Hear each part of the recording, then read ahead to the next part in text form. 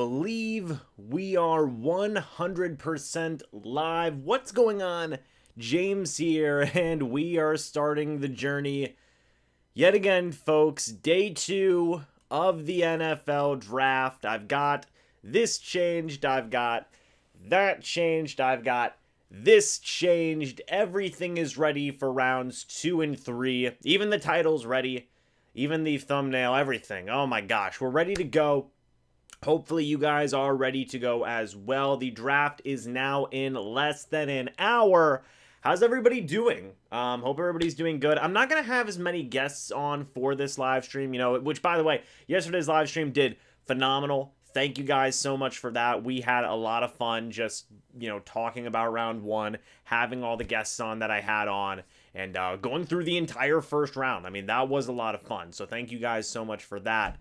It was awesome. But today, we are here for round 2. And yeah, I'm pretty excited. You can see over here, the board has changed. I've literally taken out all edge rushers. And right now, over on this big board, we have got offensive linemen, we've got cornerbacks, and we've got defensive linemen. It's the 3 positions. Earlier today, we did a poll on the channel that had talked about what position group would you like to see the Buccaneers address in round 2. Out of 192 votes, this was 2 hours ago. And I can tell you what I will do. I will actually go ahead and see if I can go ahead and post that poll in the live chat. I'm not sure if I can, but we will certainly try at some point.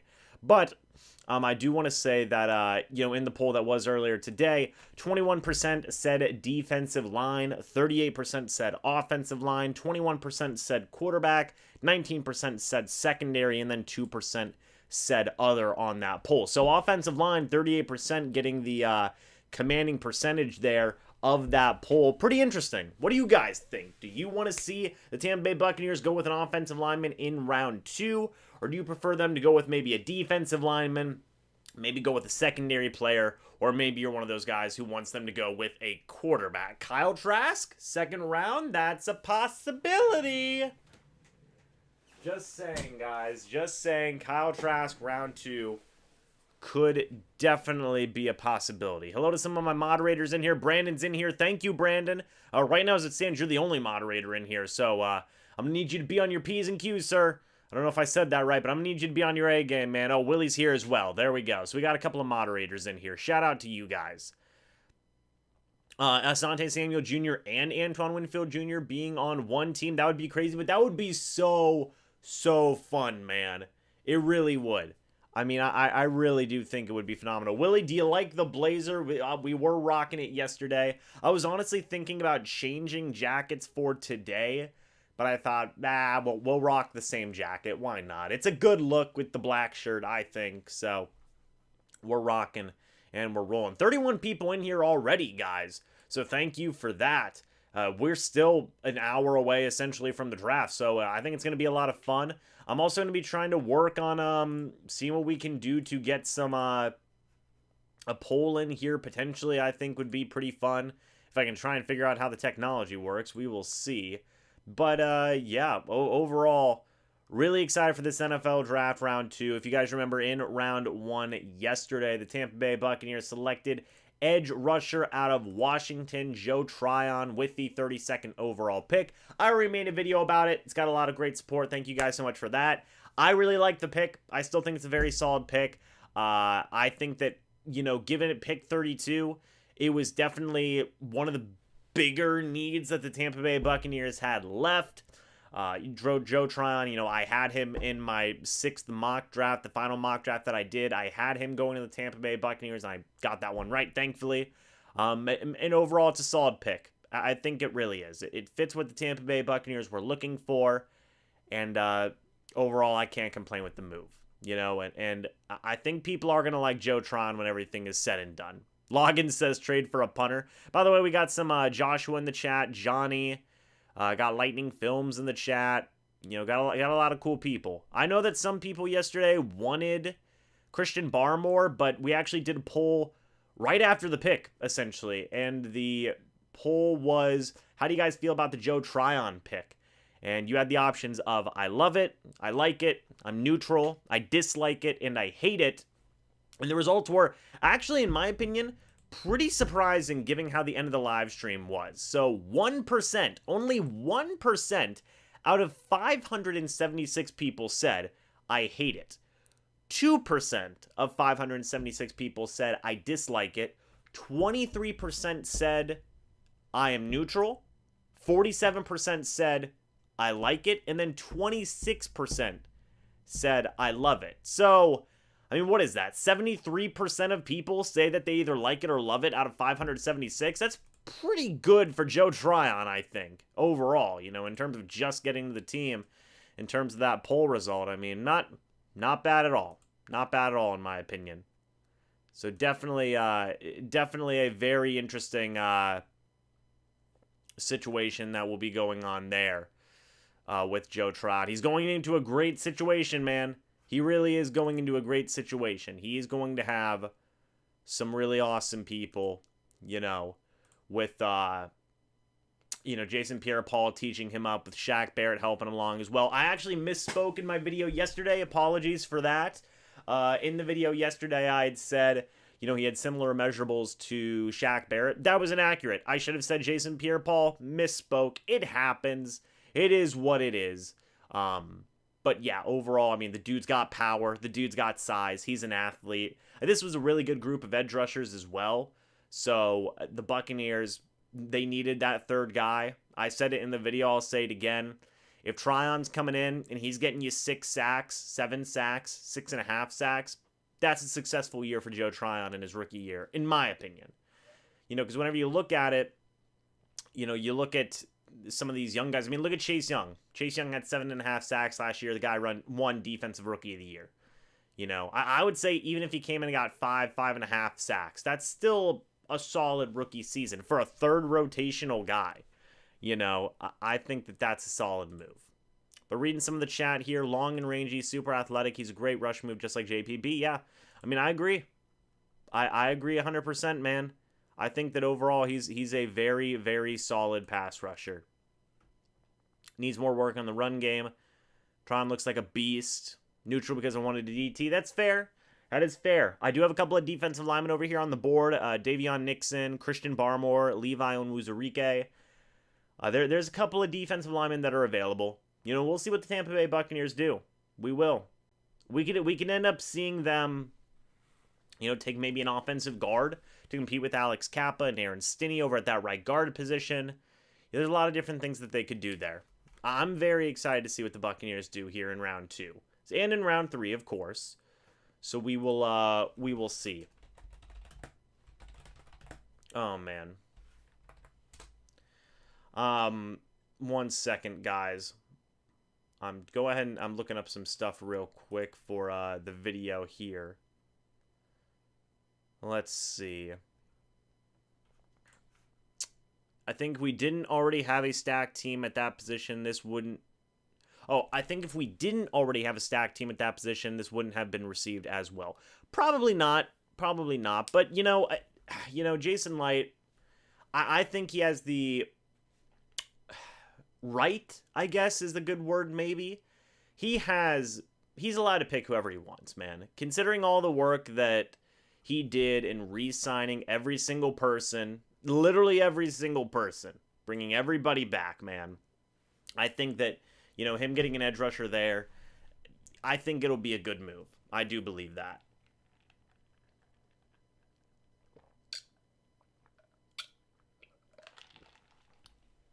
Loggins makes a good point. Dickerson's another one that's intriguing. Yeah, offensive guard there.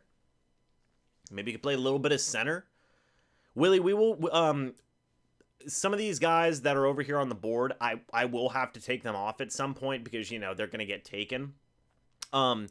Aaron Robinson, corner. He is actually on my list of people that I will put on that board if they get taken. So, if one of these guys gets taken, So, I mean, it is in no particular order either. And there were some guys that I wanted to put on there, like Tevin Jenkins, Trayvon Moehrig, Jeremiah Owusu, Kimura. But, I mean, those guys they're not going to be near the Tampa Bay Buccaneers picks. I mean, I would say at least a couple of these guys maybe have a chance. Maybe.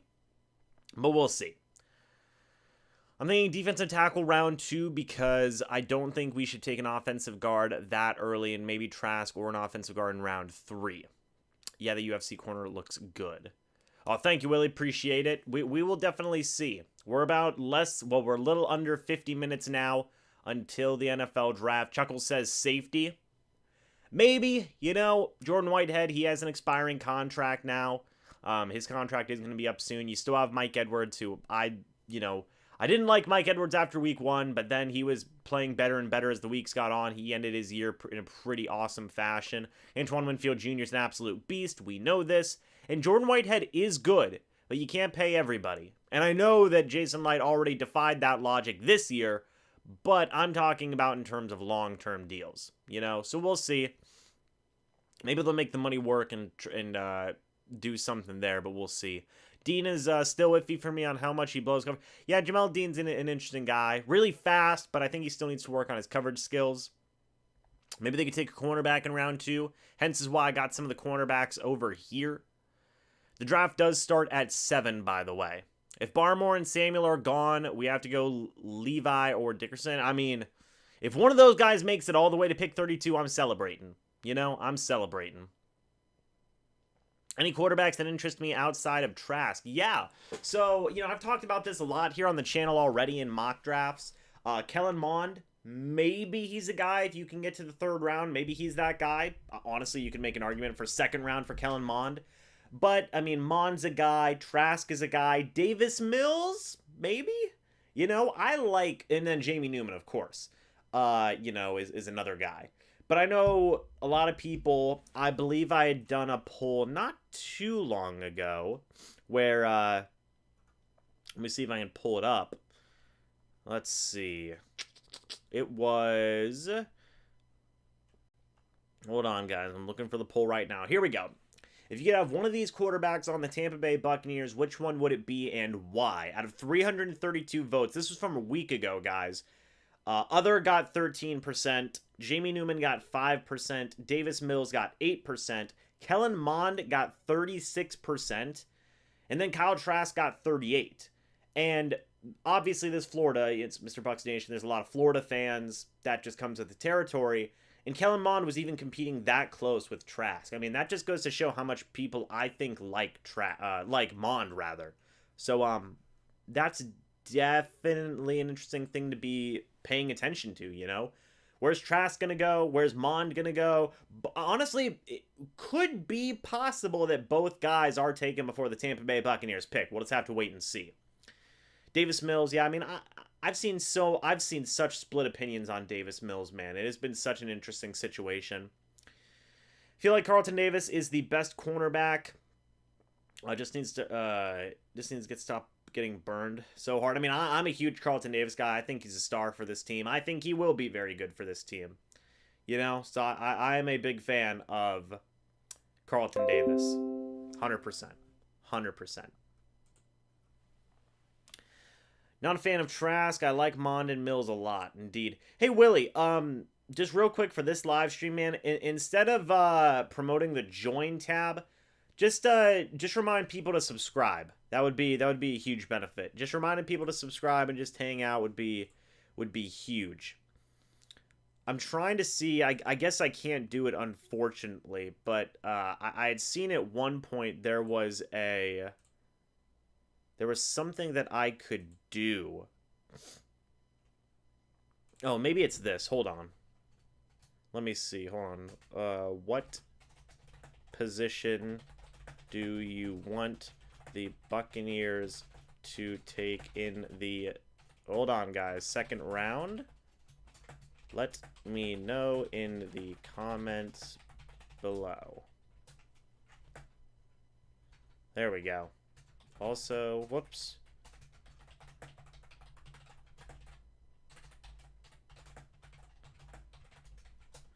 There we go. Watch this, guys. You're gonna like this. Boom. Message pinned. What does that mean? You guys will see in a moment. Let's see. Davis really only got burned by Tyreek Hill. That's true. There's the pinned message, by the way, guys. That was what I was thinking of. I don't know why I thought you could do a poll, but I know you can definitely do a pinned message. I know that. So, Davis really only got burned by Tyreek Hill. He shut down pretty much all his other assignments. Yeah, I mean, dude, watching him against Michael Thomas and Devontae Adams, he was really good. He was really, really good. That's a good point, Loggins. I think he did a good job. Just don't see Trask as an NFL quarterback, man. I feel you, Brandon. You know, a lot of people are diverse. You know what's really interesting is a lot of people are split on Trask, and a lot of people are split on Mills as well. I mean, and that's why I love the draft, man, is it's such interesting prospects, you know? I really do like it. Trask, if he's there, if not, then interior O-line. Let's see. I like a solid slot corner. Maybe a possibility. We'll see. They may like Sean Murphy-Bunting in that spot just to kind of hold that spot down. So, we shall see. Jay, thank you for the support. Greatly appreciated, man. Yeah, the channel's been having a lot of phenomenal growth over the past year. We've doubled the subscriber count, man. It's been absolutely ridiculous. Let's see. Safety is a concern because of injuries. We need depth at the position. Yeah, I mean, safety, they could go so many different ways, man. Just because they don't have, like, a ton of dire needs, you know, with depth. You could make the same argument for the cornerback room. You could make the same argument for, say, a defensive lineman. You know, injuries can happen at any position, you know. Offensive line as well. Look at Alex Kappa. He sustained an injury. You know, so the same logic applies to so many position groups. And I mean, that's why I love that the Buccaneers have that kind of flexibility. You know, I mean, it really is going to be an interesting thing to keep an eye on.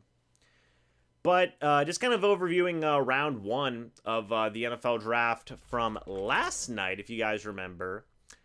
Trevor Lawrence was pick number 1. A lot of people expected that to happen. You know, no duh, right? But they also took Travis Etienne, was the Jacksonville Jaguars. They got a couple of, you know, Clemson guys there. I mean, which I saw some people being critical of that pick. I thought it was a great pick by them. I mean, I think he might have been one of the better players for the Jaguars on the board. You could maybe argue offensive line. You could maybe argue defense, but they've got their quarterback for long term, they hope, and then they've got their running back for long term, they hope. I mean, that's just a good look in my opinion. In my honest opinion, man. I can't fault them for that at all. But we are going to be trying to load up the, let's see. There were definitely some surprises as well, as I can see the Trask talk continue. 55 people in here, by the way. If you guys are enjoying so far, I know we've only been going for 20 minutes, but if you guys are enjoying, hey, hit that like button. Let's get those likes up, y'all. That would be good. Fields was the steal of the draft, in my opinion. Yeah, so let's talk about that. You know, Chicago, they trade up to, they trade up from 20 to 11 with Chicago trades up from 20 to 11 with the Giants, and they go ahead and they select, you know, Justin Fields. That's a solid pick. I mean, that's a pretty darn good pick. You look at Justin Fields, in my opinion, may have been the 3rd best quarterback. I mean, I'm a big Trey Lance guy. I really do think Trey Lance is a good dude. I mean, it's a toss-up for me between Lance and Fields. You know, I really do believe that. But Fields falling all the way to 11. Carolina didn't select him. We talked to Aaron of the Unnecessary Bluntness Sports Talk show yesterday, and he wanted Fields for the Panthers at 8, and it didn't happen. Instead, the Panthers, they decided to go ahead and get J.C. Horn out of South Carolina, which was still a solid pick for their defense, considering all the wide receiver talent, you know, the NFC South has. But getting that franchise quarterback, Justin Fields, man, that could have been a move. That could have been a move. But didn't happen. Fields ended up going to Chicago. They traded a lot. You know, they traded pick 20. They traded a 1st rounder next year. They traded, I believe, a 5th rounder this year and a 4th rounder next year, or maybe those picks are reversed. 4th rounder this year, 5th rounder next year. You know, regardless, solid pick by Chicago. And then, you know, the Giants got all the way down to 20, and they took Kadarius Toney, wide receiver out of Florida. That was a weird pick to me. That was a weird pick to me. Because I saw it and it did not jump off the page at me as a first round guy. I don't know. I've seen a lot of people say he's a very versatile wide receiver. He's a shifty guy. He can do a lot of different things well. I just didn't know if the immediate need was there. You know? I would figure maybe invest more in an offensive line to protect Daniel Jones so he can get the ball out to the wide receivers they already have. Also create some better running lanes for Saquon Barkley. But they didn't want to go with that. It is what it is. You know, they get a wide receiver, a really interesting gadget player that they can use. You know, you look at a guy like on special teams, Joe Judge coming from a special teams background could be an interesting guy. You never know. We'll have to wait and see with that. Yeah, Loggins, you did have a good point. I mean, the Giants did want Smith. Philly moved up past them to get Smith. That was probably the weirdest thing I saw in the draft was the Cowboys were at pick number 10. They traded back with the Philadelphia Eagles, a division rival, from pick 10 to pick 12. So the Eagles could jump the Giants, another division rival. They're all in the NFC East, by the way. And then the Eagles go ahead and get Devonta Smith. Great pick, by the way. I think Devonta Smith is going to be a stud for Philadelphia. But then Cowboys, they go to 12. That trade happens. Pick number 11. The Giants, they wanted Devonta Smith. They couldn't get him, and now they think, well, great. Now we're going to have to trade back. They do that. Cowboys are at pick 12. They still get the guy that they were going to pick with pick number 10, that being Micah Parsons. And everything was sound for them. So overall, I mean, that was one of the weirder things that happened in the draft. I mean, you look through some of these picks. Mac Jones, the now successor in New England. How long is Cam Newton going to be there anymore? Who knows? We'll have to wait and see for that. But, yeah, I mean, I think Mac Jones is a good fit for New England. I was talking with Kyle about it, Patriots fan here the other day yesterday on the live stream. Mac Jones, in my opinion, is the perfect fit for a Josh McDaniels offense. I think he would be a better fit than Justin Fields. I think he would have been a better fit than Trey Lance. I think that Mac Jones was that dude out of those three guys. You could debate Zach Wilson and Trevor Lawrence because those guys are just so talented. They can fit in any scheme. And I think a lot of those quarterbacks could. But Mac Jones is that pocket passing dude. Belichick and Saban, they got that connection. They're really good friends. I could see Jones succeeding right away in New England. I really do think the Patriots got a good pick there. They didn't even have to trade up to get him like what a lot of people were thinking.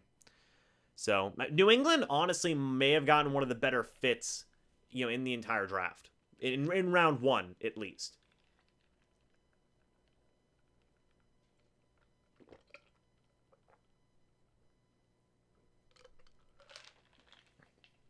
But guys, we are 36 minutes away from the NFL draft. Tampa born, what's going on, man? Go Bucs, back-to-back champs, baby. Nice to have more people in here, by the way, before the start of the second round. I know yesterday was bad timing, considering, hey, it's a Thursday, people gotta work, got stuff we gotta do, but, happy to have more people here in today's draft. Did I see the Browns? No, I don't think the Browns got Asante. No, the Browns did not get Asante Samuel Jr. He's still on the board.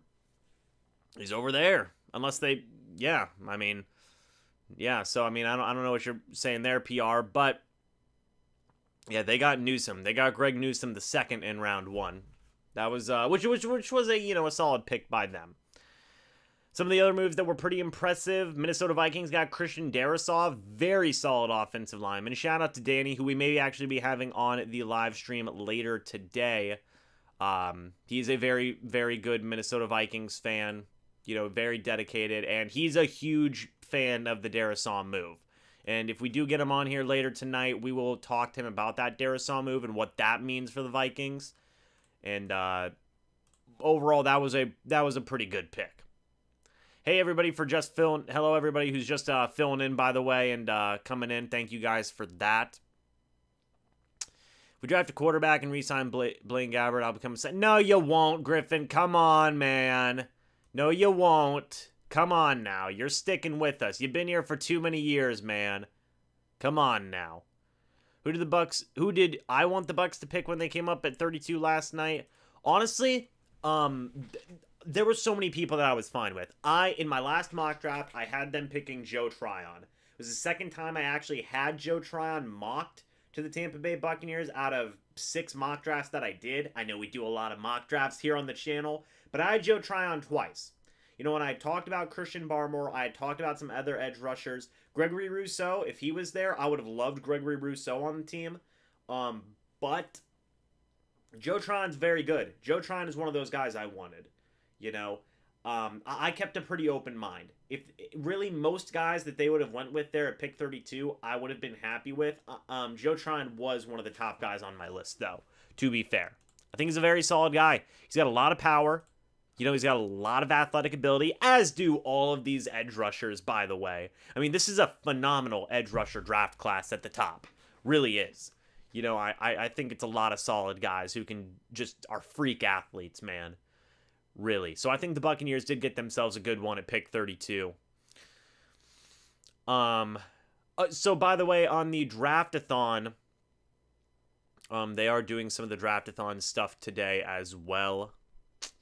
Yeah, Darisaw filled a big hole for Minnesota. 100%. 100%. I mean, my goodness. You know, for the Giants thing, it's interesting because Kadarius Toney, weird pick, right? Weird pick. I think a lot of people can admit that. But, you know, I'm definitely sitting there thinking, like, I mean, look, they got an extra first rounder. They got some extra picks.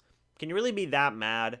I mean, it seems like they would have picked that guy anyway if they couldn't get Devonta Smith. Now, I don't necessarily agree with them picking by, like, maybe a need or something like that. I don't know. I would have probably taken the best player available, but Giants get who they want to get. We'll see if it works out for them. You know, you never know. And, you know, overall, it was a fine pick. It was a fine pick. We do have 100 people in here, by the way. 31 likes, guys. Let's get those likes up. That'd be greatly appreciated. Mac Jones next Brady or next Drew Bledsoe? Honestly, I mean, obviously, he's not going to be the next Brady because nobody is. But if he's the next Drew Bledsoe, is that really a bad thing? Drew Bledsoe was a solid, very capable starting quarterback for a while. So I don't think it would be bad. Oh, man. Oh, yeah, James, I remember that a couple years ago with the draft. I was showing the draft, got a copyright. You know, see, that's what killed me, man.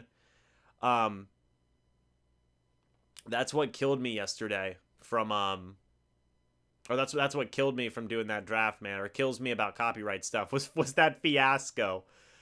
But, James, what are your thoughts on we trade up in the second round in your opinion? So Lightning, it's an interesting question because Jason Light actually was asked about that yesterday, and he said that he's definitely going to be considering being a little more aggressive in trading up now. You know, we'll definitely have to wait and see. Let me see if I can actually pull up the quote specifically. Real quick. Hold on just a moment, guys. I know I had the quote somewhere. Hold on. Let's see. Hold on. I have the quote specifically, guys. Let's see.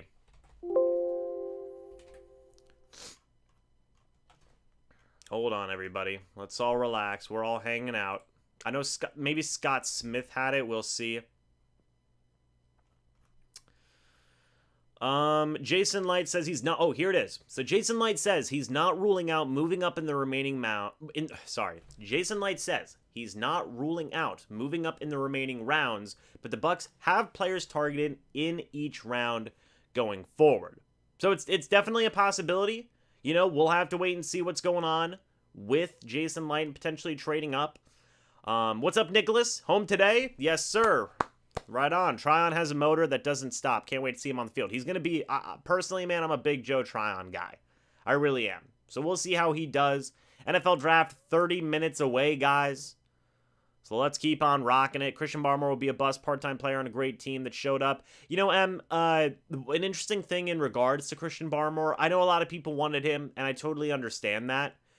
One thing that struck me as interesting was on an episode of the Pewter Report podcast. If you guys haven't checked them out, go check them out. They're on YouTube as well.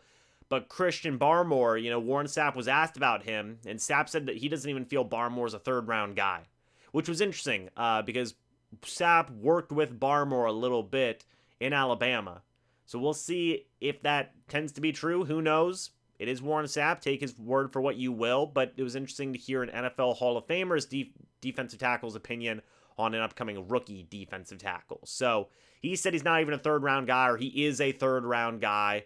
We'll see if that ends up holding true. Rate the careers of the top 5 quarterbacks selected based on the teams they went to. Sure, I can do that. If you could get back up top of the draft, I'd love it. There are still some impact players. Absolutely. I think they can get players in pick 32 in round 2 and 3. That'll help them out a lot. Or pick 64 rather, As you can see, we got the ticker right down here going. It's a pretty cool little feature we got going on. But Mirren says, so if we had to rate the 5 quarterbacks, right? Trey Lance, Justin Fields, Zach Wilson, Trevor Lawrence, Mac Jones.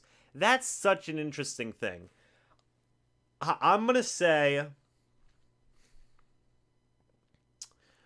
I think Trey Lance will be number 1. And I'm not going to say that any of these guys are going to do bad. But I think Trey Lance might end up with the most successful career. Then I'm going to say, no. Hold on. I got to think about this. I really do trust Trey Lance, man. In that San Francisco system, I think he could flourish. Trey Lance, Zach Wilson, Trevor Lawrence, Mac Jones, Justin Fields. And I'm not saying any of those guys are doing bad. I'm thinking about the teams that they are on right now. That could change. That could change. We'll see. Trey Lance, I think he's in a really good situation. I really do believe that. Fields will be good. I think Fields will be good. And that's a tough question, though. I appreciate that, M. That was a good one. That was definitely a tough question. Nixon or Levi, yeah, that could be interesting. How do I feel about the relaxed rule jersey numbers players can wear? Yeah, Frank, I mean, I'm not dying over. I mean, I think it's fine. No problems with it, I think it's a fine change. Tom Brady was obviously upset about it. He was shaking his fist in the air, basically, old man moment there from Brady, which I do get where he's coming from. I'm not going to doubt Tom Brady in his football knowledge. I mean, maybe it is going to be a problem. Who knows? But overall, I think it'll be fine. I'm sure it's something that a lot of those skill position players have been wanting for freaking years now. And you've actually been seeing that. A lot of freaking players are changing their numbers now to single digits, being wide receivers and running backs. So I'm surprised it took this long, though, honestly. I really am. Because it could lead to an increase in jersey sale numbers as well. Hey, Kevin, what's up? You're here to correct me on all my name mispronunciations, I hope.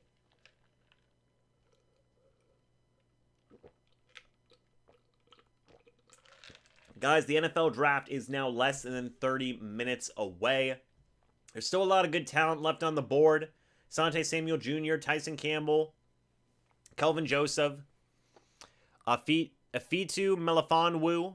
These are just some of the cornerbacks that are there, and I have some of those names written down. Not on this board, but on a piece of paper I've got here, just in case the guys on this board get taken. We've got these guys that I can just plug them right in.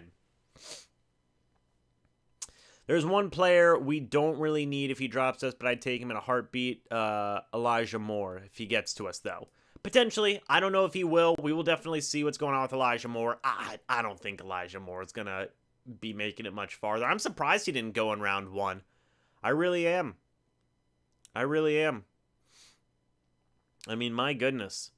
I'd like to see them take a developmental center and a cornerback. Kevin, it's good. It's a good point. I mean, that's what a lot of this board is right now. Like I said earlier, we got defensive linemen, we've got cornerbacks, and we have got offensive line over here right now.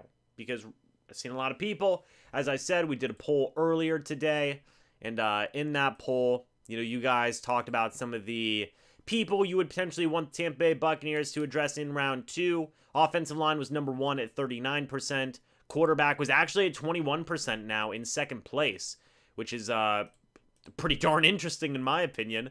Actually, I'll tell you what I'm going to do here, guys. Hold on, let's see. I was going to share the post, but I'm not seeing a great way to do that right now. But Quinn Martinez on there, or Quinn Miners. I'll get him on there in a little bit. He's on, I believe he's on my list. We'll see. What do you think is the biggest area we have to address on day 2? I think corner. Too many home run plays against us last year. Saints game, Kansas City, Green Bay, first playoff.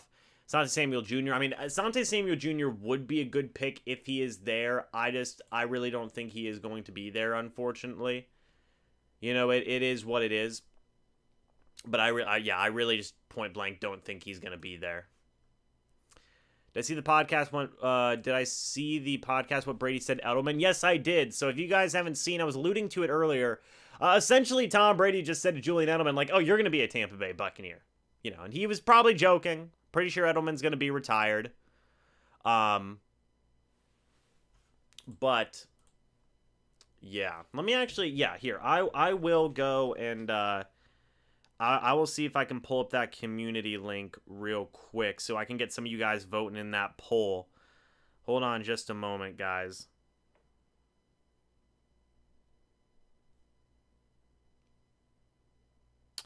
So I can the only way I can do it is just by sharing there. Here we go.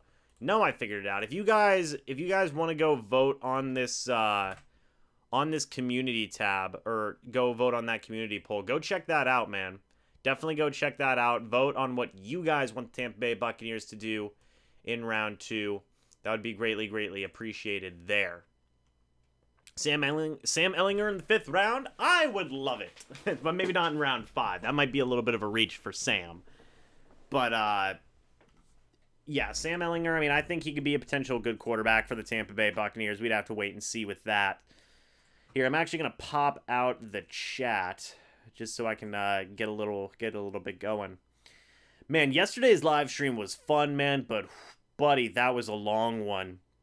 5 hours. And the not the sad part, we're going another few hours again tonight. It's going to be awesome. Asante Samuel Jr. is going to be gone within the first 10 picks. I agree with that, Kevin. I agree with that 100%. Do I think there will be more major misses in the first round and more gems in the later rounds this year? James, you know, it's a strong possibility.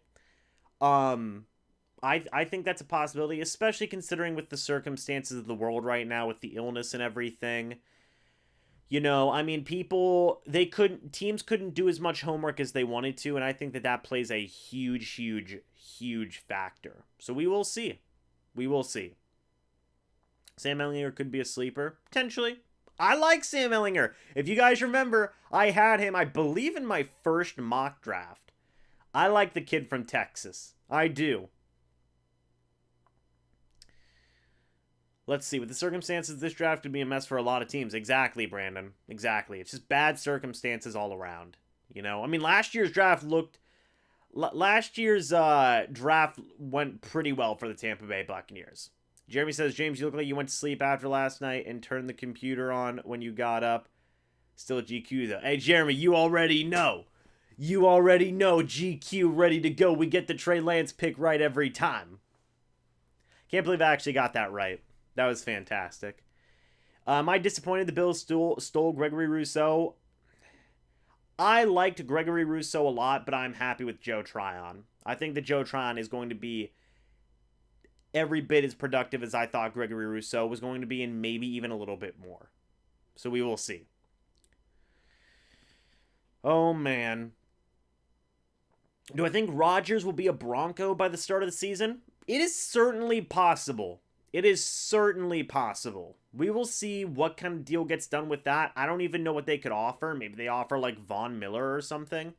But now that the first round is done, in terms of like immediate compensation for the Packers, what do you offer? You know? If you're the Broncos, what do you offer for Aaron Rodgers that the Packers would legitimately consider? I don't know. I mean, it's interesting, man. It's an interesting situation that's going on there. But I love it. I'm going to be very interested to see what happens. I mean, I'm interested to see what Jordan Love's about, you know? I've seen a lot of people already just say that he's going to suck. I don't believe that. I think he has the ability to be good. We're just going to have to wait and see how he does. I'm okay with Trask in the third round, but we need to go O-line in second round. We'll see. We will definitely see, man. It's a possibility. Let's see. Hope we trade down from Minnesota's 2 third-round picks. That is something that could legitimately happen, man. Minnesota has 4 third-round picks, I believe, if I remember correctly. Let me see if I can take a look at the draft listing real quick. Minnesota's got pick number 66 in round number 3. They have got pick number 78. They've got pick number 86. And they've got pick number 90. Yeah, guys, they've got 4 third-rounders. It's pretty good. It's pretty good compensation there. Green Bay screwing up Rodgers is an embarrassment for them as an organization. I agree 100%. How do you not stack a team around that, man? Yeah, you know, we talked about it yesterday, Brandon. You look at that NFC Championship game. It was Devontae Adams, Aaron Jones, Aaron Rodgers. You know, a pretty decent O-line, but sometimes. Not against the Bucs pass rush. But then a lot of wide receivers who are just unproven. You know, point blank. A lot of, not unproven, but guys who haven't had a ton of stock, put into them. And I think that's one of the reasons Rodgers is so fed up. You know. And I don't blame him for that. If I was Rodgers, man, I would probably want out of Green Bay too. I would be done, man. 140 people in here, by the way, guys. The NFL draft is just 18 short minutes away. And then we're going to be getting in on round 2 and round 3, having a pretty fun time. I'm also going to be having a couple of guests. Not too many, but a couple. So we shall see. We shall see. Billy will be back. We might try and get Kyle back tonight. I know Evan of the Cannon Fire podcast will be here as well. So we shall see. Jordan Love could have been another awesome receiver to put with Rodgers. Agreed. If we go quarterback, what do you think about Trask? Anyone left that you are high on? In terms of just any position, Aaron, you know, if you look over at this board, you know, I really like anybody on this board right now for the Buccaneers in round 2. I don't know if any of these guys are going to be here in round 2 for the Tampa Bay Buccaneers by pick 64, but these are some of the guys that I like in terms of non-quarterbacks. This is some offensive linemen, some cornerbacks, and some defensive linemen. Solid moves, in my opinion. And I talked about it earlier. In terms of quarterbacks, I like Trask. I think Trask can be a good guy. What's up, Enrique? Kellen Mond's another guy I'm a big fan of, and then also Jamie Newman and Davis Mills. I like these middle round quarterback prospects. I think that they fit well with what the Tampa Bay Buccaneers could maybe look for in a developmental guy. And I think that overall, getting any one of those 4 guys, I would be happy with any one of the 4. Now, I do want to say this, by the way. We are going to be taking like maybe a 5 to 10 minute break after the Tampa Bay Buccaneers pick in round 2. And then at the end of round 3 as well. Reason for that is because I'm going to be making a video after they make their pick. And I'm going to be uploading it real quick here onto the channel while we are live streaming. Because we're multitasks, guys. We're multitaskers. That's what we do here at MrBucsNation, okay? We get things done. We do what we need to do. So once Tampa Bay Buccaneers make their pick, I'll talk about it for a moment. But then I'm going to cut away. I got my... I got ye old camera right over here. I'm going to go ahead and make a quick video talking about the pick. I'm going to have my be right back screen up, and then I'll be back, and then we can hang out for the 3rd round until the end of that round. So that's what's going to be going on after the Bucs pick. So we'll just be taking a quick break there. What's going on, mister? How are you? I think Brady should play GM scout and draft his successor. Maybe. Who knows? What's up, Phil? How are you? Hope you are doing good. James, what teams do you want to face when we get back to the Super Bowl? I would love to face the Buffalo Bills. I think facing the Bills would be fun. I really do. I think the Bills are a good team. I think they honestly were obviously very close last year, and I think that they could be a really fun team to play against. You know. What is the biggest need for the future to be filled tonight during round 2 or 3? Cornerback, quarterback, running back, or interior O-line? I'm going to say D-line, interior or D-line, offensive line, and cornerback are the first kind of guys that you think of. And then maybe quarterback eventually. What's up, James? Hope work was good, man.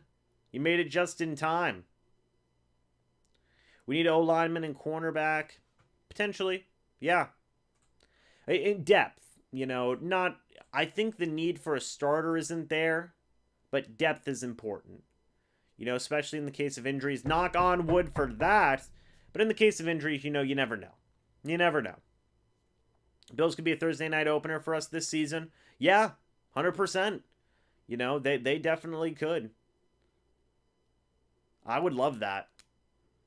I would love that. I mean, I'm a big fan of the Bills. I like Josh Allen. I like what they do over there. I think they have a good front office. They have a good coaching staff. By the way, we see Adam Schefter here on ESPN. Not sure what they're talking about right now. Don't want to face the Chiefs again. I want the Ravens. Nah, I'm not a big fan of it. I don't mind facing the Chiefs again, but I want to see the Bucs play a different team if they make it to the Super Bowl. Who are the top players remaining? That honestly depends on who you ask, but just kind of taking a look at... let me see if I can actually find it. I know I had it earlier. Hold on one second. I'm going to pull it up here in a moment. So this is per... I had Daniel Jeremiah's here a second ago. I guess not. Here, well, we're going to be looking at ESPN real quick. You've got... I don't know who this is. This might be Mel Kiper's. But you've got Jeremiah Owusu-Kamara, linebacker out of Notre Dame. Trayvon Moehrig, safety out of TCU. Wide receiver Elijah Moore. Tackle Tevin Jenkins. Defensive tackle Christian Barmore. Edge rusher Azeez Ojulari. Offensive tackle Liam Eschenberg. Cornerback Asante Samuel Jr. Running back Javonte Williams. D-end Ronnie Perkins. Offensive tackle Dylan Radins. Interior linebacker Nick Bolton. That's just some of the top guys right now, Not a ton of those guys would fit what the Tampa Bay Buccaneers needs are, but they're available. They are certainly available. Protection for Brady, because no Brady, no ring. That's facts, What's up, Frank? Hey, no kicker on the board, right? I know. Oscar, do we trade up?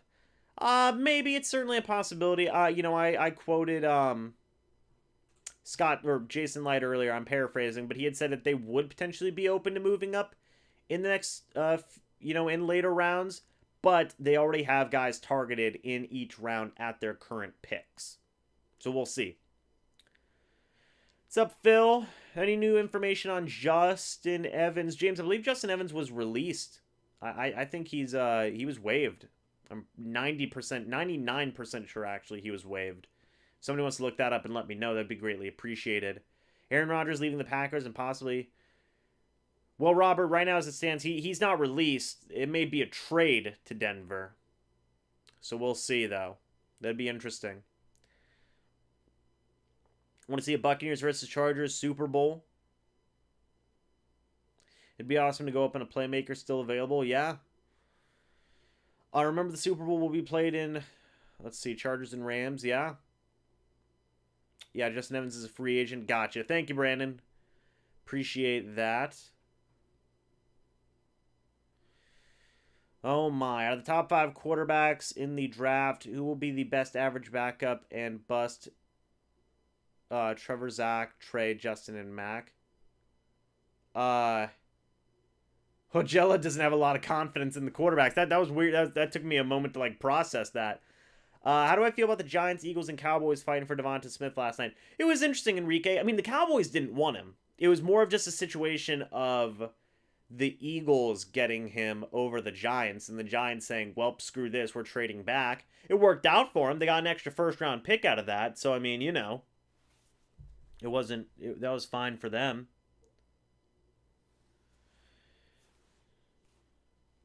Oh, man.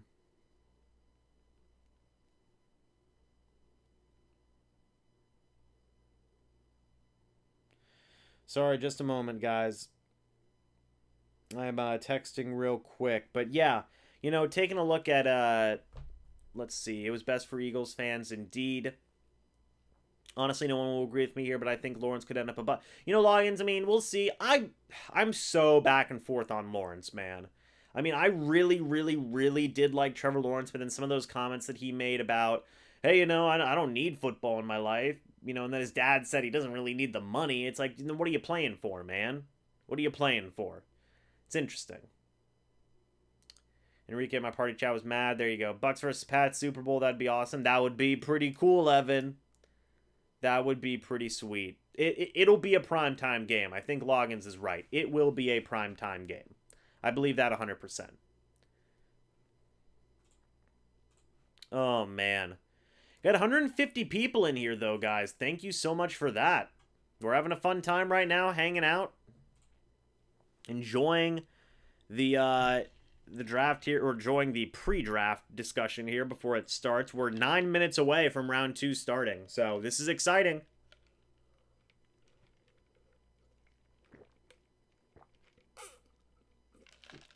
Who do you guys think goes pick number 1 in the second round? Who do you think? Personally, man, I think it's going to be Barmore. I would not be surprised if it's Barmore. D, how do I feel about Tryon? I love Joe Tryon. I think it's a very solid pick. I think it was one of the biggest needs the Buccaneers had left. Dude's got a lot of power, a lot of size, a lot of ability. Great guy overall. Really do. Think he's a great guy overall. Yeah, it's a sad story with Justin Evans, man. Him getting hurt for a couple of years and dealing with those injuries. It was an unfortunate thing. It really was.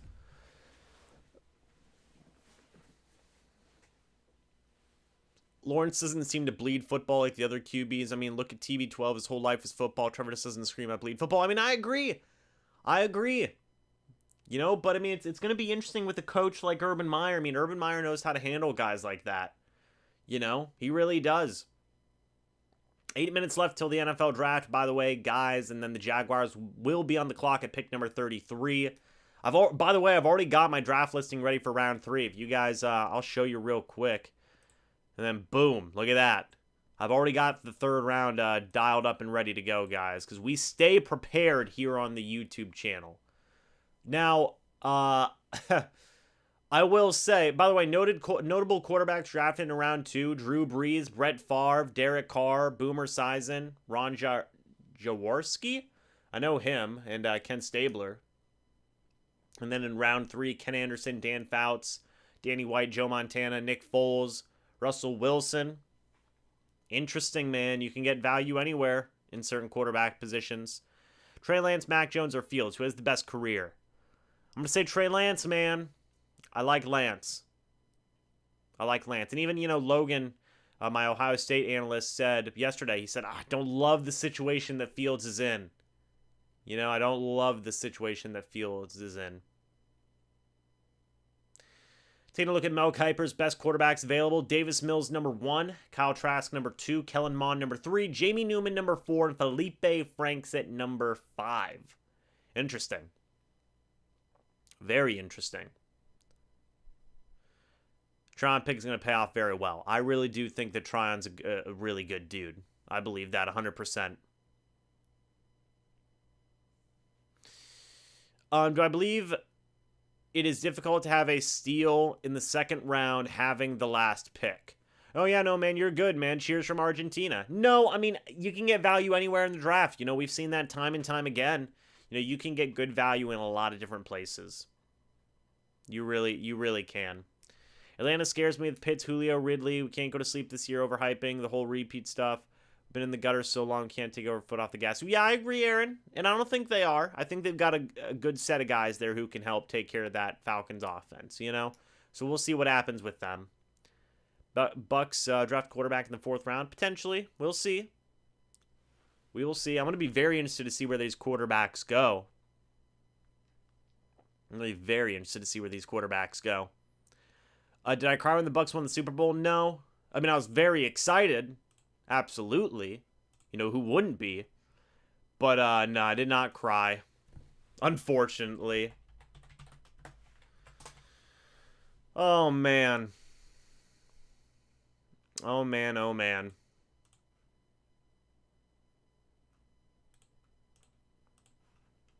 Atlanta can't stop anyone with that weak defense. I agree with you there. Their defense does need some work, and they may get some pieces in the draft. We'll see. Bucs Nation, out of the top 5 quarterbacks in the draft, who will be the elite, great, average, backup, bust? I already answered that, Jella. Well, in a way. Oh, if you're asking, so who will be elite? I'm going to say Lance will be elite. I'm going to say Mac Jones might be great. Fields will be at... Dang, man. I can't even rank them all like that because I think that they all are going to be at least above average. You know, I can't even rank them like that. Would I trade up? You know, Tommy, I'd consider it. I would definitely consider that. I would. A lot of analysts have us taken Trask next. Potentially. You know, it could happen. Who knows? Who knows? Ready for day 2? Absolutely, guys. We got less than 5 minutes. How much for that Brooks jersey? No can do on selling it, man. It's actually a, one, it's a long-time prop of the channel, but 2, I actually got in a giveaway from my buddy a long time ago. Do I think Edelman will sign with us? Brady supposedly said he would. Yeah, Shannon, I think he was just joking. I don't think Edelman's going to sign. At least not right away. You know, I don't know. Who do I think will be a threat to us in the NFC South Division? I mean, all 3 teams could potentially do something next year. You know, I mean, a lot of things. The Falcons are the first team that comes to mind. You know, Saints, you can never count out the Saints. And the Panthers, they're working on some stuff as well. Hey, Art, what's going on, man? Thank you. We got the jacket for round 2. I was almost going to switch jackets. Was almost going to. But I decided not to. Decided not to. Yeah, Edelman's retired. Yeah. I mean, unless if he were to come to the Buccaneers, I would maybe it'd take a year, you know. It might take a year, but it is what it is. What's up, Volt? How are you?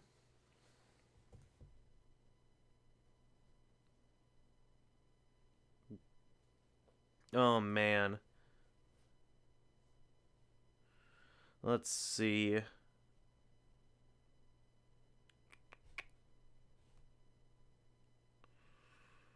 Let's see. Sorry, guys. Just reading some text messages real quick. Let's see. Calvin, I'm doing good. How are you doing? James, thoughts on A-Rod's going to Denver? Lots of rumors going around, gaining a lot of steam. Yeah, man. It's gonna be interesting to keep an eye on. It's going to be very interesting to keep an eye on. 100%. Thoughts on Kellen Mond, Texas A&M? Yeah, it's going to be interesting, man. I like Kellen Mond. I think he could be a good quarterback guy.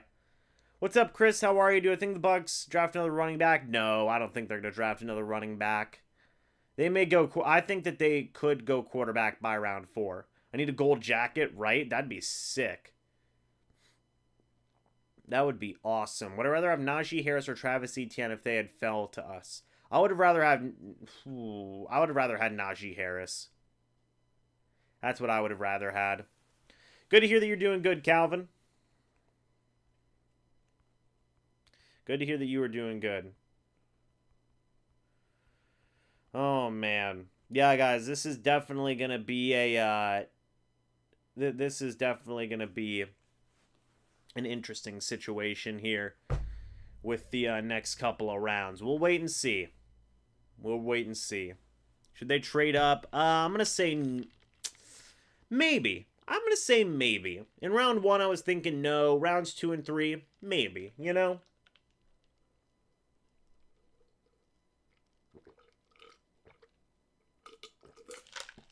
You know, it's interesting. I predict 4th round pick Kellen Mond. I don't know. I don't think Kellen Mond's going to be there by round 4. I just don't. I think that maybe Jamie Newman in round 4.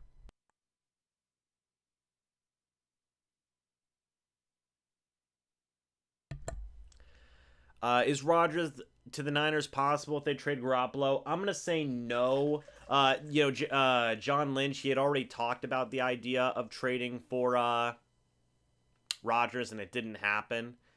That's honestly, he said that he had inquired about it, but it just wasn't happening.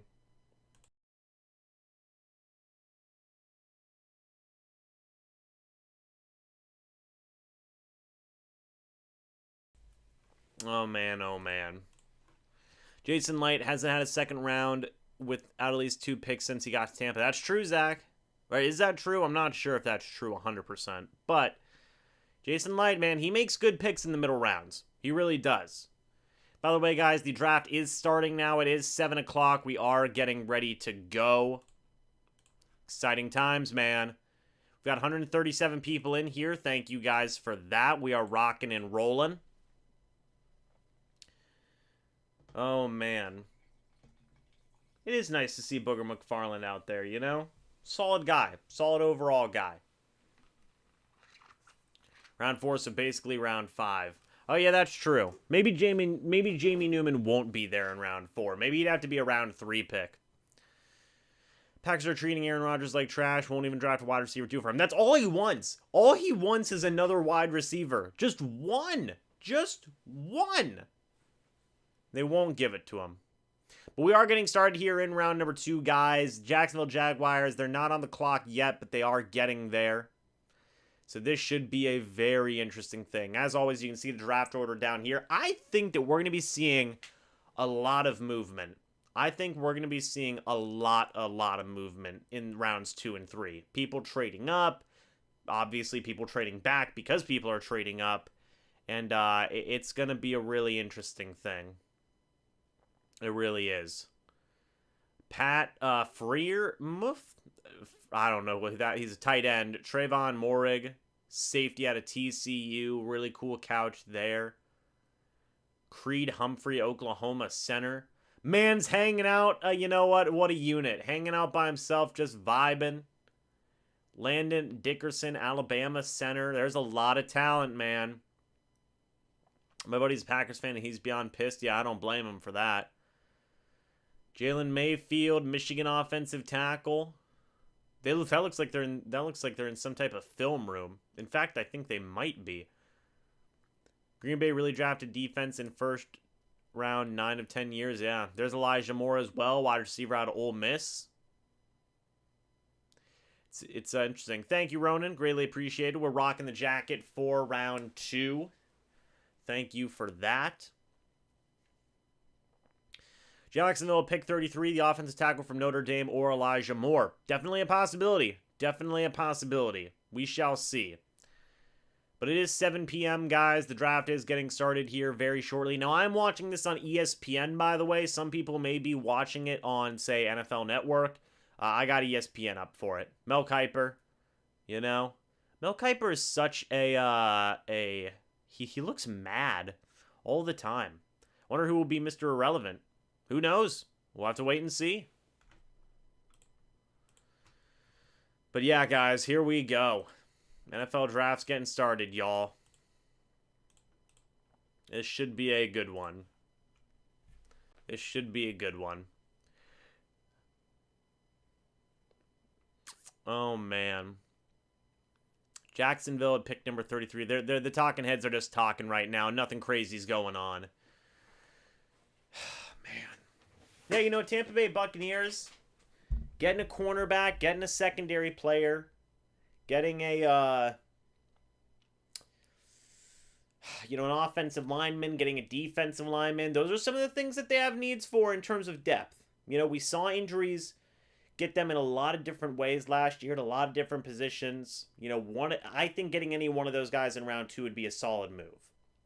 I think I told you guys this a minute ago, but I will say it again. For the Tampa Bay Buccaneers pick in round 2, after it's made, I will be going ahead and, pausing this and or not pausing, but I'm going to be putting on my Be Right Back screen. I have my camera equipment. I'm going to go film a video real quick, come back, and upload the video as I'm talking with you guys during the live stream. So we're going to be multitasking. We're going to be doing a lot of stuff here, but it is going to be a lot of fun. And I will have a couple of more guests on as well.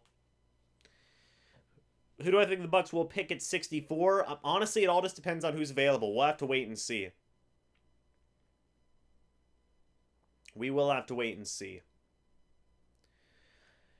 Trask going to Washington or Denver in this round unless Denver trades for Rodgers. I mean, I would say that Denver is honestly probably waiting for that. You know, they're waiting to see what's going to happen with Rodgers. 100% they're waiting to see what happens with Rodgers. Getting a backup center would be a very solid move for the Buccaneers here in round 2. Kellen and Trask, who will they go? We'll see. I mean, if they're not available, they can't go with either one of them. If one were to be available, it's tough, man. I don't know. I do not know.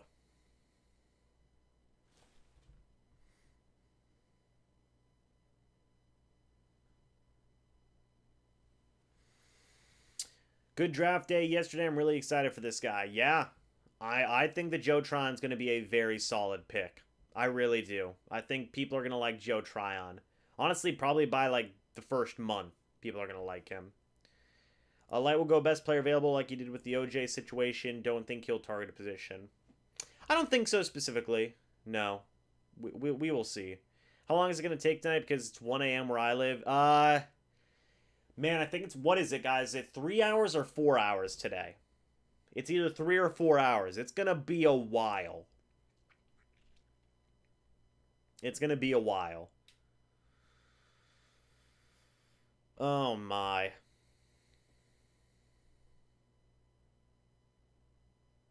David Moore in the 4th. Potentially. What do I think about O.J. Howard coming back? Think he's going to have a bounce back year? Absolutely. I'm a big O.J. Howard guy. I definitely think that he is going to come back and be a very productive tight end for the Buccaneers. He was on his way to doing that last year whenever he sustained that very unfortunate injury. He was developing into a very solid weapon for Tom Brady. So, Eddie, is it 2 hours or 3 hours? I got to know on that, because last night it was what? We were live for 5 hours. So is it only 3 hours tonight? Somebody help me out with that. I hope Trench is in second round, O-line, D-line, and I like the Davis Mills quarterback in round 3 for Brady to groom. Yeah. 3 hours. That ain't bad. That ain't bad at all. Yesterday it was 4 hours. 3 hours last night? It wasn't 3 hours last night. I was live streaming for 5 hours yesterday. It was 4 hours last night. There you got a lot of people up there at the stage. A lot of players, it looks like. A lot of former players. That's an interesting visual. I think that's... it looks like that's Antoine Bethea up there, but I don't know.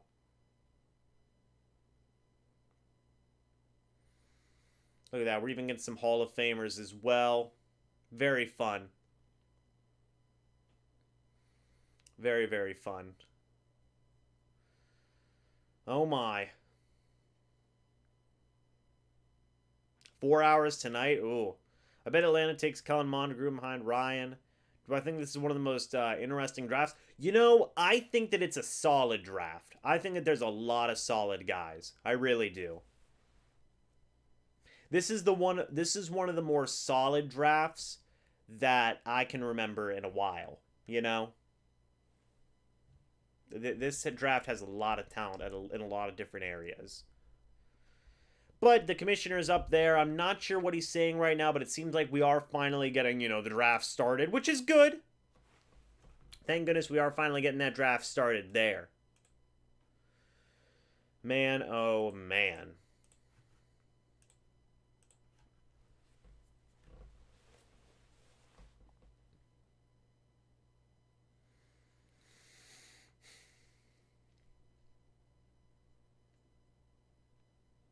Again, I'm not sure what the commissioner is saying, but he's saying something. He is saying something. Goodell getting booed as always.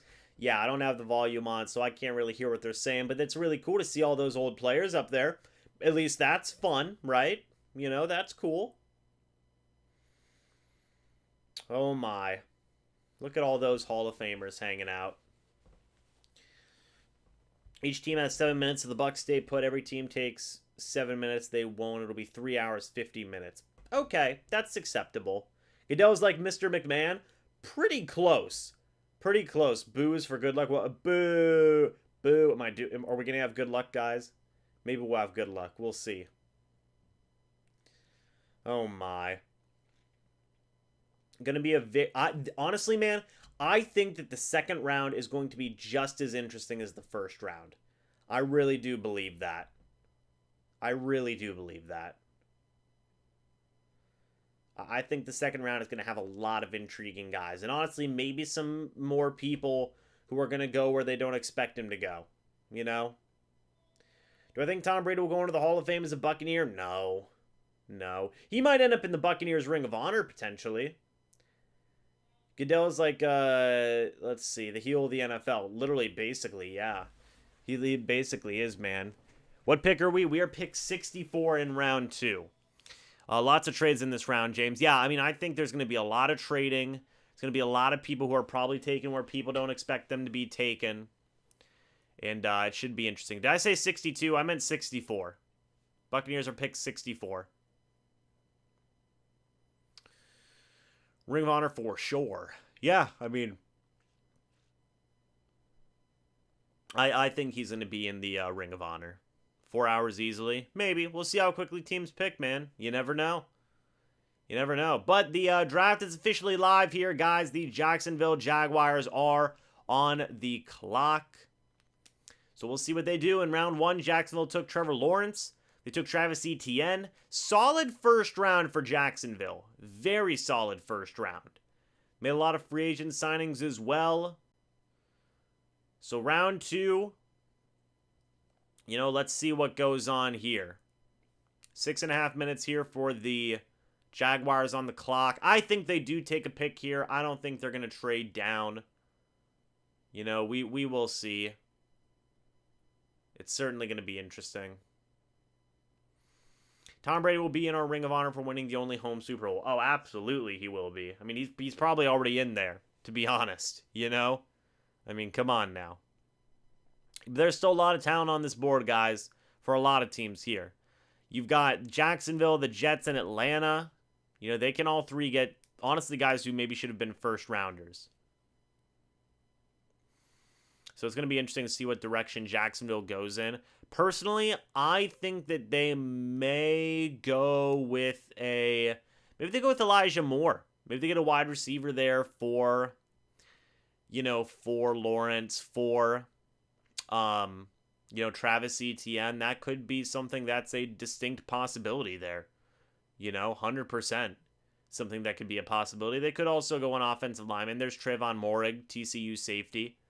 He's hanging out there on his phone. Got a lot of people surrounding him. A lot of people. That doesn't seem to be illness safe. 2021-15 worst record in franchise history. Good lord. I can't believe they actually went 1-15. Holy crap. It doesn't even feel like they went with that. But their defense, 31st in points allowed per game, 31st allowed in yards allowed per game, 31st in yards per play allowed. I mean, they could go in so many different directions. They have so many needs at so many different spots. They could go defensive guy here. They could go a offensive guy. You know, nothing would surprise me here with them, man. Nothing would surprise me with them. By the way, Trey Sermon from Ohio State, he could be a really good running back. Not for the Bucs, but just for any team, man. That could be an interesting pick there. Jags could go Asante. You never know. That's true. The Jaguars could just straight up go Asante Samuel Jr. They really could. That would not be surprising at all. Want a running quarterback in the future? I hate to say it, but we need a quarterback for backup for number 12. Elijah Moore's Antonio Brown Jr. Potentially. We'll see. Jaguars still taking their time picking, by the way. There's less than 4 minutes left on the clock now.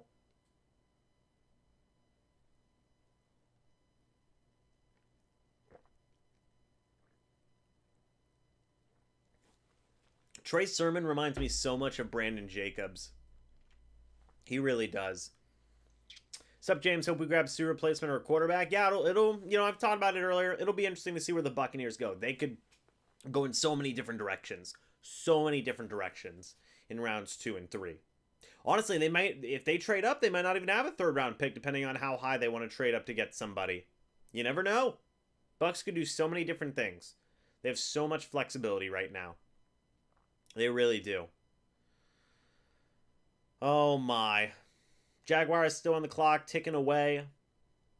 As we stated earlier, Tampa Bay Buccaneers in round one got Joe Tryon, edge defender, out of Washington with their first round pick. Big guy, 6'5", over 250 pounds, really big dude.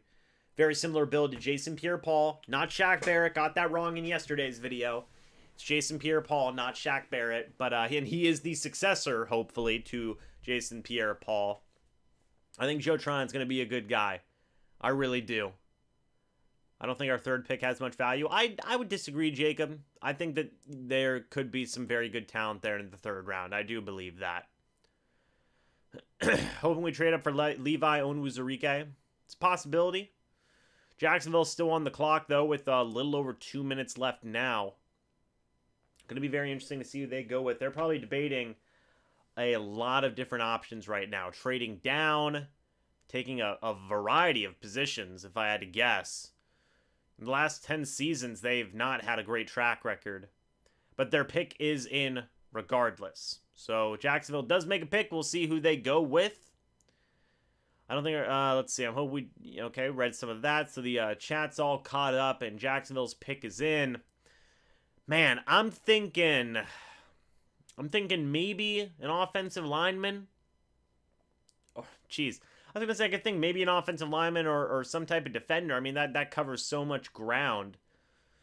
Well, I'm just going to have to wait and see who they go with. We got Chris Godwin in the third round, just saying. It's facts. That is facts. Quan Alexander was a fourth round pick. A lot of people loved him. You know, Jason Light's pretty good at those mid-round picks. With our cap situation, don't see us trading up this round. Round 3 is where I see us moving up a lot of talent in the third round. Yeah, potentially. Potentially. Trayvon Moehrig is there. Asante Samuel Jr. is there. Jaguars don't trade down. They get their pick in. Richie Grant, Javon Holland.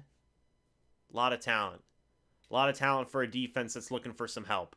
They got two very solid offensive guys in Lawrence and Etienne, both out of Clemson. I love that connection, by the way. And Jacksonville could definitely do some stuff. They could do some stuff at pick 33. Here comes the commissioner up to the board.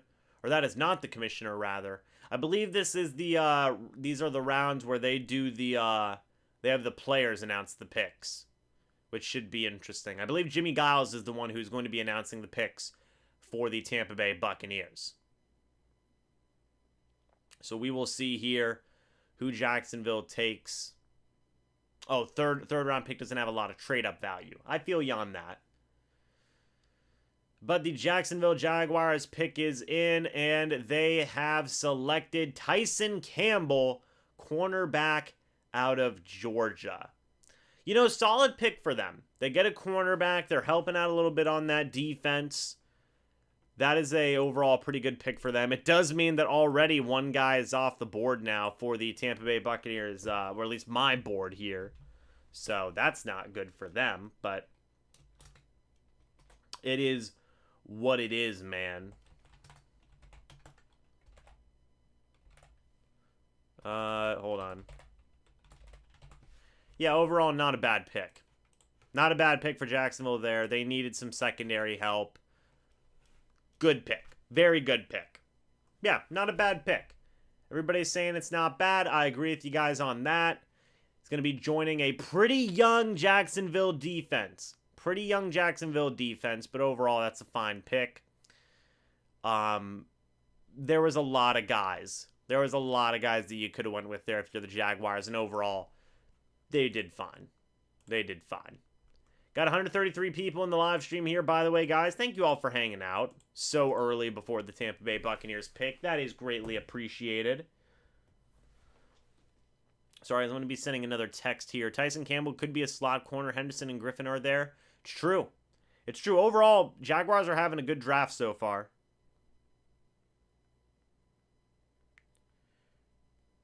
Overall, they're having a very, very, very solid draft, I believe.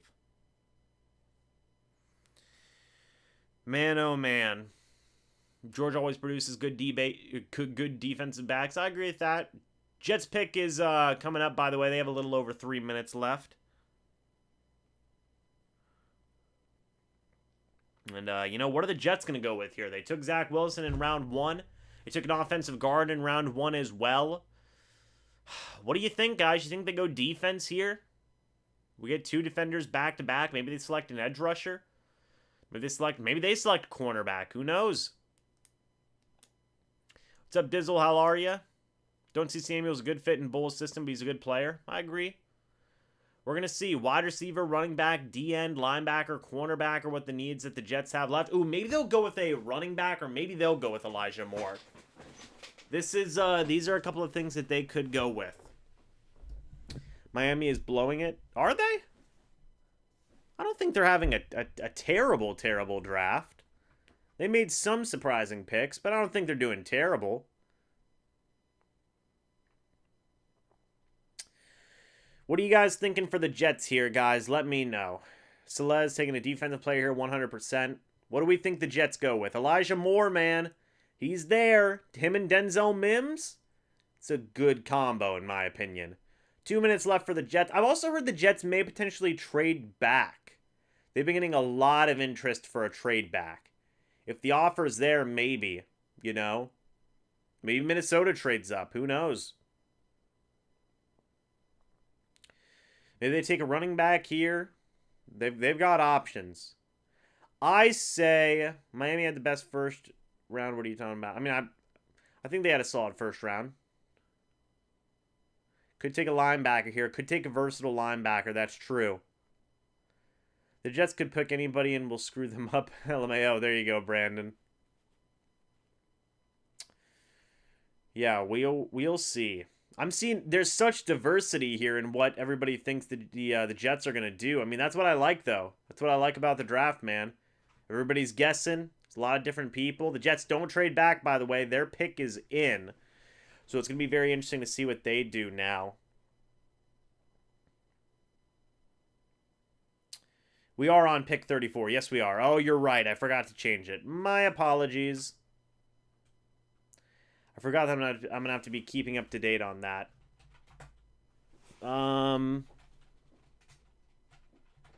Thank you for that. So the Jets are on with pick 34, and I even forgot to get the guy in on the last pick. So I gotta, geez, I gotta do that. Now I'm just like vibing out. I can't do that. I gotta be on my P's and Q's here, man. So they take Tyson Campbell. Is who they took. So we will see that in a moment. There we go. Now we're good. Now we're good, guys. Everything has been fixed. The world has been saved. I feel like the first 5 to 10 picks usually can pick anyone, honestly. Yeah, it's true. It's a legitimate thing. Hope the Jets don't screw Zach. Yeah, I mean, Zach Wilson, I think he's a solid dude. I think he'll be a good quarterback. Man, I really don't know who they're going to go with here. We'll see, but the pick is coming up right now. Let's see. The New York Jets select Elijah Moore. There he is. There's Elijah Moore. Look at that. Not a bad pick at all. Elijah Moore going to the Jets. Good pick. Good pick. Solid pick. Solid pick there for the Jets. They get a wide receiver to pair up with Mims. Solid guy overall. 5'9". It's going to be interesting to see how he fits in, though, because they have Jamison Crowder, who's such a good slot guy. Where does Elijah Moore fit into that equation? You can have him, Mims, whoever else they got going on there. It's going to be interesting to see how Moore can do. Do I think Joe Tryon knows who I am yet? No, Joe Tryon will never know who I am, which is totally fine. We're going to take a look at the Falcons now. Falcons pick number 35.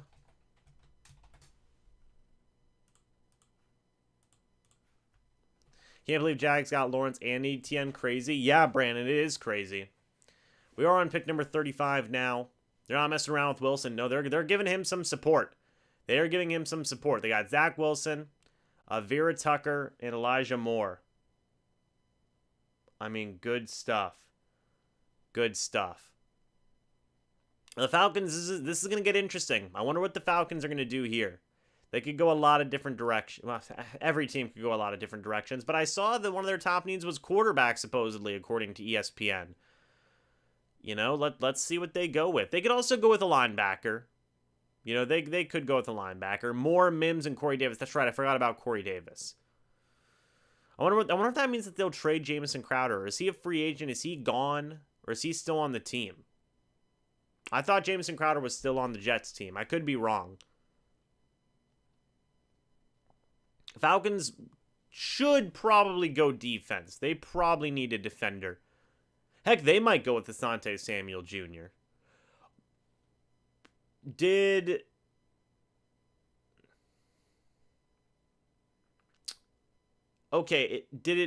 Yeah, Denver traded up with the Falcons there. There was a trade. Okay. I was wondering if it had glitched out, but no, there was a trade. Denver trades up for pick 35 from Atlanta. We're going to have to see what the compensation was in a minute, but now it looks like it appears to be that the Broncos are on the clock, and their pick is already in. So we shall see who the Broncos go with now.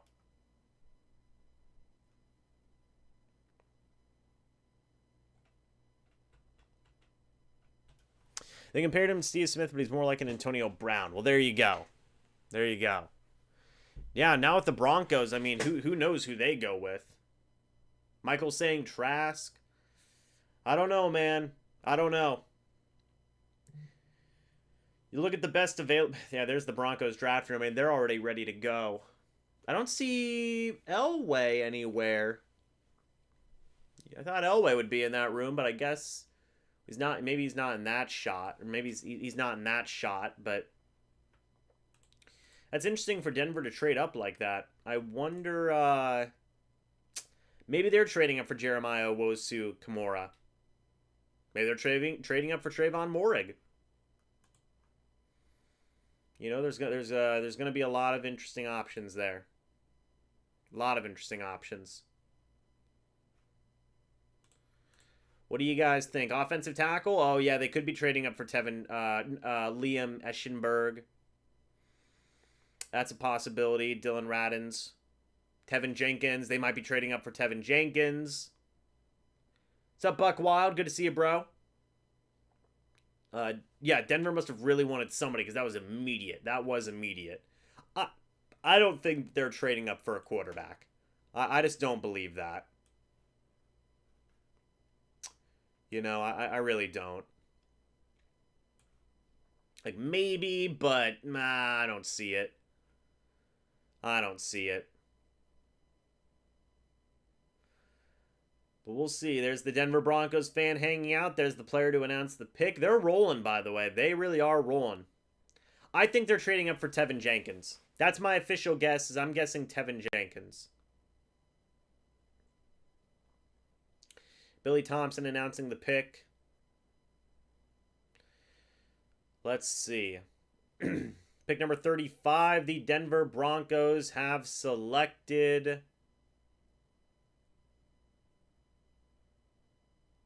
Well, they're really taking their sweet time announcing this pick here.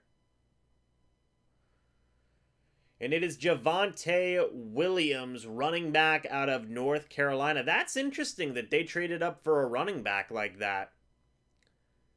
That is interesting. Bit weird. Can anybody get me the compensation of what was done for that trade? That is a weird... I mean...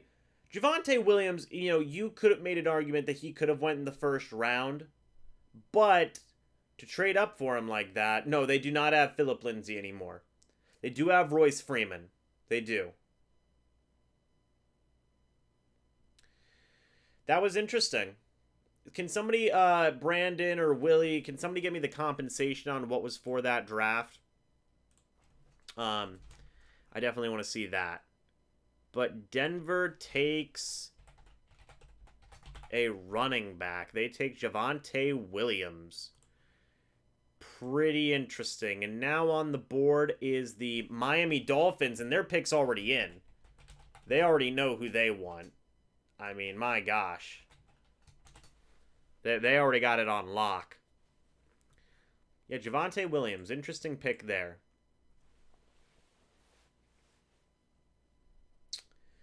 So now they took Pat Surtain and Javonte Williams in the second round. They traded up for him. Interesting. Interesting. Again, if somebody can help me figure out what that draft compensation or what that trade up compensation was, definitely let me know. So the Broncos traded up with the Falcons, pick 35 and 219 for pick 40 and 114. So the Falcons move back 5 spots. They get, I believe, a 4th rounder, maybe a 5th rounder. It looks like the Broncos get a 6th rounder. That ain't a bad trade for Atlanta to make.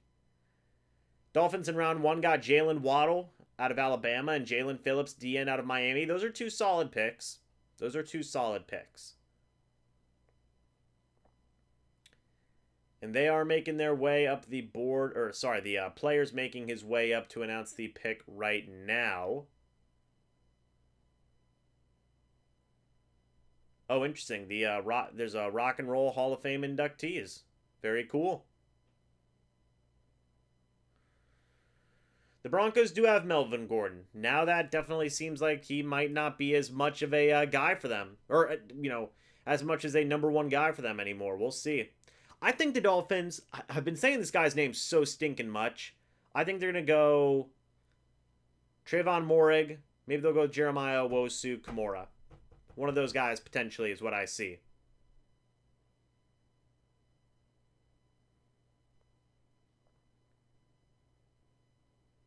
Here come these Rock and Roll Hall of Fame guys.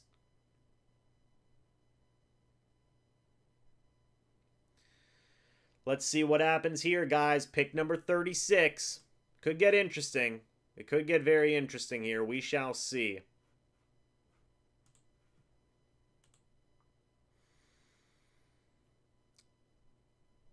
So the Miami Dolphins have gone ahead. I love that guy's Trojan outfit, by the way. They select Javon Holland, safety out of Oregon.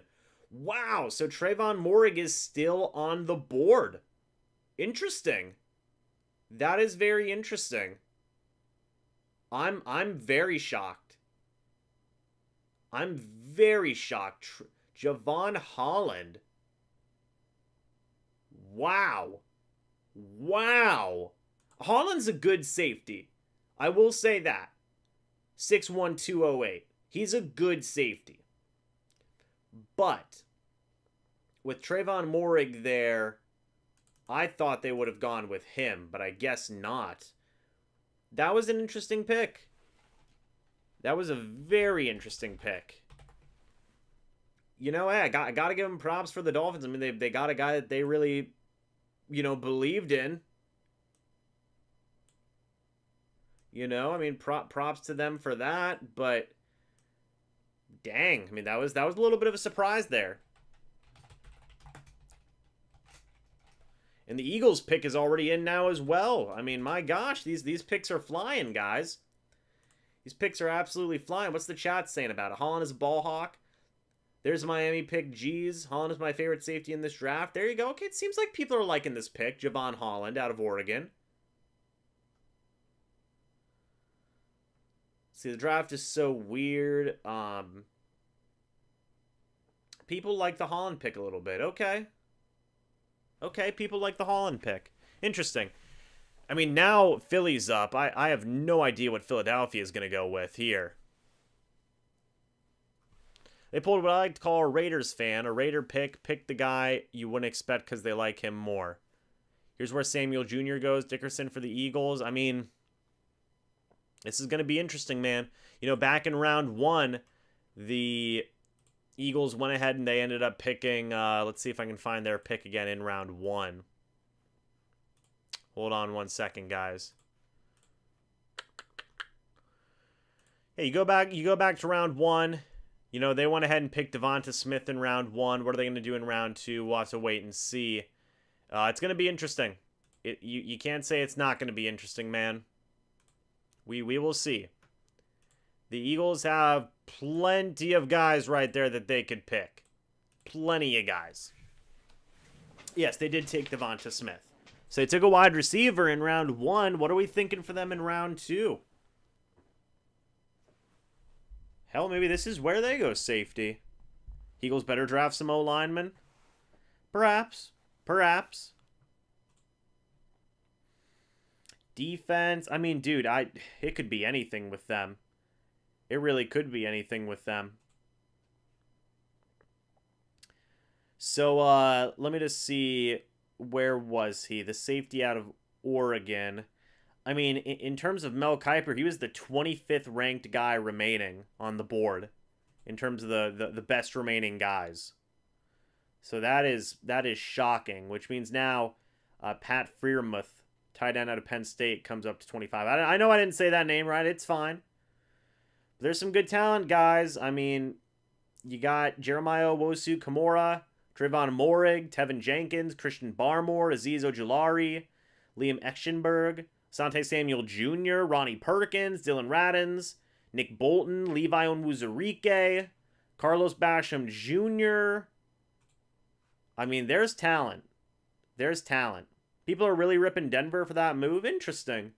I mean, they traded up for a running back in round 2. I wonder who they were worried about getting him. I don't know. I don't know why JOK has fallen like a meteorite. I literally have no idea. That dude was literally like the 15th ranked, or no, sorry, the number 12 ranked prospect overall. And now he's fallen. He's fallen bad.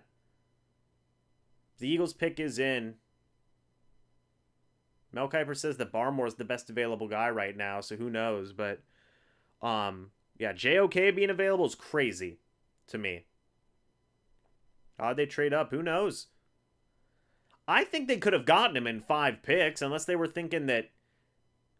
I don't know who they think would have taken him. I don't know who they're thinking would have taken him, Javonte Williams. But we'll see. Eagles pick is in. The player is coming up to announce the pick right now. As I said, they did take Devonta Smith in round 1. 4-11-1 last year, last in the NFC East. 9 picks remaining for them. They've got the talent. They've got the picks. So let's see what, this is Mike Golick, I believe. Yeah, I think that's the name back there. Let's see what Philadelphia does, man. They made this pick pretty darn quick.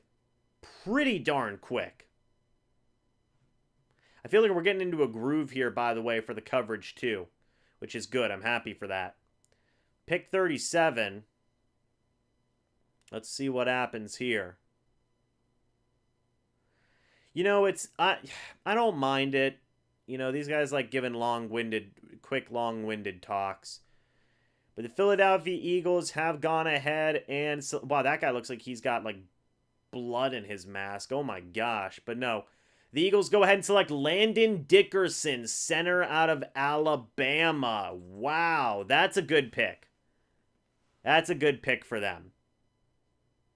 Getting Landon Dickerson, getting offensive linemen to help protect Jalen Hurts. Can't be mad about that. That's a good pick. And Cincinnati's already traded their pick to the New England Patriots, guys. New England trades up. Man, oh man. New England trades up and the Eagles take a center. Narrator, yes, the draft is still here. And the Patriots pick's already in. This is a good pick for the Eagles, by the way. I think Dickerson's a solid dude. Should have been a first-round guy. In my opinion, he could have easily been a first-round guy. But the Patriots have traded up. Oh, man. Oh, man, this is going to be interesting. This is going to be interesting. We will see what the Patriots do here. There's a lot of talent left on that board. So they got Devonta Smith from Alabama, and then they got Landon Dickerson from Alabama. I mean, solid move. I really do think the Eagles are having a good draft so far. Patriots pick is in. I see a lot of people saying they're going to be going Barmore. I see JOK. Maybe. Yeah, I mean, I could definitely see Dickerson going here. That makes some sense to me.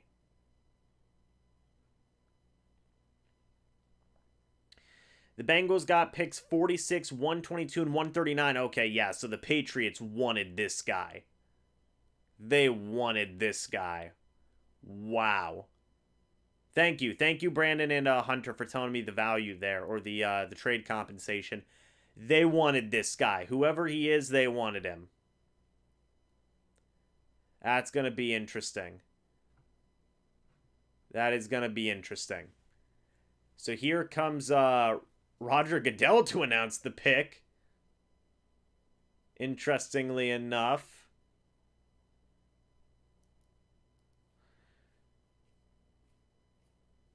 There's a lot of talent on that board left. Now, they took Mac Jones in round 1. And they obviously really want whoever they're taking here because they gave up a lot to move up. A lot to move up. So let's see who New England takes here with this pick, guys. New England Patriots select Christian Barmore, defensive lineman out of Alabama. Well, there you go.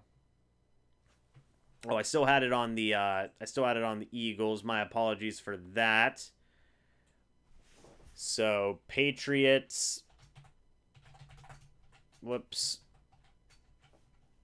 There we go. So the Barmore's slide finally ends, and he is now a New England Patriot. That's a solid pick. So Patriots getting 2 players from Alabama now. Not a bad couple of picks for them. I think that was a solid pick there by New England. I got to go ahead and fix this real quick.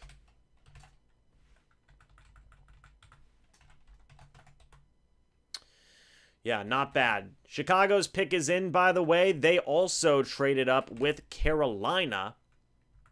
So now I've got to fix that. My gosh. And, yeah, overall, Patriots having a very solid draft right now. What do you guys think about that Barmore pick? What do you think the Bears are going to go with here? They could go with a lot of different things. But Barmore's officially off the board. Barmore's gone and everybody's sad. Still a lot to give up. They really wanted Barmore. They really wanted Barmore. They gave up a lot. They gave up a lot to go get Barmore there. I mean, my goodness. And now Chicago being on the board. Who are they going to go with? Who knows? We will have to wait and see here. I'm looking for another person to add onto the board. We're adding Aaron Robinson to the board right now.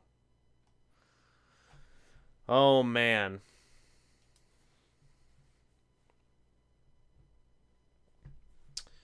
And the Patriots are the ones who take Barmore. Chicago's pick is already in. I mean, they're adding. Belichick has been adding so much to that defensive line. I mean, I really don't blame him for it. You know, the defense had a lot of holes last year, and he got his quarterback in Jones. Now he's building up on that defense. Honestly, a little surprised. And they may go wide receiver later, so we'll see. Oh, take Dickerson off? That's right. I forgot to take Dickerson off. My bad. Here comes the Chicago pick, by the way, as I am working on getting Leonard Dickerson off the board. There we go. So Chicago goes ahead, and they take, with their second-round pick number 39, they take Tevin Jenkins. There you go. Tevin Jenkins finally is off the board. Yeah, I mean, that's a good pick for them. That is a good pick for them. And it also means that now I have to fix the board yet again? Or did I already take Tevin Jenkins off the board? No, Tevin Jenkins was never even on the board. That's right. I'm going senile. Don't mind me. Yeah, I mean, that makes sense. I mean, they want to protect their new quarterback in Fields. It makes sense. That was a good pick for the Bears to make. The Atlanta Falcons are now on the clock at pick number 40. We're rolling, guys. We're rolling right along through this draft. Falcons pick's already in. I mean, my goodness. Everybody's rocking and rolling, guys. What do we think about the Tevin Jenkins pick? I mean, Bears are having a good draft. Justin Fields in round 1, Tevin Jenkins in round 2. Solid overall for them. Really is. 133 people still in here watching the draft, guys. Thank you all for that. Greatly, greatly appreciated. Yeah, no spoilers in the chat, by the way, guys, for these draft picks. No spoilers. Otherwise, I'm just going to have to stop reading the chat because I don't want anything to get spoiled. I mean, point blank. We all know this.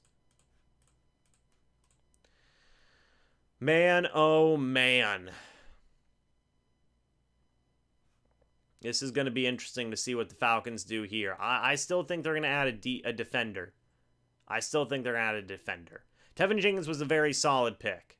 Tevin Jenkins was a very, very solid pick. There's still talent, though, guys.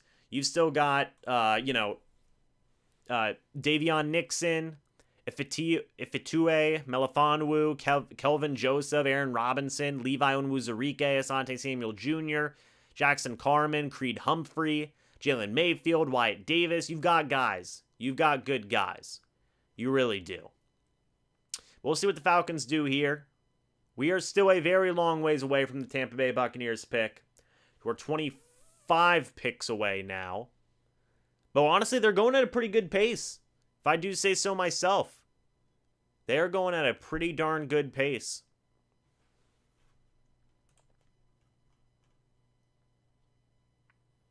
Yeah, Morig does make sense. I see their needs as quarterback, running back, cornerback, D-end, linebacker, basically the entire defense, essentially. I mean, my gosh. We will see what the Falcons go with here.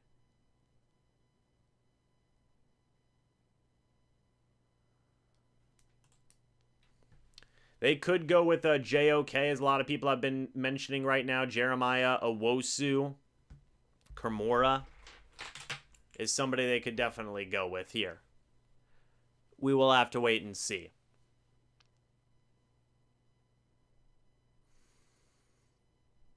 Here comes the pick. It is Roger Goodell. He will be announcing the selection. All right, let's see here. A lot of talent there. Trayvon Morig, maybe. JOK out of Notre Dame. Azeez Ojulari, Liam Eschenberg, Asante Samuel Jr. I mean, they need guys all over the place on defense. You know, Ronnie Perkins, maybe? Let's see. Let's see. They are taking a little bit of time here announcing this pick. Obviously to show support for the military, which is always a good thing. The Atlanta Falcons have selected Richie Grant, safety out of UCF. Wow. So Trayvon Morig is still on the board as Richie Grant gets selected there. Wow. Okay. Wow. Richie Grant, the man, gets selected there. Holy crap. What a move. What a move there by the Falcons. I was not expecting that. What am I looking at above my head? I have the TV right up there with the draft running. That is what we've got going on up there. Holy crap. Richie Grant getting picked over Trayvon Morig. That is nuts. ESPN, by the way, had Richie Grant as the 18th best player available. Trayvon Morig was the second best player available. So now they have taken Kyle Pitts, tight end out of Florida, and Richie Grant, safety out of UCF. Whoa. Whoa. That's interesting. What's wrong with Morig? I don't know. I don't know. That's the thing. It's like, holy crap. I mean, hey, shout out to UCF for getting a guy out there, but dang. Lions pick's already in, by the way, so we're going to be working on updating that real quick.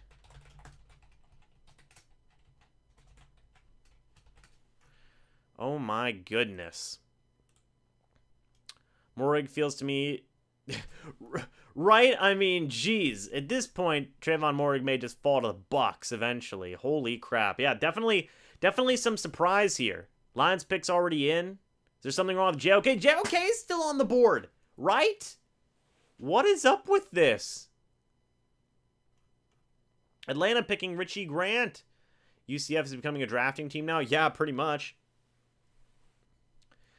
Hey, just no spoilers for trades or anything. That would, please, that would be appreciated. Otherwise, you know, my moderators will have to do what they have to do. This draft is weird. I mean, second round, guys, I told you second round would be interesting. I told you, this second round is going nuts so far. I'm loving the pace of this draft right now. It's been pretty good. It's pretty good, man.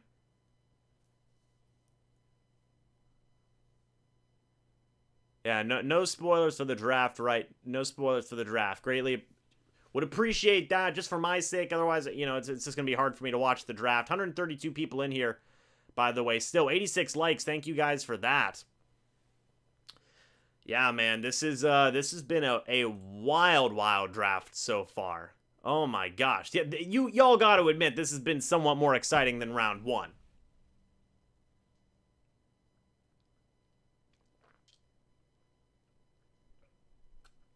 I mean, my goodness. Lions pick is in. I'm going to be very interested to see who they end up picking. Oh my.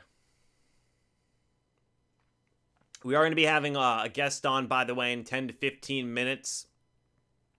We're going to be having Evan of the Cannon Fire podcast on. You guys know him. He's been on the channel before many times. Many times. So, that should be good. Brandon, I think what it is there's a lot of times when people like just see it on Twitter or Instagram, and like social media is like a big spoiler for stuff. So that's usually how people get their spoilers. Eddie, you missed a lot, pal. You missed a lot. Richie Grant goes at pick 40 to the Falcons. Tevin Jenkins pick 39. I mean, just people getting taken everywhere. Yeah, Twitter's ahead of everybody, man. Twitter really is ahead of everybody. I thought our toughest opponents in the NFC would be the Rams. I mean, and now the Lions have already gotten their pick in at 41. I mean, nuts. Absolutely nuts, man. What does Tom need? You know, Tom doesn't really need anything right now in terms of needs, quote unquote.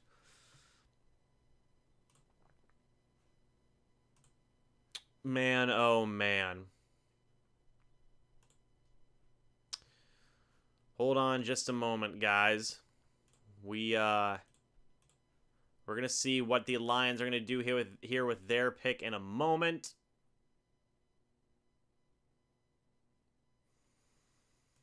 I mean, my goodness. All right, so here comes the Lions pick. Oh, whoops, sorry guys. Can't see my face for a moment. It's the Zoom thing. Don't mind me. There we go. They take Levi Onwuzurike, defense tackle out of Washington. Sorry, I forgot to turn off the Zoom. I was just getting the Zoom meeting ready for the guest we're going to be having on in a moment. There we go. We figured it out. There's Levi Onwuzurike getting picked. Yeah, that's a good pick for the Lions. That is a very good pick for the Lions. I don't think they're going to be disappointed with that pick at all. All right, so Detroit here. Onwuzurike. I think I spelled that right. Which means I do got to take him off the board now, unfortunately. That's a good pick for them. That's a good, very, very good pick for them.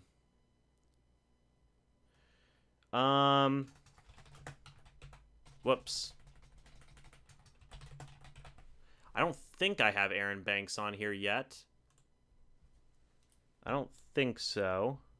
By the way, so Javon Holland got picked, right? I believe he did. Oh my. Yeah, that's a good pick. That's a very... Lions are having a good draft so far. Lions are having a very good draft so far. Oh, they don't take Levi? Yeah, they took Levi. So Miami's pick is in. We're going to see who Miami takes here in a moment.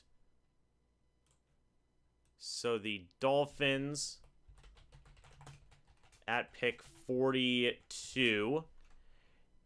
And apparently, yeah, they're already walking up to the board. Dolphins trade pick 50, 2022 third of the Giants for pick 42. Thank you, Hunter. That's a big trade for them. We'll see who the Dolphins end up going with here. So that is Miami here with this pick. So Miami goes ahead and they are going to select Liam Ichenberg. Interesting. Out of Notre Dame. That's a good pick for them. That's a good pick for them. They're getting a good offensive tackle. They're going to, you know, protect their quarterback, protect Tua. Some of these picks are weird. People are saying who? He's not a bad offensive guy. He's not bad. I think he can be good. The Raiders are now in with pick number 43. We'll see what they do now. That's going to be interesting. They need to protect Tua. 100%. 100% they need to protect Tua. I mean, you can't really, you know, it's tough to disagree with that. You know what I mean?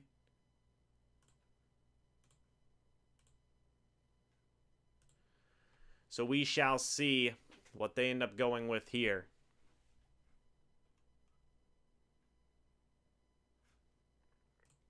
Man, oh man. So they've taken Jalen Waddle, Jalen Phillips, Javon Holland, and Liam Echenberg already in, by the way. So they will be making a selection here very shortly. Yeah, we'll see what happens with Echenberg. They could have gotten, oh yeah, they could have gotten Sewell. They could have. I guess they valued the wide receiver more. Raiders suck at drafting, launch to take a quarterback. Oh, that would be something. James, you realize we're going undefeated this upcoming season, right? And Tom Brady wins MVP? Like, it's inevitable. Pretty much, man. Pretty much. Miami didn't fall as hard as, oh, yeah. It's going to be interesting to see who the Raiders pick up here, man. They have a... You never know with John Gruden. You never know with John Gruden. I mean, that is facts. That is facts. Oh, hold on. There we go. Yeah, you never know with John Gruden, guys. He could do anything. He really could do anything. I'm gonna be very intrigued to see where he goes. Raiders pick is in, right? Absolutely. It's a top 10 class. It's a good class. It is a very good class that they've got, man. It really is. It really, really is. Oh my goodness. Hold on just a minute, guys. I'm actually going to be, I'm doing something real quick. Just bear with me while I, work on something real quick. Hold on.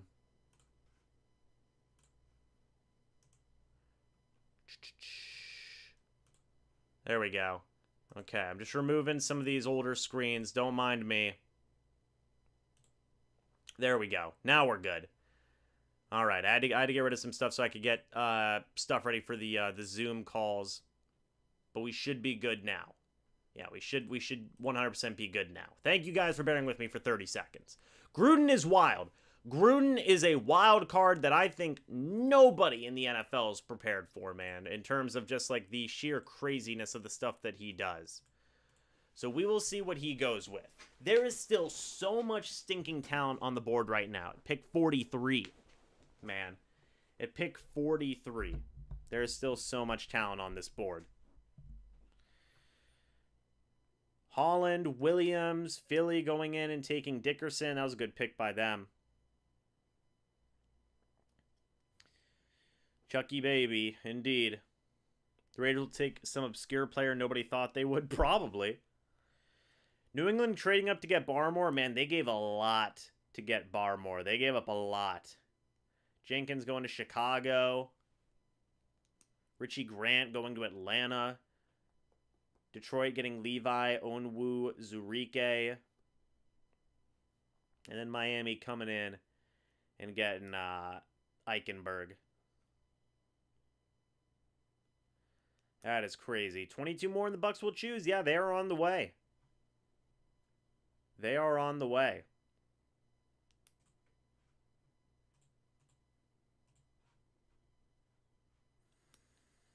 I'm gonna be very interested to see who they end up picking here. They need D-end, defensive tackle, cornerback, and safety, apparently. So the Raiders pick is in. I'm not sure what they... I don't think the Raiders had to give up anything. So the Raiders have gone ahead and they have selected... Oh, the Raiders did have to trade up. They selected Trayvon Moehrig. There it is.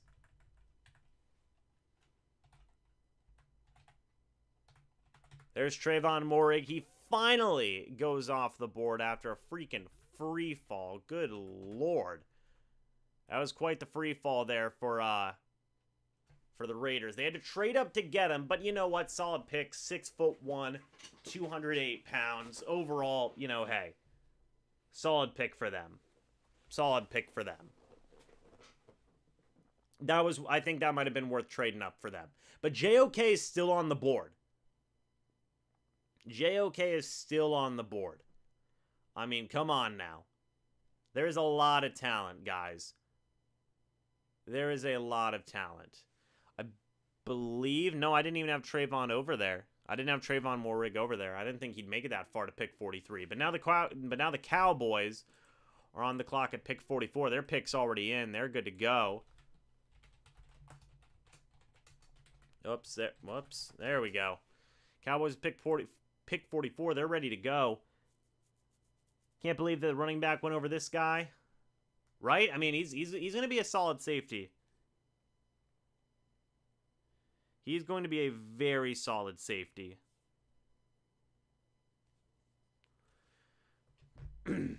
Yeah, more, you know, they get Leatherwood out of Alabama. They get Trayvon Moehrig from TCU.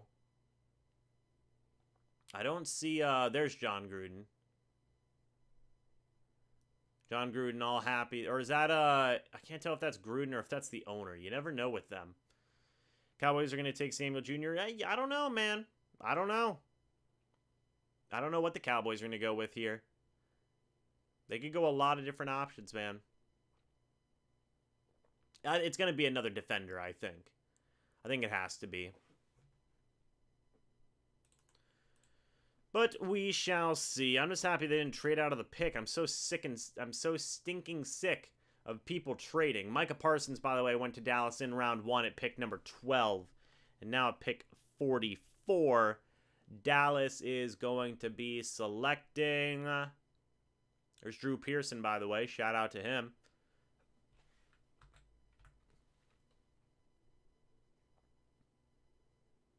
And there's Drew Pearson talking his stuff. Let's see who the Dallas Cowboys select here. I still think it's a defender. I still think it's a defender, personally. Drew Pearson's really saying his stuff, man. Yeah, there's been so many trades. There's been so many trades. All right, let's see who Dallas takes. A lot of guys saying Asante Samuel Jr. here.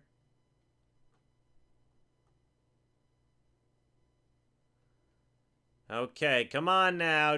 Come on, Pearson. Announce the pick, please. Just announce the stinking pick, please. Come on now. Oh my gosh. Come on. Come on. Oh my gosh. I was gonna say I don't love it when people do these long-winded things. By the way, 20 picks until the Bucs. They go Kelvin Joseph, cornerback out of Kentucky. Wow, so that is interesting. So they go cornerback, but it's not Asante Samuel Jr. Look at that.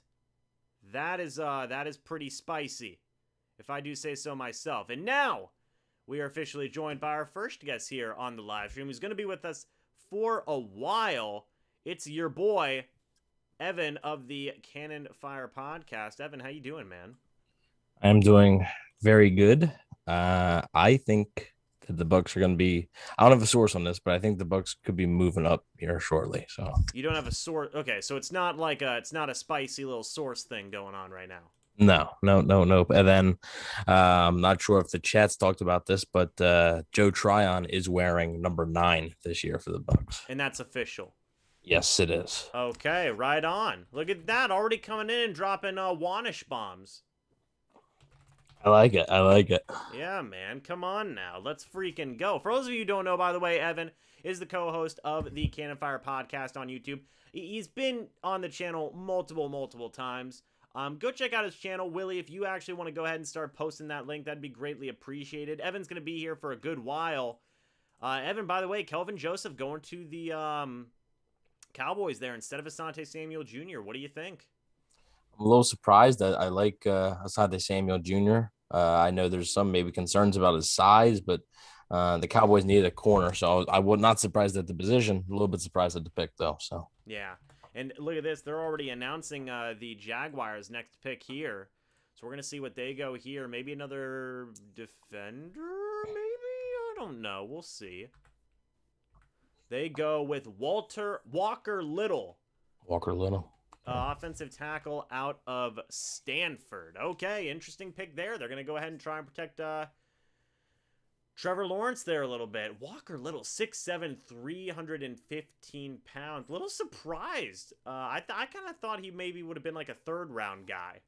Yeah, possibly. It's good news that they picked a tackle because there was rumors that they could be going O-line fairly early, and it's a good thing that because now that leaves another interior offensive lineman potentially for the Bucs there. So yeah, I mean, you look at the big board, you still got Creed Humphrey there. Wyatt Davis is still there, which I'm pretty surprised about that, to be honest. I mean, that dude's a good guy.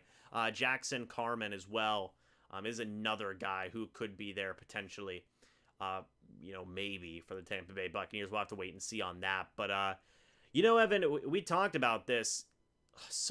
Me and the chat have been talking about this. So many surprises here at the start of the second round. Day 2 is always my favorite. You just seem to the picks seem to flow faster. There's less theatrics, and there's more trades, which we've seen a bunch of trades here. Obviously, New England moving up for Christian Barmore, the Raiders moving up for Trayvon Moehrig. A lot of different stuff, and I understand it's fast because they got to fit 2 rounds in one night. So, day 2 was always greater than day 1 for me, and that's because of kind of craziness like this. So yeah, I mean, and JOK is still on the board there. Mm-hmm. I mean, Jeremiah Owusu, Kamora, I think that's how you say it. Jeremiah Owusu-Koramoah. Koramoah. Okay, gotcha. I mean, he's I saw some people having him as high up as like the 12th rated prospect, at least according to ESPN here. So I mean, why do you think that kind of fall is happening? Apparently a lot of people, some people view him as a safety, some view him as a linebacker because he is really undersized to be a linebacker.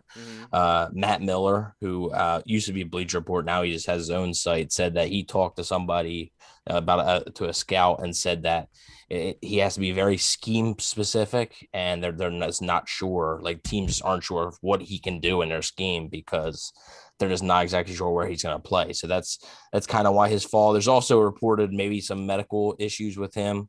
After the Raiders had picked Trayvon Moehrig, there was a report that he had actually injured his back while training, so that dropped him down a little bit. So a lot of these things come out, and this year with the medicals, it's been really tough for anybody to get any information. So that's why these types of slides are potentially happening, and you're finding out about the medicals after the pick is made. Yeah, that's legit. Hey, Bryson, how are you? Cardboard Box changed my name. Can't wait to be back watching your channel. Thank you for that, man. Greatly appreciate that. The Bengals pick is in right now. We'll see what goes on here. And we've honestly been pretty good with any type of spoilers or anything like that. We haven't had anything too crazy, which has been good. So let's see what happens here. The Bengals pick is... Well, I was going to say it's in. I can't hear anything, so I just see a ton of shuffling around, and Roger Goodell has taken that child. All right. Well, there you go. That's good. Roger Goodell, he's for the kids, man. He likes to show support. There you go. So let's see the Bengals pick here. The Bengals... Okay, they're taking their time a little bit. That's fine. Nicholas says, by the way, hey, Evan, we're getting Kyle Trask, right? We'll see with that. By the way, the Bengals select Jackson Carman out of Clemson. So that's a guy you just mentioned. That is a guy I just mentioned. Now I got to take him off the board. So there you have that. Thanks, Cincinnati. You guys are the absolute best. But, I mean, hey, they're getting a little bit more protection there for Joe Burrow. I mean, honestly, they probably should have taken Penny Sewell yesterday. Yep. They should have. But, I mean, at least it's a body, right? At least they're investing something. You know, they're trying there. So now I got to take Carman off the board. Who would you put in that place right now, Evan? So I've got Davion Nixon. I've got Ifeatue Melifonwu, Kyle Trask, just because I ran out of people, Aaron Robinson, Aaron Banks, Asante Samuel Jr., Creed Humphrey, Jalen Mayfield, and Wyatt Davis. You want to put a running back out there, like a guy like Michael Carter? We could do that, yeah. From North Carolina, just to get a different position up there. That's true. Let me take a look at the big board real quick just to see. I could put Trey Sermon, but they wouldn't take Trey Sermon. I do love me some Trey Sermon though. He's a freaking beast of a running back.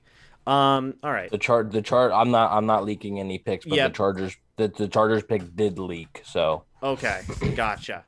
So their pick is in. They're waiting to announce it here in a moment. So we will get ready and read that there once that is ready to go. The JOK slide is crazy. Yeah, Willie. I mean, like you said though, Evan. I mean, if a lot of people think that he's a very scheme specific type of guy, you know, it is what it is. You know, right. Maybe he'll maybe he'll go here to the Chargers. We'll have to wait and see. Yeah, they could. I mean, Brandon Staley's coming over from LA. He's a defensive guy. You could definitely find a spot for him if they decide to do that. Obviously, I know the pick, but I'm just going to play along with it. You know, if they decide to do that, that would be. He's still a good player. That makes me kind of wonder just are his medicals that bad? Now we got to remember, Azeez Ojulari is still there. And he's had some knee concerns, but Azeez Ojulari is still on the board. He's not yet been taken. So yeah, there's still plenty of good talent, man. I mean, you look at Azeez Ojulari, Jeremiah Owusu Koromoa, Asante Samuel Jr., Ronnie Perkins, Dylan Radins, Carlos Basham Jr. I mean, there's a lot of guys there, man. There really is. Right. Yeah. We will see.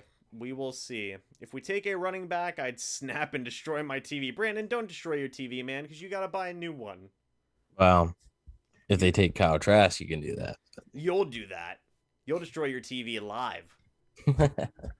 Oh, my gosh. No, I don't think they would take a running back. I mean, you look at their needs, which I do want to talk about the Joe Tryon pick in a moment, because me and you both finished our mock drafts. I went through 6 of them. You only had 1 to get to this point. We both had Joe Tryon in the end, and we were both right in the end. Yeah. But, you know, looking ahead now, you would think interior O-line, interior D-line, cornerback probably is those guys that would be considered in rounds 2 and 3. Yeah, I think those would be the 3 I would throw in. If I had to throw in a 4 and a 5, it'd probably be a running back, and more in round 3 per se, a running back. And then maybe, you know, even in round 3, if there's a wide receiver that really falls, Terrace Marshall from LSU still there. There's Rondell Moore from Purdue is still there. So I could definitely see maybe a guy like Derek Barnes in round 3 from Purdue, the linebacker from Purdue there. I could see a guy like that. So we'll see what happens. But yeah, I think interior offensive line is probably 1. I would say probably corners 2. So Yeah. So we will see. But just talking real quick, actually, now that I've got you on here, we haven't talked. Well, we talked a little bit yesterday after the draft, and then I collapsed and died after live streaming for 5 hours. But, talk real quick about the, Joe Tryon pick. What are your thoughts on it? Because, in the immediate sense, on the live stream, people were not happy. But then we ran a poll here on the channel, and over 70% either liked it or loved it combined. okay. So over 70% had a positive response there in that short poll. What are your thoughts on the Joe Tryon pick? It seems to always happen every year, right? When it's a pick that some people don't expect. At first they hate it, and then they start to see some highlights. And because what happens is, and nobody really talks that bad about a prospect when they're first drafted. So all you hear is the positive stuff. And like, this guy is good. I like this pick. So right. people are really persuaded pretty easily during this draft season. But there's a reason. If I didn't like him, I probably wouldn't have had him at 32 in my mock, and you probably wouldn't have either. He's a versatile player. Like I said, Washington's defense is very similar to what Todd Bowles likes to run. Washington has put out some really talented defensive players. Let's think about these names for a minute. Vita Vea, who obviously Bucs fans know very well, but two other names. Byron Murphy, who is a nice corner, a solid corner for the Arizona Cardinals, and another Arizona Cardinals, Buda Baker. Yeah. Speaking of corners, by the way, Asante Samuel Jr. has been taken by the Los Angeles Chargers. The dream is dead. He will not be going to the Tampa Bay Buccaneers, and the San Francisco 49ers are on the clock at pick number 48. They have a minute and a half left before their selection. So, I think I agree. Jason Light's been a good drafter, and the thing is just give the guy a chance. Jason Light really does have the... He deserves the benefit of the doubt. He deserves the ability to choose whoever he wants to choose, because they have no needs. Just let the guy have fun at this point. You know what I mean? But Asante Samuel Jr. is off the board now. Who would we... By the way, that is a good pick by the Chargers. I think they got a good cornerback there. You look at the Chargers, what they've done. They were rumored to be in trade-up talks in the first round last night. They stay at 13, still get their guy in Rashawn Slater, and then they go with a corner here, which was their second biggest need. Rashawn Slater and Asante Samuel Jr. is, man, oh man, that is a that is a draft right there. Yeah, it is. Yeah. Back to Tryon. Real quick before we start focusing on the rest of the draft, I want to talk about this one more time. Yeah. So, you say not many needs. One of the biggest needs was that third edge rusher. And a lot of people say, well, he's not great against the run. They needed that third edge rusher, the pure pass rusher for so long. Like, they've legit needed it ever since it seemed like Jason Pierre-Paul really got to town. When Jason Pierre-Paul first came, it was Jason Pierre-Paul and Carl Nassib, and they needed that third guy kind of. They didn't really have it. And then Shaq Barrett came, and they had it for one season. And it was good. Jason Pierre-Paul had a good year, played half the year, but still had a good year. Shaq Barrett had 19 and a half sacks, and Carl Nassib had, 6.5 or so? Yeah. Nassib leaves, and they never filled that void. And yes, I know, well, they won a Super Bowl, so it must have worked. It did, but you'd still like to have that third edge rushing option. So, and also now the plan for the future, right? That's the biggest thing. This is a future pick. This is not Joe Tryon is not going to come in and play 80% of the snaps in his rookie year. It's just not going to happen. He might not even play 50% of the snaps, but next year he's probably going to be the starter right opposite of Shaq Barrett next year. So that's what I think you have to be looking at. And Tryon, it's a perfect fit for him because he doesn't have to get thrown in right away. Yeah, I agree. They've been missing that guy with Carl Nassib. That guy, and me and you've talked about this at length, on your channel, on here a little bit. If the Bucs, if Joe Tryon's first year, he gets you 6.5, 7 sacks, great rookie year for him. Oh, that is an elite rookie year for me because, like I said, Jason Pierre-Paul hates coming off the field. And Shaq Barrett's never said he hates coming off the field, but he doesn't really do it much. And they paid him a lot of money. So, you're going to have him on the field most situations. Yeah. So, if he's coming in as a rotational guy, he's getting a few plays here and there. It's going to be good. If I had to guess, I would say around 4.5 sacks Right. Maybe a forced fumble here and there maybe Yeah, I mean, is pretty good. And I mean, even then, that's a solid rookie year. As long as he's getting his feet wet, playing in the NFL, working on it, ain't no complaints from me. You got to remember, this guy didn't play in 2020, so he hasn't played football in a year. So yeah, you got to be willing to give him a chance there. You really do. And I think people at the end of the day will end up liking that pick. Speaking of picks, by the way, pick 48, the 49ers are on the board, and they are going to be selecting Aaron Banks, guard out of Notre Dame. So there you go. Okay. Get a little bit of help there for Trey Lance or Jimmy Garoppolo, whoever ends up being the starting quarterback for them. I mean, do you think Jimmy Garoppolo is going to end up getting traded here at some point? No, I think week 1 it'll be Garoppolo. Okay. I think it's probably the right call. I love Trey Lance. I'm a big Trey Lance guy, but I'm not sure he's ready to go day one. I think maybe mid-season, if Garoppolo's struggling a little bit, and let's say the Niners are, through 7 games, they're 3-4 or something, I could maybe see that making that switch to spark the team. But I think week 1, Jimmy Garoppolo is going to be your starter. So now I did want to say, like I said, not really an inside source on this, is my thinking. I thought the Bucs range to trade up always started around 50. I thought once we got at number 50, that past then was their range to sort of move up, that range where it wouldn't cost them a ton. So this could be a spot where maybe they look to move up here in the next few picks. I'm not saying they're going to, but this could maybe be the spot. Right now, Arizona's pick is in at 49.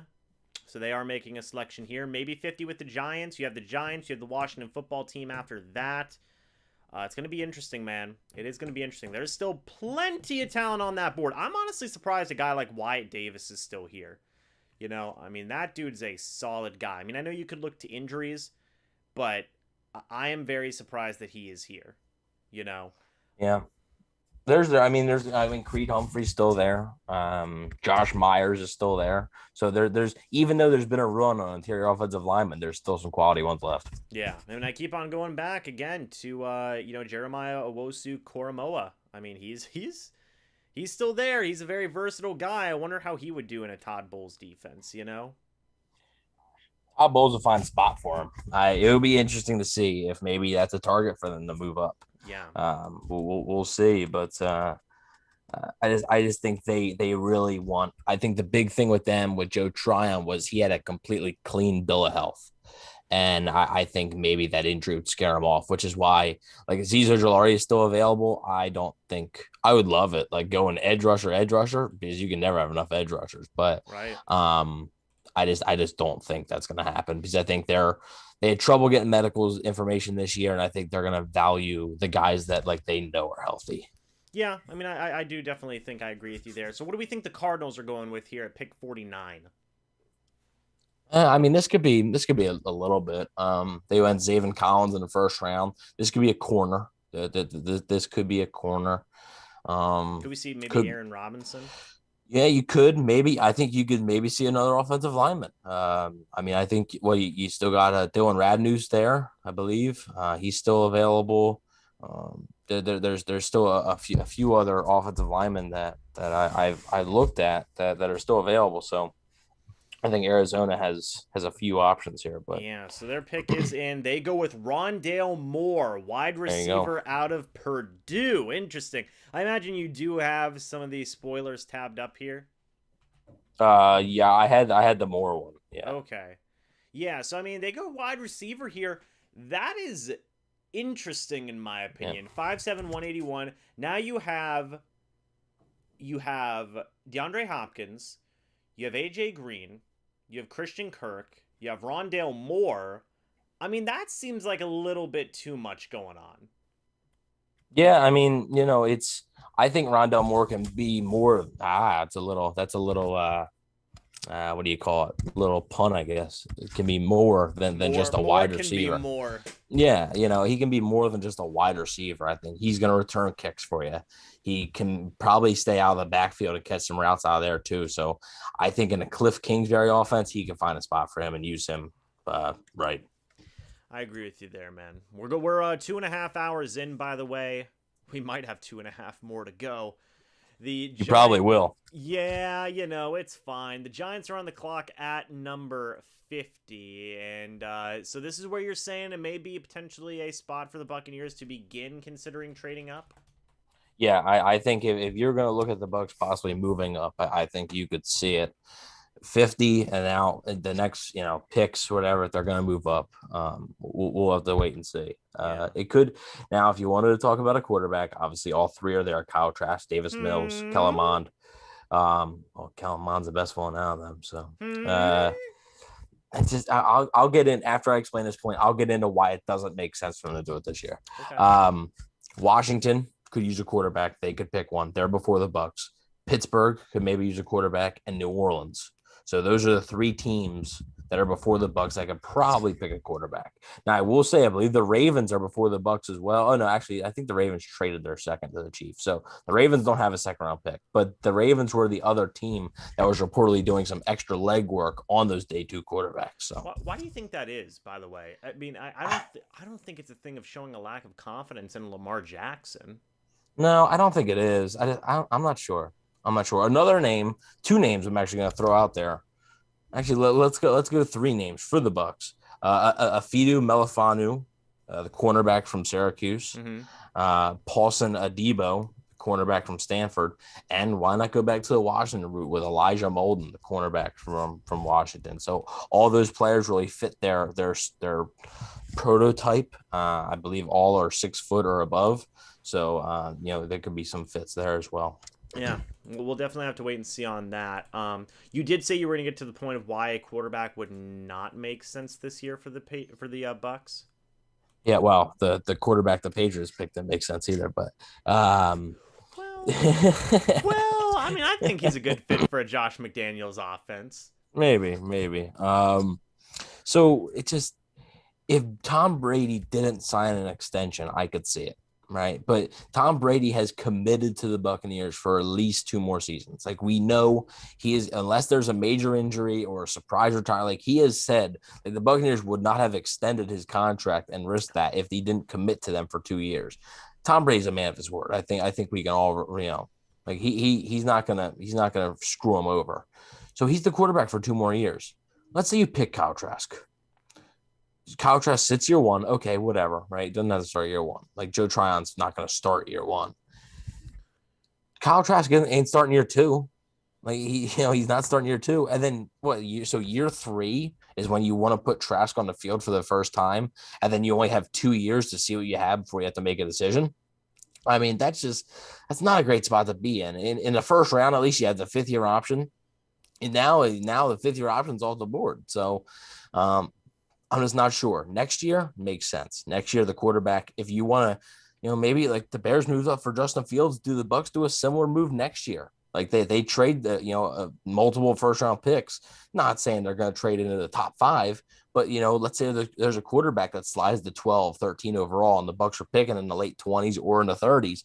Do they make a bold move to get a guy, have him sit for a year, and then have that 5th-year option so you have him 4 years as the starter, and then you can have more time to make your decision on what you see, and you're also getting a better player in the first round of 2022 rather than in the second or third round of 2021. So that's the biggest reason for me. Kellen Mond's my favorite out of the 3 day 2 guys.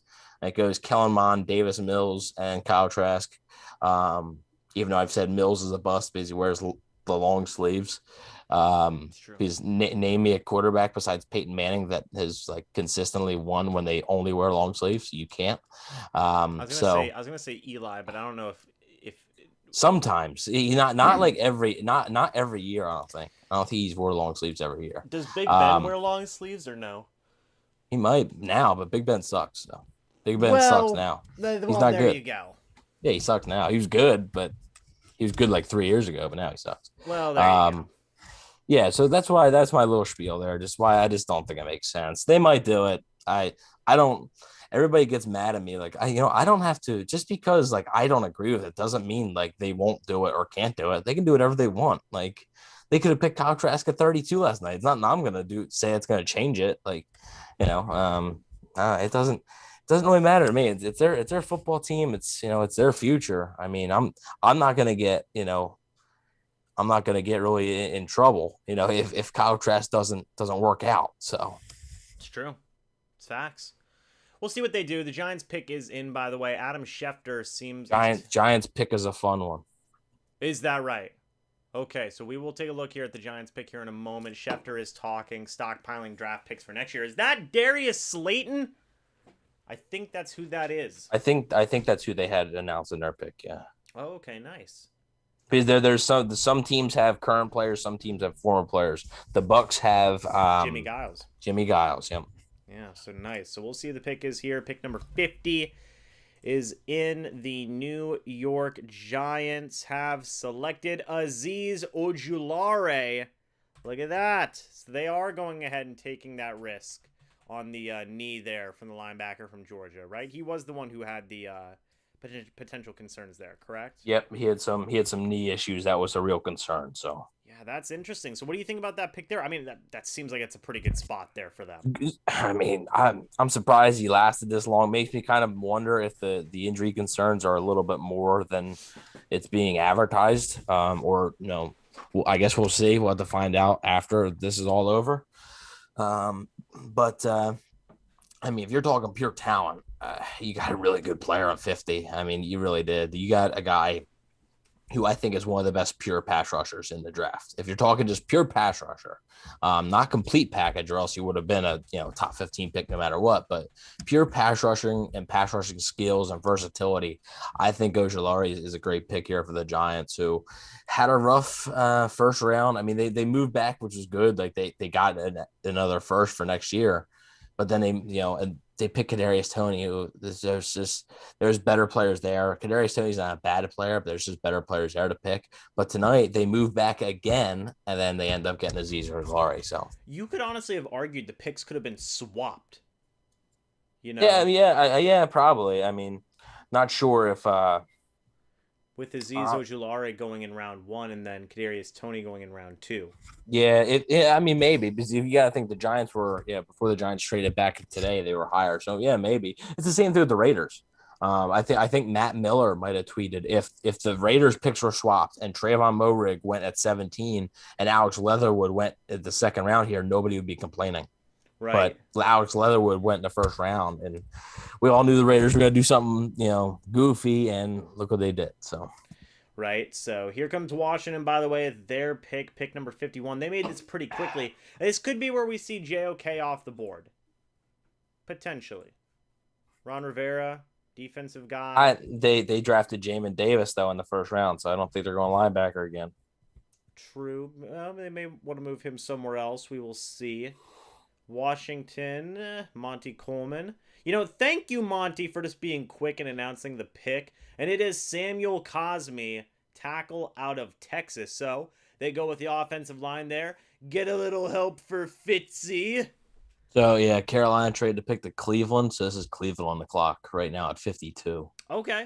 So you're starting to see some more trades. I wonder what Carolina, what Cleveland gave up, because I kind of want to see, because that might be sort of a starting point for the Bucs here. That could be sort of a guide for what the cost would be to move up. So that is interesting. There is still, Brandon, by the way, is insanely surprised and impressed that Cosme, I'm sure, is good. By the way, Ramel, thank you for that $2.99 super chat. Thank you for that. I'm sure Cosme is going to be a good tackle. Panthers trade pick to the Browns. Is that right? Yeah. Okay, what did I have? They didn't originally have that pick, though, did they? Who, the Panthers? Yeah. I think they did. I don't know. I don't think they did. They Well, maybe they moved back. There's been so many trades today, so there's a lot of trades, but Cleveland is on the clock now. Yep. Yeah, that's a good pick there. They could go. This could be an edge rusher. This could be an edge rusher. This could be an interior defensive lineman. Is it Davion Nixon? Maybe. They could. I was a little surprised they didn't go edge rusher in the first round. Or this could be a wide receiver. Is it Terrace Marshall Jr.? This could definitely be a guy like that. So yeah, this is going to be interesting. So They took linebacker Jamin Davis and then Cosme out of Texas, which is interesting. So I mean that'll be interesting for the Washington football team. Honestly, okay, are you a little surprised they didn't go quarterback? I don't know if they have a pick left in this round, but are you a Oh, little? that's right. I forgot about that. So take off a team to draft a quarterback in round two. Washington will not be drafting a quarterback in round two. No, but I think some of those guys are going to be drafted. I only think one of them might go in round two. I honestly think out of Mond, Mills, Trask, only one of them might go in round two.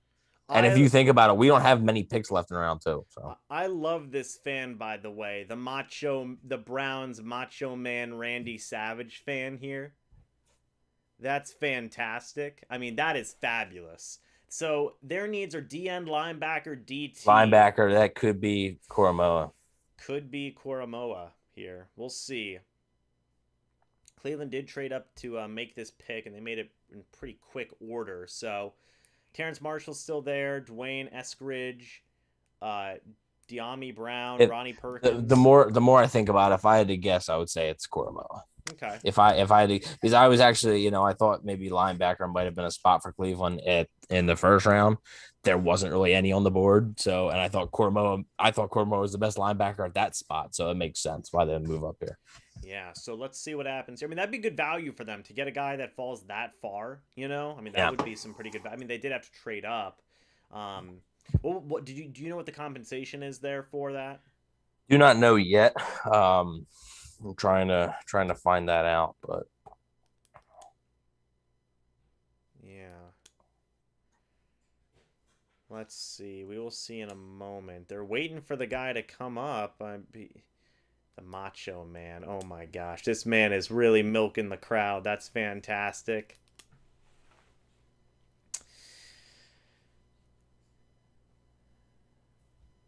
Look at him go. Oh my gosh. When are they? This man's going to get dizzy and fall down. He is spinning to save his life.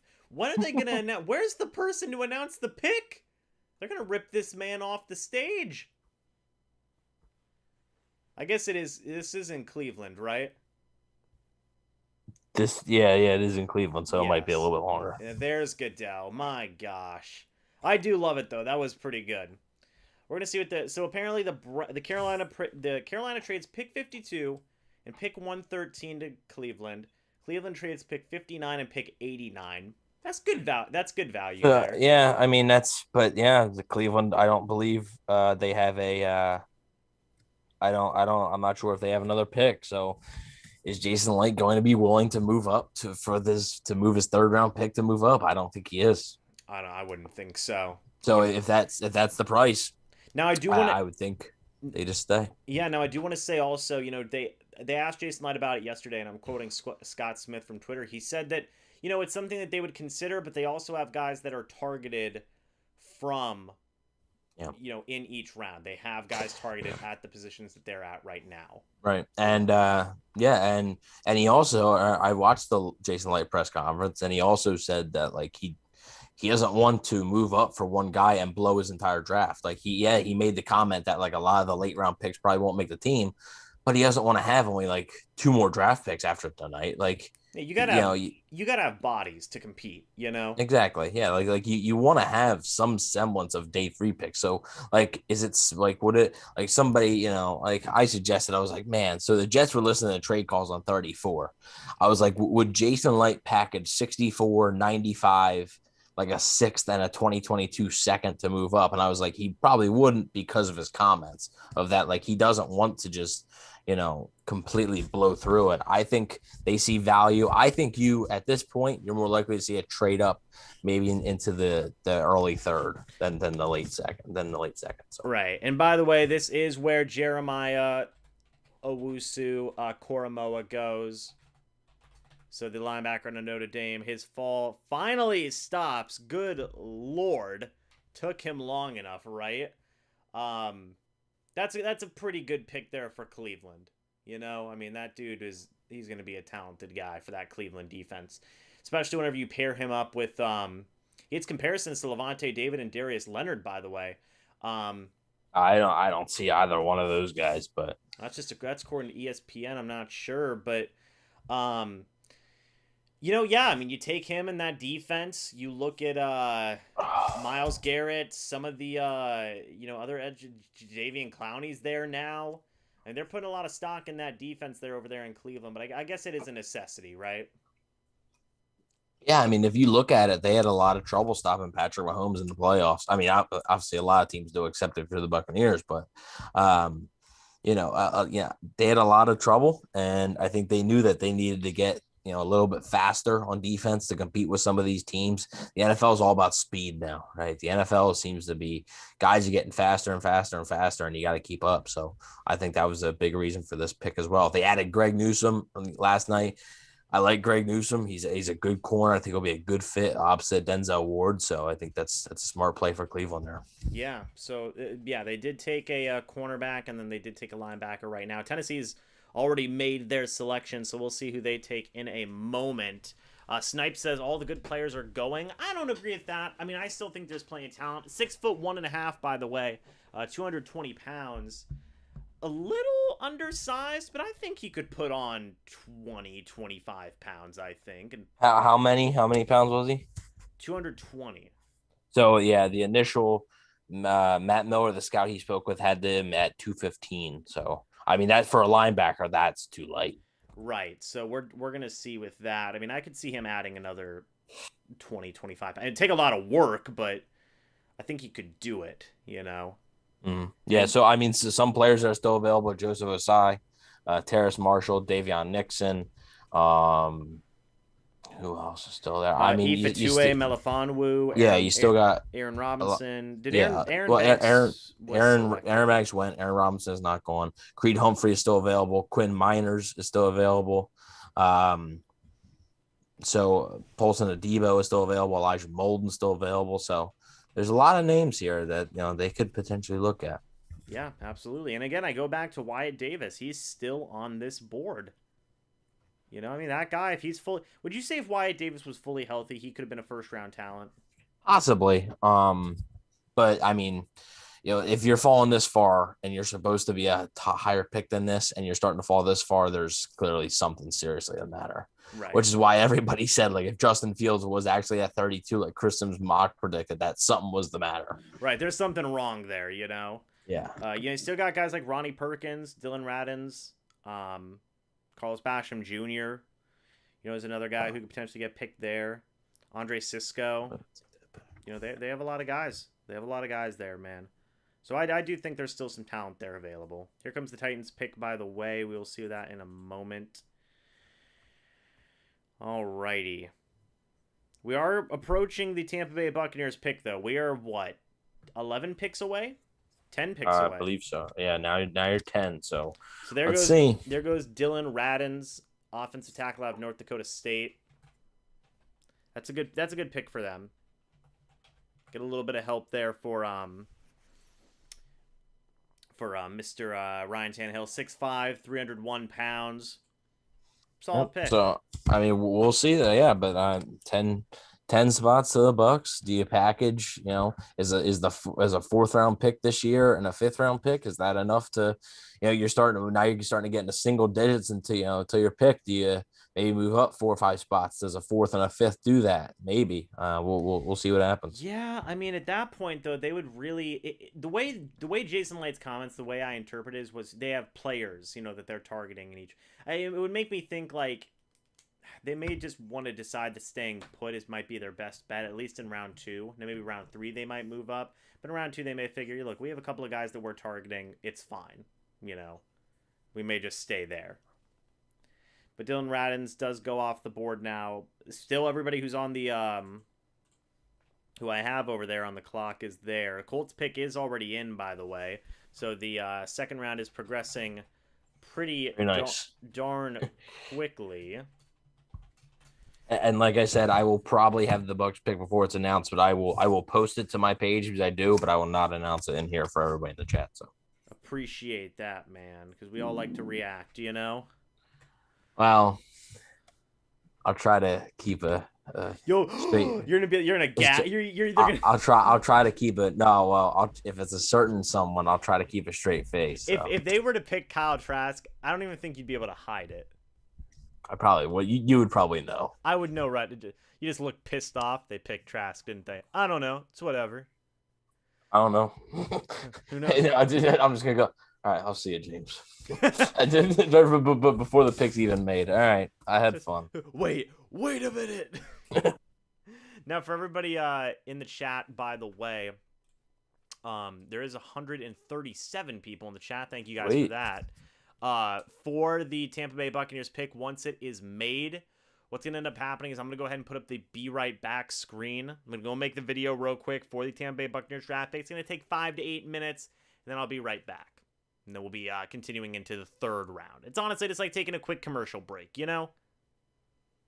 All right. You got this whole thing set up. Oh, yeah. We're good to go, man. We're good to go.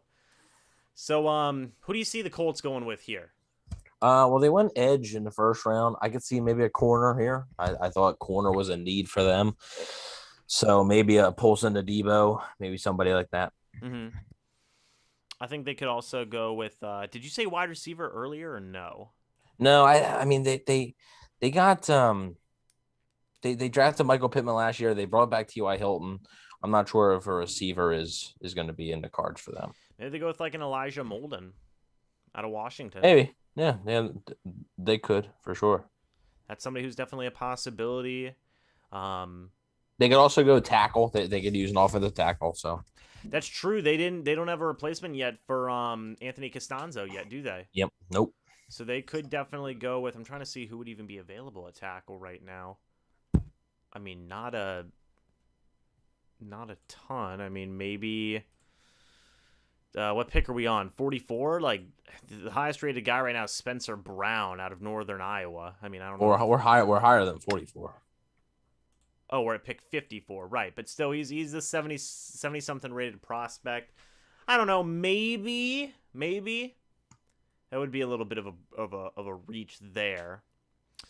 Colts need D-line help. Well, they did get that D-line help yesterday, Aaron. 100%. Terrence Marshall would be a steal right here for Indy, says Hydra. Potentially, man. We'll wait and see. I'll tell you, man. Carlos Basham still being there. Ronnie Perkins still being there. I would love for the Bucs to go edge and edge in the first 2 rounds. That'd be sick, but I don't think it happens. You know. I don't think it happens. Oh, Aaron's saying interior D-line help, getting maybe a potential defensive tackle. By the way, what did you think about the Patriots trading up for Barmore? I mean, if the biggest issue with him is that he just doesn't seem to care. So if anybody's going to get him to care, it's going to be Bill Belichick. So that's true. Now they have another dancer up there with the Indianapolis Colts. There you go. Look at that. This is just becoming a circus show. Oh my goodness. Bucs need corner help. Potentially. I mean, I don't think they need corner help. I think they need corner depth. How's that? I don't think they necessarily need corner. There's not a obvious need at corner. You're not looking to replace Carlton Davis, Sean Murphy Bunting, or Jamel Dean this year. Mm-hmm. What you're looking at is like yet again, the future. You're looking because Carlton Davis. I'm going to tell you guys right now, he's not going anywhere. They have found their number one corner. They're going to lock him up. He's not going anywhere. But the next year is where it gets interesting. Sean Murphy Bunting and Jamel Dean are both free agents. You're likely going to have to choose one or the other. You likely can't bring both back. You won't have the money to do that. So when you do choose one or the other, then you can have a corner sort of waiting in the wings, just ready to be a starter for you. And also corner depth and pass rush depth on defense is always the most important. So, and who knows, maybe you lose both guys to free agency and you still have, it's not as hard of a blow to you because you still have another starter waiting there. Yeah. By the way, the Colts have went with Deo Ingbo. Yeah, sure. Close enough. Let's roll with it. So they do go with some defensive line help. That was a good shout out there to Aaron there, who went ahead. And they went double edge. So yeah, so that was a good guess there. Taking a look at if I can find his measurements. And he is coming off a torn Achilles. So Ian Rappaport says he'll be cleared in August, return to play late September, October. Okay, nice. So that solid pick for them. I mean, I'm trying to see if I can find his measurables. I'm having a tough time right now. But in overall, the Colts continue to build up that defense. I mean, Chris Ballard, he's a very good GM. He really has done some very good work. So they do go double edge. That's interesting there. You know, I mean, I guess they saw the value there and they thought, okay, we're going to go for it. By the way, this Pittsburgh Steelers pick is in. Pick number 55 is there, ready to go. So we will see who that is. This could be a Creed Humphrey spot. Mm-hmm. I don't have a spoiler or anything, but I have heard that they've been linked to him. So okay, the Creed Humphrey spot here. Okay, yeah, center out of Oklahoma. That could be something here, especially with did Pouncey retire? I think so. Mike or was it Marquise or Mike? I think it's I don't know. Yeah, I don't remember, man. Hang on, I'll look it up. Yeah, it's a tough one. It's gonna bother me all night if I don't. Steelers could also go a quarterback here, by the way. There's Franco Harris. They could. This could be a spot for. No, yeah, Marquise Pouncey, I believe, was the one that played for the Steelers. Okay. So Marquise Pouncey. So the Pittsburgh Steelers, Franco Harris is saying his piece. Oh yeah, Pouncey retired. There you go. All right, let's see what Pittsburgh goes with here. Pick number 55. Let's see. So the Pittsburgh Steelers go ahead and select Pat Freiermuth. Okay, tight end. Yeah. Freiermuth. Okay, say it again. Say it for me. Freiermuth. Freiermuth. Well, it's not really like Muth. It's like Pat Freiermuth. Pat Freiermuth. Yeah, there. Pretty much. Close enough. he's a Penn State guy, so I watch a lot of him, so that's why. Okay, 6'5", 259. I guess they did need a tight end. Didn't Vance McDonald retire? Something like that, yeah. But I mean, they still do have Eric Ebron, I think. So okay, that's interesting then. So they did not go Creed Humphrey. They did not go quarterback there. So that's interesting. There's one more team before the Bucs. If you're wanting a quarterback, if you're one of those people wanting a quarterback, there's one more team before the Bucs that has been rumored to be interested in day 2 quarterbacks, and that's the Saints. So we'll see what happens. But and also, I mean, there's always a chance somebody could move back into the second ahead of the Bucs and pick one as well. Yeah, by the way, everybody's trying to correct me here in the chat. Guys, it's my yearly tradition. I get these names wrong. It's just how it works. Steel City is loading up for another run. My frat brother will be very pleased. Yeah, I mean, they select 2 offensive skill players there. They select Najee Harris and then Pat out of Penn State. That's who I'm going to refer to him as. I mean, John Ledger has to be hating it, though. Because, like, Najee Harris is a good player, but they still probably shouldn't have picked a running back there. Because, I mean, their offensive line is an absolute mess right now. Mm-hmm. Like, their offensive line is a mess. They lost to Villanueva. Pouncey retired. Like, their offensive line is a complete mess. And they 2 picks, two skill positions. It doesn't make much sense to me. Poor Big Ben's going to be in some trouble. He can barely move as is, so. Yeah. So we'll see what happens with that. Seattle is on the clock now. Isn't this their first pick? First pick, yes. We got a couple coming up. Seattle's first pick, the Rams' first pick, the Chiefs' first pick. So all of them guys are making their first picks here. This is where I could see a guy like a Creed Humphrey going, or maybe even like a Quinn Miernes. Miners, yeah. Miners. I told you it's a yearly tradition. It could be a Seattle type pick for sure. Yeah, I mean, well, to get an offensive line, I mean, hey, they might be seeing what's going on in Green Bay and thinking, we don't want our quarterback to hate us, so why don't we just go ahead and pick an offensive lineman? Yeah, potentially. Because, I mean, I think Seattle, I mean, they have Seattle's like the opposite of Green Bay. Green Bay had the O-line. They didn't have the weapons. Seattle's got the weapons. They don't got the O-line. I mean, come on now. Have you updated the board? Oh, no, I have not. So let's see. So Seattle's pick is in, by the way. So I've got Davion Nixon. Ifitue Melifonwu, Kyle Trask, Aaron Robinson, Trey Sermon, just because I couldn't think of literally anybody. Okay. Carlos Basham Jr., Michael Carter, Creed Humphrey, Jalen Mayfield, and then Wyatt Davis. Were any of those guys taken? No. Okay. I mean, none yet. I mean, that just goes to show that there's still some pretty good talent there. Yeah.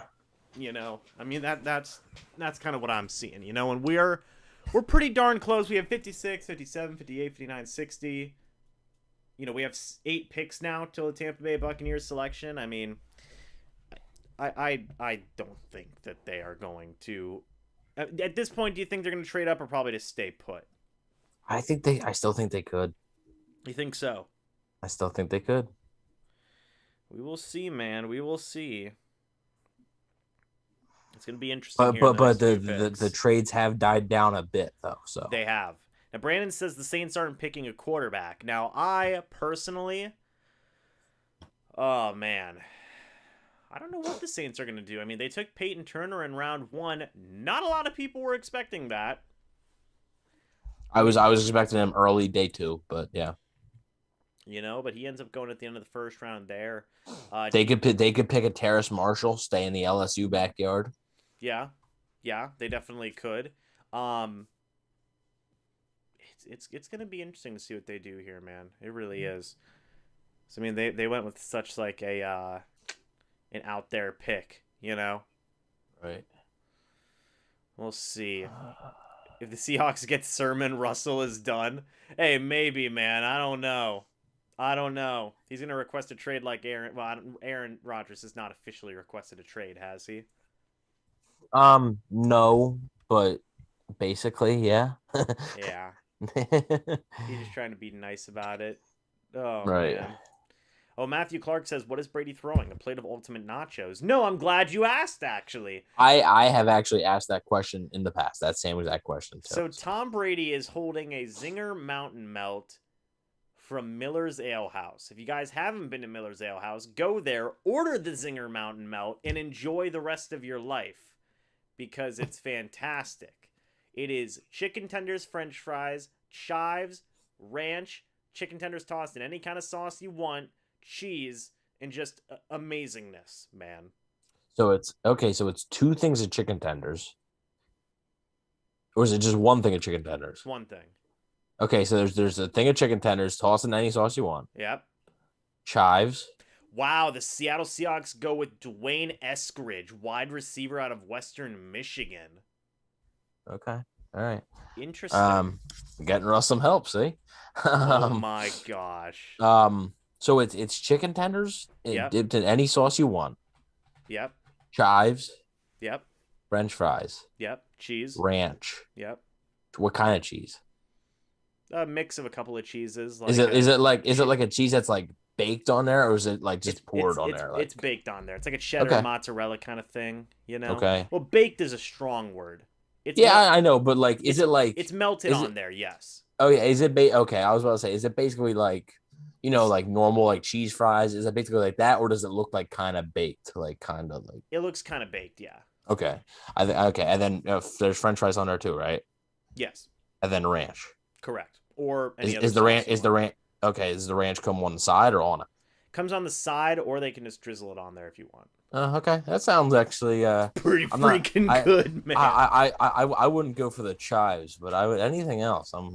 Yeah, man. Next time, when I come down, we'll have to. All 3 of us are gonna go and just die, just die.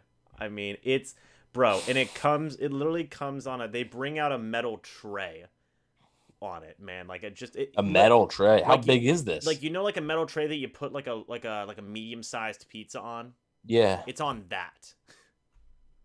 Well, how big of a thing is this? It's a lot of food. It's a lot of food. It's like, so it doesn't just feed one person.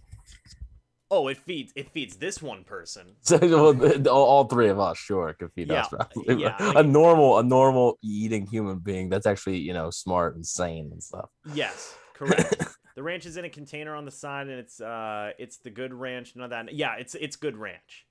It's good. I had Miller's Ale House the last time I was in Florida. Yeah, it's good. Logan says my stomach hurts already. It honestly doesn't hurt the stomach that much.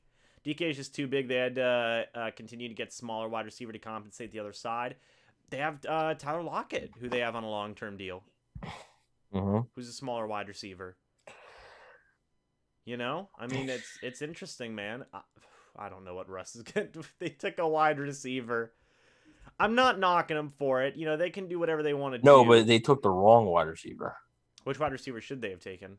Probably Terrace Marshall. If you're going to take a wide receiver, I don't understand why Terrace Marshall is falling. Yeah. It's true. I mean, he's 6'3", 205. Good lord. If it fits the Bucs profile, I'm just saying. He's a big wide receiver. Is he the pick at 64? I don't know. The Rams are on the Rams are on the clock, by the way. They aren't making the pick. They're taking their time. Well, yeah, they're taking their time because they're in a Hollywood mansion. That's true, but also it's because maybe the Buccaneers are trading. Oh, maybe. So are they still on the clock technically, I guess? There's McVay on the phone, but the pick isn't in yet. They have 50 seconds left. What are they doing? Okay, so some of the best available: Terrace Marshall, Creed Humphrey, Joseph Osai, Carlos Basham, Nick Bolton is still there, Wyatt Davis, Davion Nixon, Quinn Miners, Amon-Ra St. Brown. I like him. So I mean, yeah, there's. The pick is in now for the Rams, so they did make a selection. They didn't trade back. There is 6 picks between the Bucs. This is the Rams' first pick by the way as well. So there we go. Logan says, James, can't believe you wouldn't let me co-host tonight. You know, Logan, it's funny because I asked you, hey Logan, are you hopping on? And you said, no, I'm not. Oh, you can't criticize a dude for not having you on and then reject him first. Man's out here watching Grease. Yeah. Man's out here watching Grease. Great movie, by the way. Oh, it is a great movie. Great movie. Go Grease lightning, you're burning up the quarter mile. Grease lightning, go Brandon, don't you dare lightning. support this kind of slander. McVay has a picture of... Wait, Grant Jones says McVay has a picture of Roger Goodell on the wall. I need a picture of Roger Goodell on the wall. What's your infatuation with Roger Goodell? Oh, nothing. I just think it'd be a funny meme. See, I love Evans. I love the big wide receiver. There you go. What do you think the Rams go with here? I don't know. They're tough. It could be offensive line. I completely forgot they have Deshaun Jackson now. I completely forgot they have Raheem Morris now. Well, they'll have Deshaun Jackson for about 2 games, and then it's true. It's true. Legacy says they're going to go with a wide receiver. They could. Let's see. So, somebody says need a dartboard and then get a picture of Roger Goodell. Oh my gosh. There you go. Dank Games says defensive back. Maybe. We'll see. We'll see. What do you think about this whole chair thing that's going on? I think it's weird vibes. They're still doing the chair? Yeah. I thought that was only for night 1. No. They're still doing it. Orlando Pace, by the way, is announcing this pick. Shout out to him. Ryan says he used to get the Zinger melt for free because his uncle was the manager. That makes me upset. I wish my uncle was a manager. Oh, they go with Tutu Atwell, wide receiver out of Louisville. Yet again, where's Terrace Marshall, man? Wow. Tutu Atwell is a speedster. He's just a pure. They love their speed down there. Yeah, shout out to Legacy, by the way, who had that guess on lock. That's a pretty good pick. He might have seen it. Well, he would have said the name. Do you think you just would have spoiled it? Because I saw it and I didn't say anything. True. So I'm a good trooper. So that's good. You are a good trooper. That's why you're a good co-host right now. You're a good guest. You know. So Kansas City, yeah, they still have their pick at pick 58. So we have Kansas City, Cleveland, New Orleans, Buffalo, Green Bay, Kansas City again, and then the Bucs. Okay. So this is going to be interesting. Chiefs. I mean. Again, this is the first pick the Chiefs have made, correct? Yes, this will be the first pick. So I wonder what they... Oh, you know what? No, I know 100% who they're going with here. This is where Terrace Marshall Jr. is going. 1,000%. It could. They've been looking for a receiver, so... Yeah, 1,000%. This is where Marshall Jr. is going. No doubt about that in my mind. The reason I think that is because whenever I looked back at the Super Bowl, And I saw, Tyreek Hill, Travis Kelce, a lot of guys dropped a lot of passes in that game, right? Admittedly, you know. Right. And the one thing I thought is like, man, if they had a Mike Evans type guy, like if they had a big-bodied wide receiver who had reliable hands, Mhm. they would be even scarier of an offense because they didn't have that. They have a lot of like speedy guys. Mhm. They need like that big physical guy. I think that this is where he's gonna go. I because he's that big profile, right? He fits it, yeah. I definitely think Terrence Marshall is gonna go here. I believe so, and that would be a good pick for them. That would be a very good selection for them. That was Kelce. Well, Kelce had everybody struggled in that game besides the Bucs, but let's see. 6 picks left in the Bucs will draft. Chiefs defensive end, maybe. I don't know. Probably not. I don't see them going defense, man. I'm telling you, I think they're gonna go Terrace Marshall Jr., man. It's my official guess. Let me actually take a look here. Yeah, okay. Everything's looking good. Right on. What do you think they go with here, Evan? You make a good point. So I'm gonna stick with Marshall. Okay. I really do think that would just make. Somebody said that they might take Creed. Maybe they could still use offensive linemen. So maybe. Yeah, Humphrey. Somebody said they're gonna take Creed Humphrey. Yeah. Andy Reid never had a big receiver aside from T.O. Well, that's what I'm saying, Todd. He's going to go out there and get a big one. Chiefs pick is in, by the way. So they didn't trade it back or anything. Their pick is 100% in now. I don't know, man. I'm going to say wide receiver. That's what I'm going to say. I don't know if they need D-end help. I mean, I'm sure they do need D-end help. By the way, what's up, Alvin? How are you doing? Hope you're doing good. We have 159 people in here watching, by the way, as we approach the Tampa Bay Buccaneers selection. So let's see what's going to be going on here.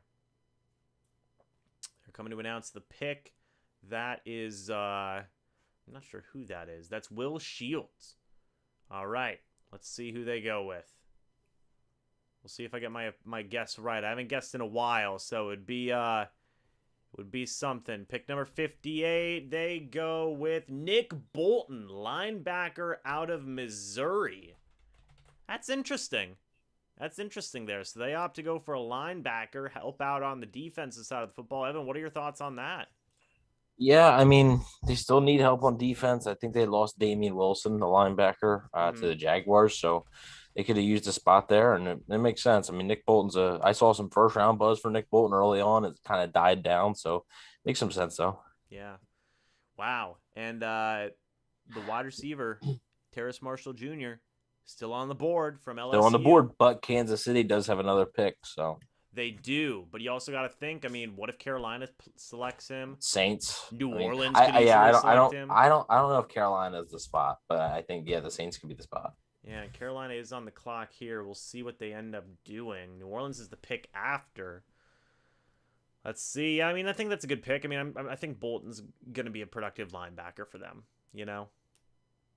Yeah, he's a solid player. It's pretty good value at that. They have to move up at all. It's pretty good value. Yeah. So we will see. Kinsey still has another pick for us again. Yeah, I mean it is what it is. Hey, we had a first round pick and they didn't. So I mean, hey, it is what it is. Wonder what Carolina's going to do here now. Their needs apparently are tight end, defensive end, linebacker, and quarterback. I'm not sure. That's interesting. They could still use some offensive line help. To be honest, are you surprised you haven't seen a quarterback taken yet? No, not yet. No, I think if the Saints don't, I'm not saying I expect the Saints to draft one, but like they could. I think. Yeah, that would be interesting. Man, I just want Kyle Trask to go before the Bucs pick. Oh man. Oh, you know what's gonna happen. You know exactly what's gonna happen. What's gonna happen? Oh, the Bucs are gonna take Trask at 64, and the world is going. You're gonna melt. Yeah, not the world, because there's a lot of Gator fans. The world will honestly, the world will honestly probably be happy. Yeah. Evans will retire with us, but Brown will be gone and probably Godwin. Bolton lays people out. He came downhill on Najee Harris too. Well, that's a very what's the word? That's a good accomplishment. There you go. We figured it out. Yeah, Carolina here, I don't know, man. I mean, they probably need more defenders, right? I mean, that defense is rough. yeah, I mean, that defense is rough. You know, it's funny. I was talking to a Carolina Panthers YouTuber, Aaron, from the Unnecessary Bluntness YouTube channel yesterday, and I said, do you think that now that they've missed out, or not missed out, now that they did not select Justin Fields, could you see them taking a quarterback now? And he goes, no, I don't want to see them take a quarterback. I said, really? He goes, well, that'd just be like a slap in the face. Because you had Justin Fields there, and you just say, no, we're not going to do it. We're just going to, we'll yeah. So I think that they're going to be set with Sam Darnold to be their starting quarterback, at least for the first year. And then after that, they'll see what happens. But it's going to be interesting, man. Carolina's pick is in, by the way. Evan, I'm going to let you talk for just a moment. I'm not sure if you have the chat. Do you have the chat up? I can. Hang on, I can get it up. Yeah, I'm going to wait for you to bring up the chat, and then I have to go to the bathroom for just a moment, and then I will be back. Yeah. All right, I got the chat up right here. So. All right, be back in just a moment, guys. Evan, if you want to go ahead and answer some questions on there, I'll see you in a second.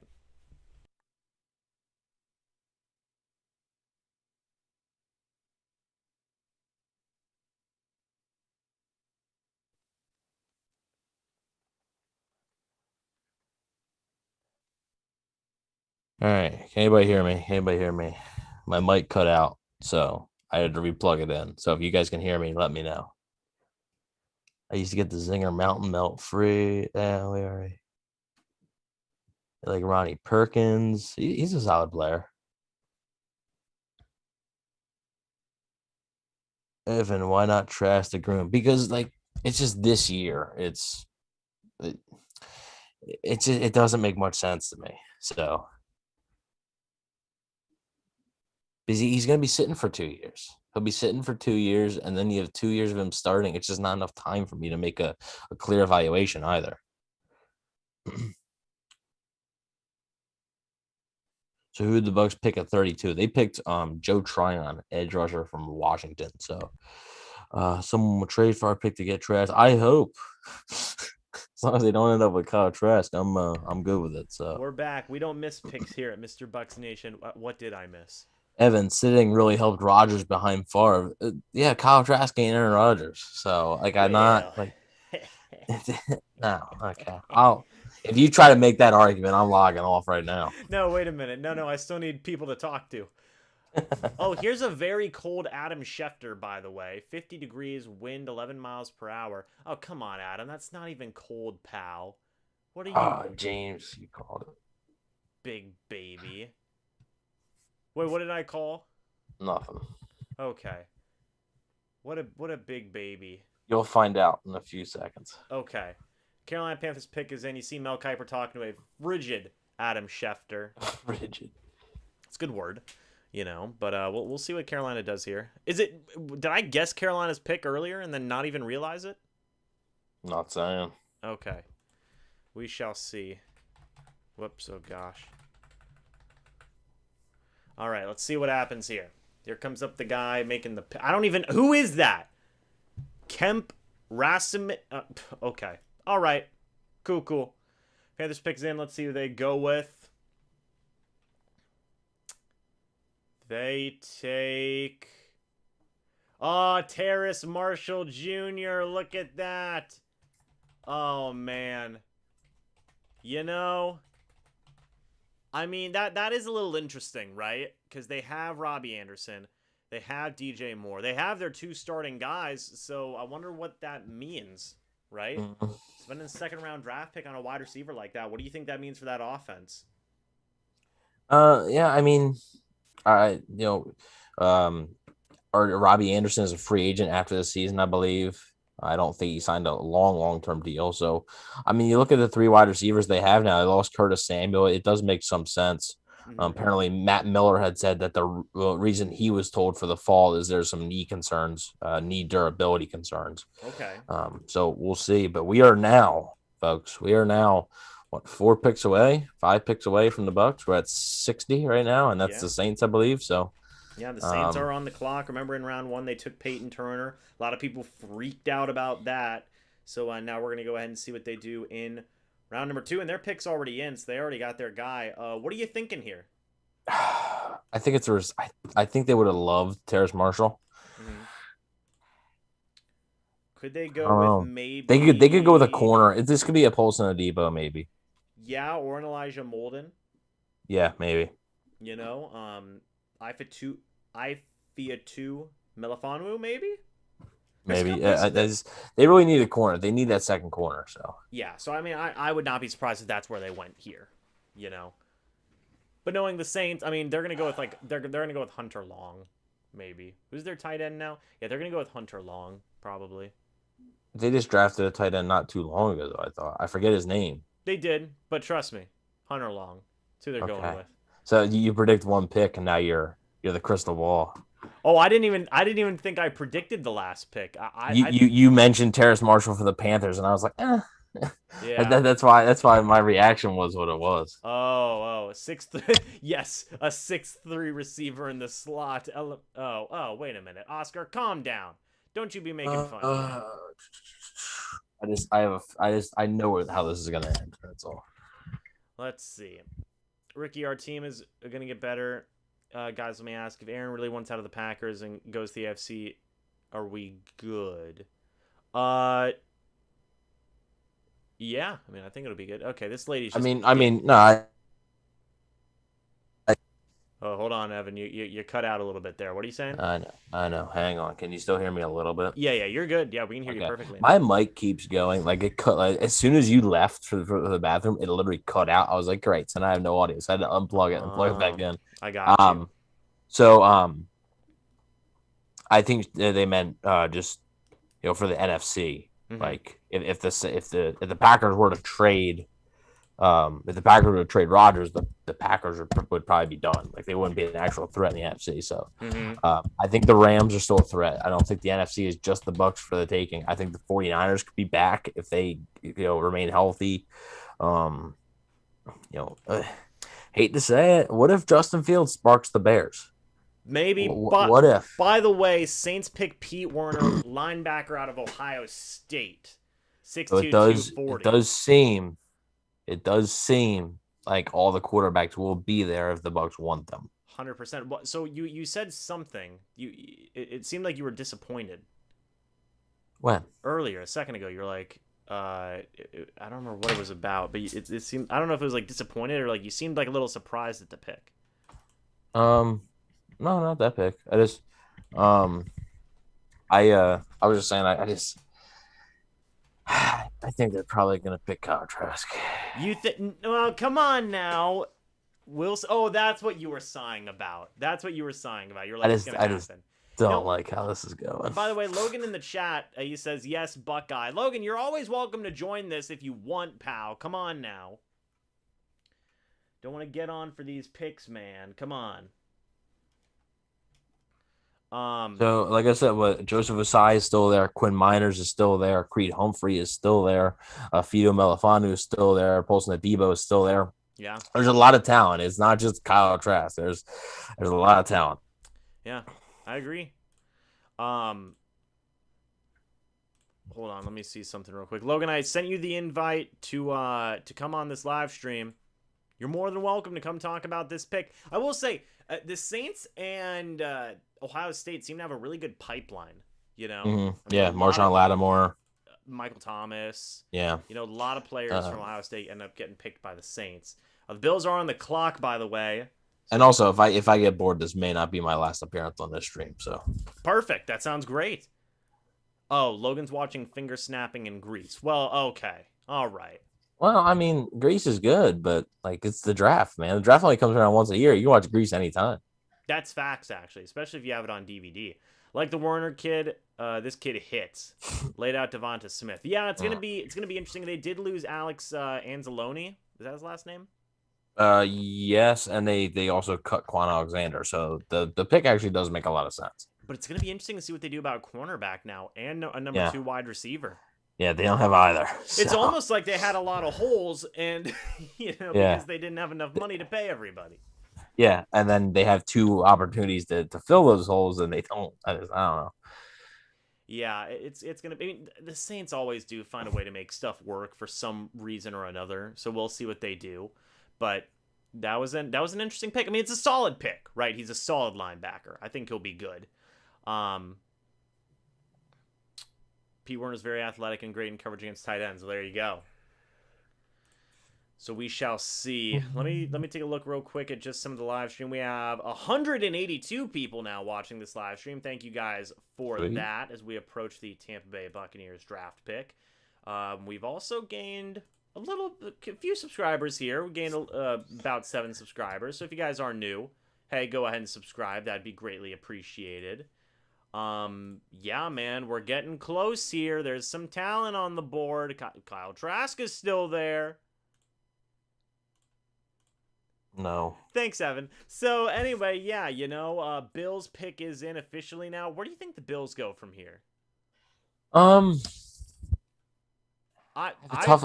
was gonna say running back, but I have a tough time seeing them a running back here. Right. I had them going ETN in the first round, but ETN obviously went beforehand. So right. I'm not sure. They could go offensive line. Yeah, I'm not really sure. Yeah, I mean, I'm trying to look at the guys available right now. This could be a Creed Humphrey spot, maybe. Maybe this is a Creed Humphrey spot. Yeah, maybe. Could they go corner, or do their corners really set in stone? I feel like they should go something on offense. I just saw their pick. Okay. I definitely feel like they should go with something on offense, though. Just my thoughts, Yeah, I mean, they went defense first round with a guy you're a fan of that I'm not. So thank God my first nightmare was so close. No, they weren't going to pick him. Could you imagine if they would have taken Joe Tryon, Gregory Rousseau goes at pick 32, and then in the second round they get Kyle Trask? We were so close. No. We were so close. With our coaching staff, we should be able to coach anyone to be better. Bills might. Yeah, sure. But somebody said Bills might take Mayfield, which could be interesting. Somebody said Carlos Basham Jr. We'll see. I think they're going to go on the offensive side of the football personally. So there's 2 teams now on the 2 teams before the Bucs. 2 teams. That's right. So some of the names Greg Allman has put out, Humphrey and Miners are still there. Melifanu and Bolden are still there. Yeah. Jabril Cox is still there, the linebacker. Yeah. Davion Nixon is still there, and then all three of the quarterbacks. They do go Carlos Basham Jr. All 3 of the. Hey, one guy I'm going to point to again. He's still there. Wyatt Davis, still available. It's almost the end of the second round now. I mean, my goodness. So. Yeah, that's a. Well, I just realized, didn't they go edge? They just went edge defender twice. Yep.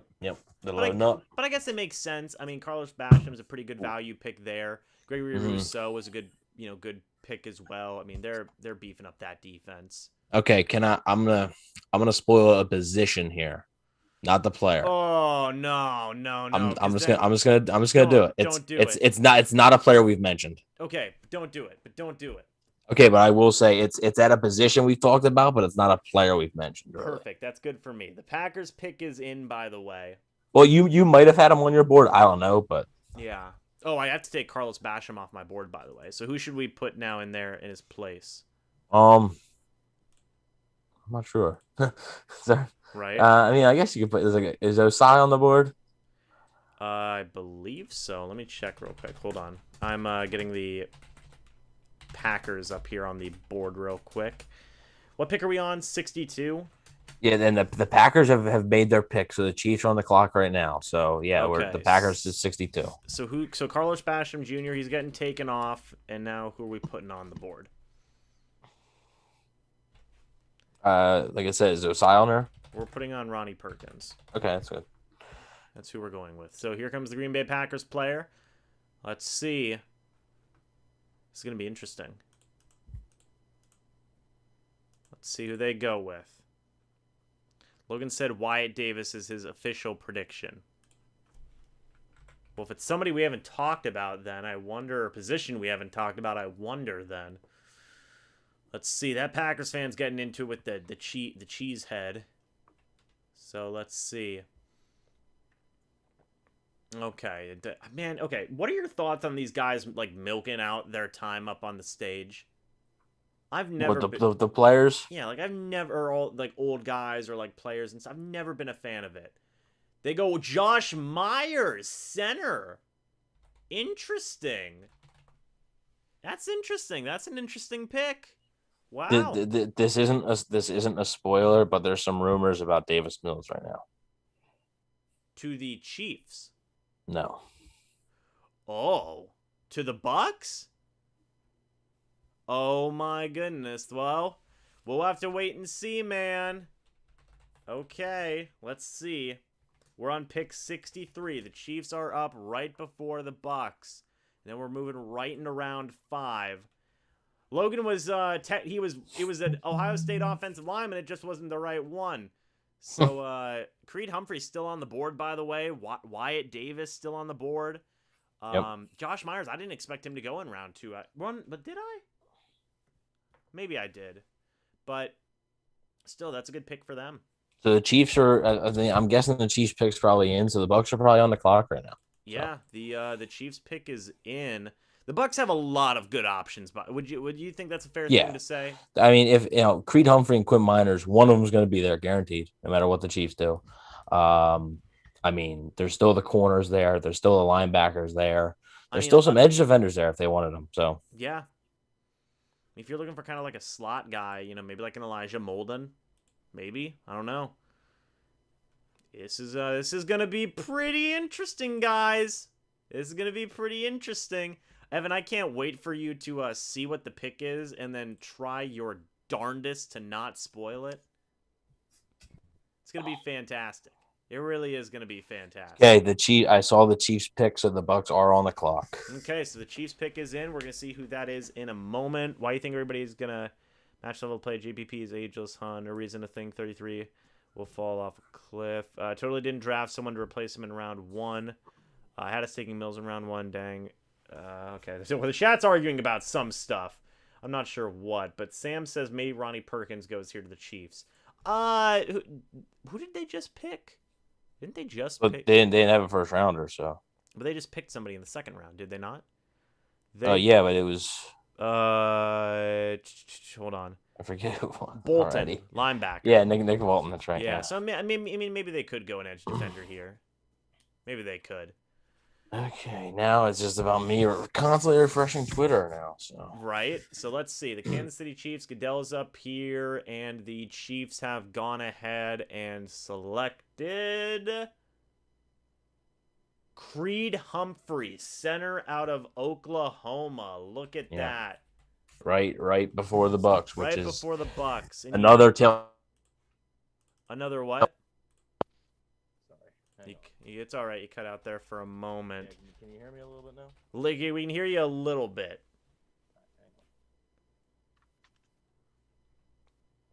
That's interesting, man. Of course, right before the Bucs pick is when my mic starts giving me issues. Right. So the Bucs are officially on the clock. Yes, they are. Oh my goodness, guys! Here we are. 193 people in here watching. Evan, who do you think?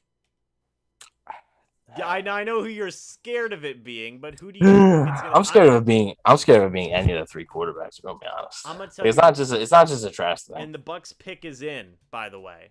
The Bucs pick is in. I'm gonna tell you right now, I think it's gonna be Wyatt Davis. That's who I think they're going with. I think they're going Wyatt Davis. I always think it's Wyatt Davis, but that's I'm gonna take another Davis. I think they're going Davis Mills. You think so? All right, we'll see. We shall see. I'm sure you already have the pick, right? I do not, actually. Really? Okay. Don't look at your phone. Do not look at your phone right now. What do you mean? Stop it. Yes, you. Stop No, it. I literally have to. Oh, I guess you do have to. That's true. That's a good point. So in my last mock draft, I actually had Josh Myers going to them. He goes a couple of picks before. Okay. I don't know, man. I'm going to say Wyatt Davis. I think they finally go ahead and get an Ohio State player after like 30 years. And they go ahead and do that. I'm not going to be looking at the chat right now because spoilers are a thing in life. And I don't want that in my life. So 194 people watching, guys. 120 likes. If you're excited for the Buccaneers pick, hit that like button. If you're new, go ahead and subscribe. And, of course, we get a commercial break before the Tampa Bay Buccaneers pick. And I did want to say, guys, also, after this pick is made, we're going to take a moment. We're going to hit the Be Right Back screen. Honestly, you know, Evan, if you want to go ahead and talk with the chat while I'm making a video real quick, like 5-10 minutes, would you mind that or no? Yeah, will it be like the Be Right Back thing, or? Well, if I just, instead of putting up the Be Right Back thing, if you just want to, if I just leave here, go record the video, and you're talking to the chat, would you mind that or no? Yeah, that's fine. I mean, how long you for, like 5 to 8 minutes? Yeah, 5 to 8 minutes. See, this is why you're the best co-host, man. This is why you're the best co-host. You got my back. Gonna be able to keep the flow of the live stream moving. It's gonna be fantastic, man. So you're saying Davis Mills, I'm saying Wyatt Davis. This is gonna be spicy, Evan. Do you have the pick? I do. Okay. I do have the pick. This is going to be spicy. Now, Mel Kiper has their needs as a running back and a defensive end. That's certainly interesting, Mel. That's certainly interesting. Running back. I mean, I don't think running backs. I see the issue with Mel Kiper's thing is he doesn't adjust them after the. I made these 2 months ago. They're still the same. He has to just convince everybody that it's still a need, you know? By the way, we have just approached or just passed the 3.5 hour mark here on the live stream. I can't believe I'm actually doing this again for another 5 hours. And Evan, you have cut out a little bit there, but it is what it is. It's all good. This thing's stupid. We can't hear you. We can hear you a little bit now. Can you hear me now? Yeah. You're good. We gotcha. We got you on here. Hey, what my microphone is, I know what the right one is, and I kept saying the wrong one. So. Oh, I got you. Yeah, so... is it back from commercial break right now? No, not yet. They are still doing the commercial Jesus stuff. Christmas. You are ready. You are ready to talk about this pick. Which is good. I like it. I like the enthusiasm. Over 200 people in here, by the way. That's pretty sick. That is pretty awesome, man.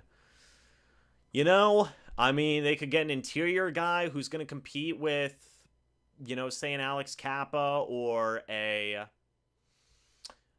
Aaron Stinney, you know, for that, or compete with Alex Kappa and Aaron Stinney for that starting right guard spot. They could get a cornerback who at first would probably be that fourth cornerback, and then he's going to end up, you know, eventually hopefully being a guy who steps in either for a Jamel Dean spot or a Sean Murphy Bunting spot. You know, they could get maybe a successor to Tom Brady with a quarterback. There's Trask, there's Mills. There's a lot of there's a lot of options. I mean, obviously they're not gonna with the picks in. I was gonna say they're not gonna trade back with the picks in. So right, correct. The pick is in. They've already got the they've already got this. They have graphics now. 2018, they picked Vita Vea and Ronald Jones in the first and second rounds. That ended up pretty well for them, by the way. In 2019, they went with Devin White and Sean Murphy Bunting. That went pretty well for them, I would think. And then in 2020, they went with Tristan Wirfs and Antoine Winfield Jr. I think that went pretty well for them. And I'm not even looking at the chat. Evan, I'm sure you've already made your post on Instagram, right? I have. Yeah, okay. it is up. Okay. The post is up. The post is good. Buccaneers draft room. Looking spicy in there. It's interesting to have all the Glaziers in there. Do they have all the Glaziers in there? I think it's only the two main ones that are involved with it. I always feel like there's like 30 Glazier kids running around. Never know with them. But now they're just kind of seemingly hanging out. I can tell which one's Bruce Arians. I didn't see Jason Light anywhere. We'll see what happens here. Are they picking right now?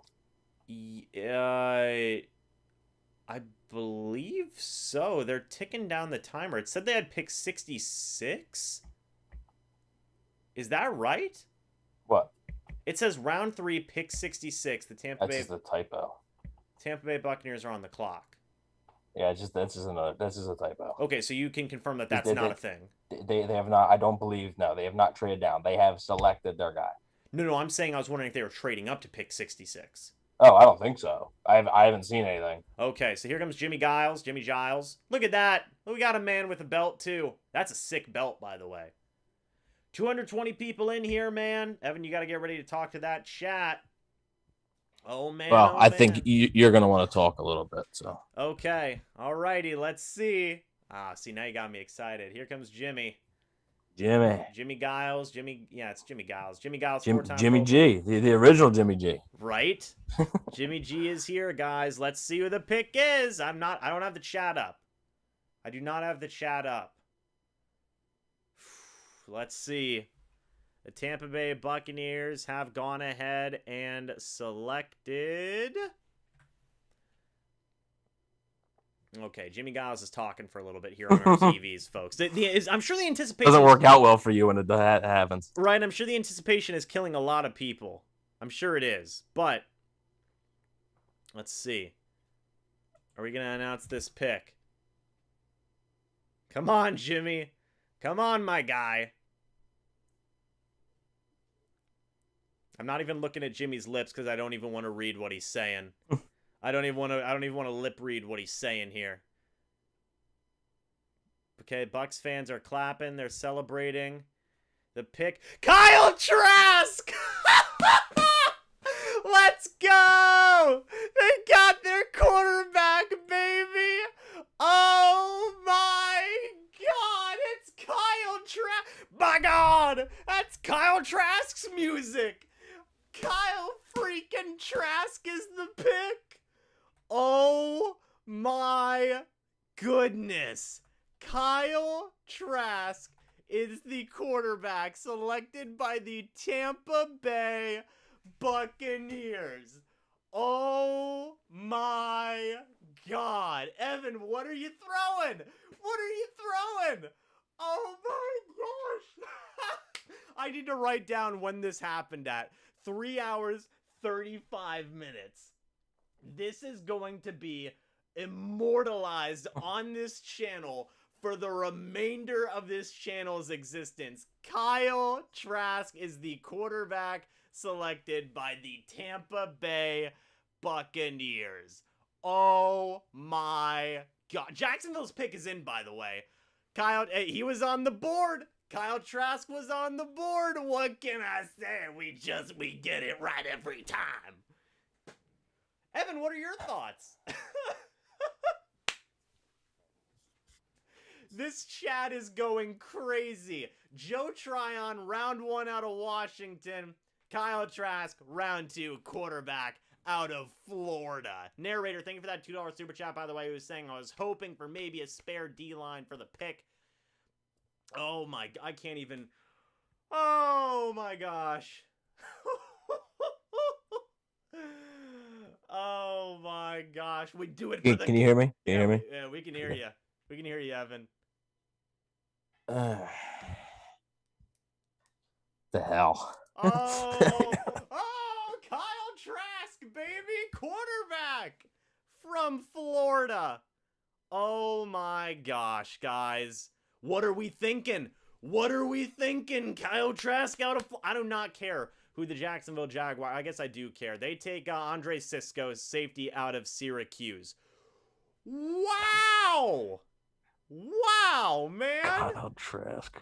Kyle Trask out of Florida! He's the boy, by the way. Boom. I've already got Wow. There's a pick right there coming up. I've already got the 3rd round pick. Can I ask real quick, is it the Tampa Bay Buccaneers picking or is it the Minnesota Vikings? Oh no. It's the Houston Texans. Okay. The Houston Texans first pick also. At pick 67? Yes, that is their first pick of the draft, and it's a doozy. Wow. Guys, I'm gonna be right back. I'm gonna go make a video on Kyle Trask. Oh wow. There is a wow. Okay, the Vikings pick is a doozy too. Okay. I'm gonna go make this video talking about Kyle Trask real quick. Evan, if you want to read the chat, when I come back, we can talk about this pick more at length because this is a pretty monumental pick. This is a big pick. This is a big deal. So I will be right back. I'm going to go make this video, and I'll be back in like 5 to 8 minutes, okay? I'll see you guys in a second. Yes, sir.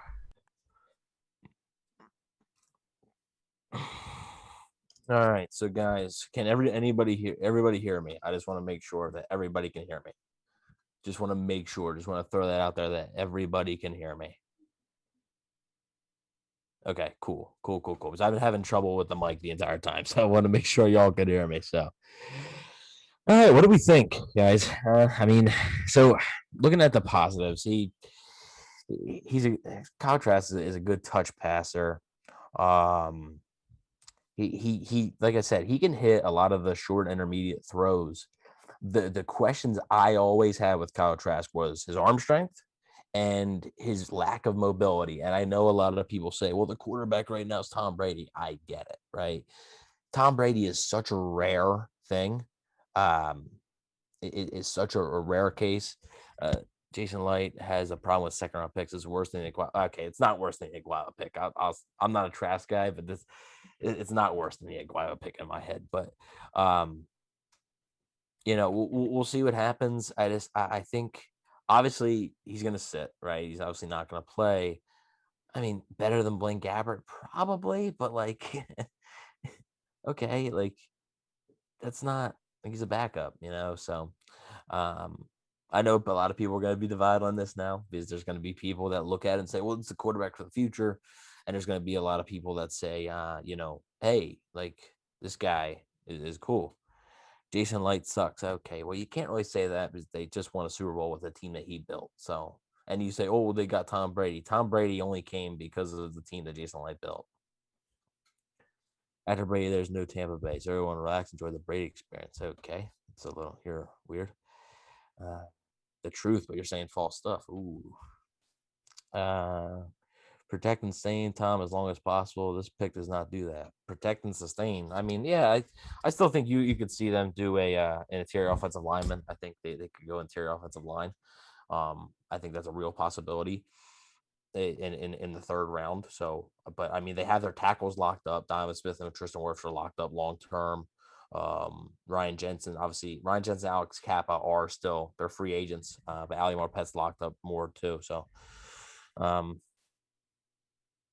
yeah, and also, I mean, they Sue 1 year contract, Vita contract up next year. Vita Vea's contract is not up next year because they accepted his 5th year option, so his contract is actually up the year after. Um, Dina Murphy Bunting's contract's coming up. That's the year after as well. So the Bucs would have Jamel Dean, Sean Murphy Bunting, and Vita Vea all in 2020, the 2023 offseason. Let's see. The Bucs will be dead when Brady leaves, anyways. Okay, man, there's a lot of haters in here right now. It's a lot of haters, not on Trash, but on the Bucs. I don't just draft just went to garbage. Jason Light sucks. Come on, man. I mean, I understand not liking the pick, but completely doing a 180 on like, come on, seriously.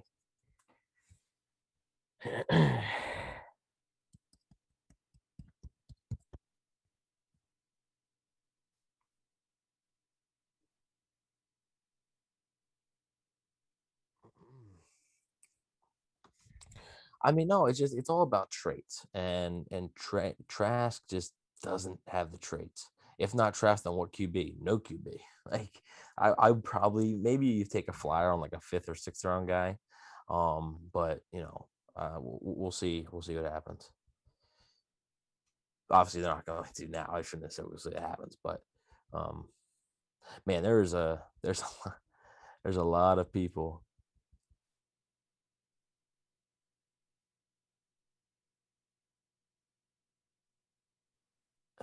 It's not about traits, is what happens with Brady. Okay, shut. All right, dude. Everyone needs to chill. Well, you knew there wasn't gonna be a lot of logical people.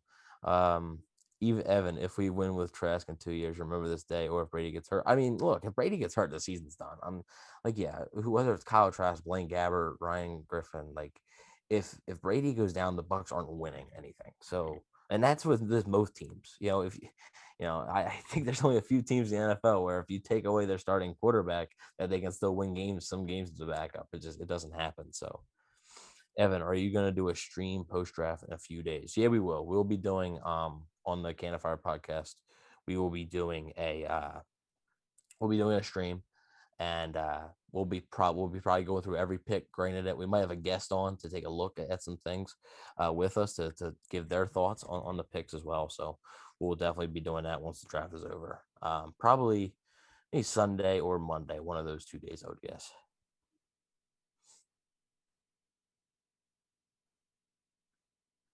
Arians must have seen something in him over Mills. I mean, Mills had the better arm, but also Mills had some injury concerns.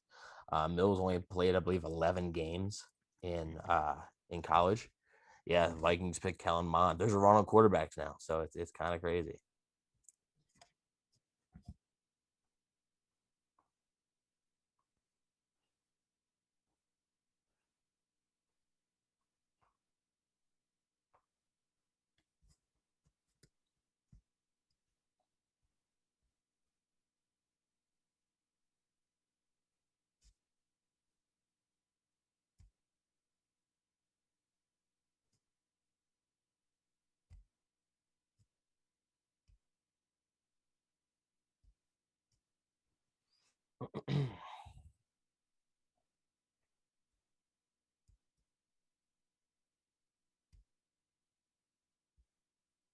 So it looks like Kyle Trask is the guy for the future. Could be the guy for the future. Let me check this chat real quick. Got some hot wings. There you go. There you go, Cam. Got some hot wings. The Trask at hand. Who would you have taken? Trask is a weak arm, Ryan Griffin. But yeah, I'll tell you, Ryan Griffin might have one of the weakest arms that I've ever seen. Like he throws some lollipops, man.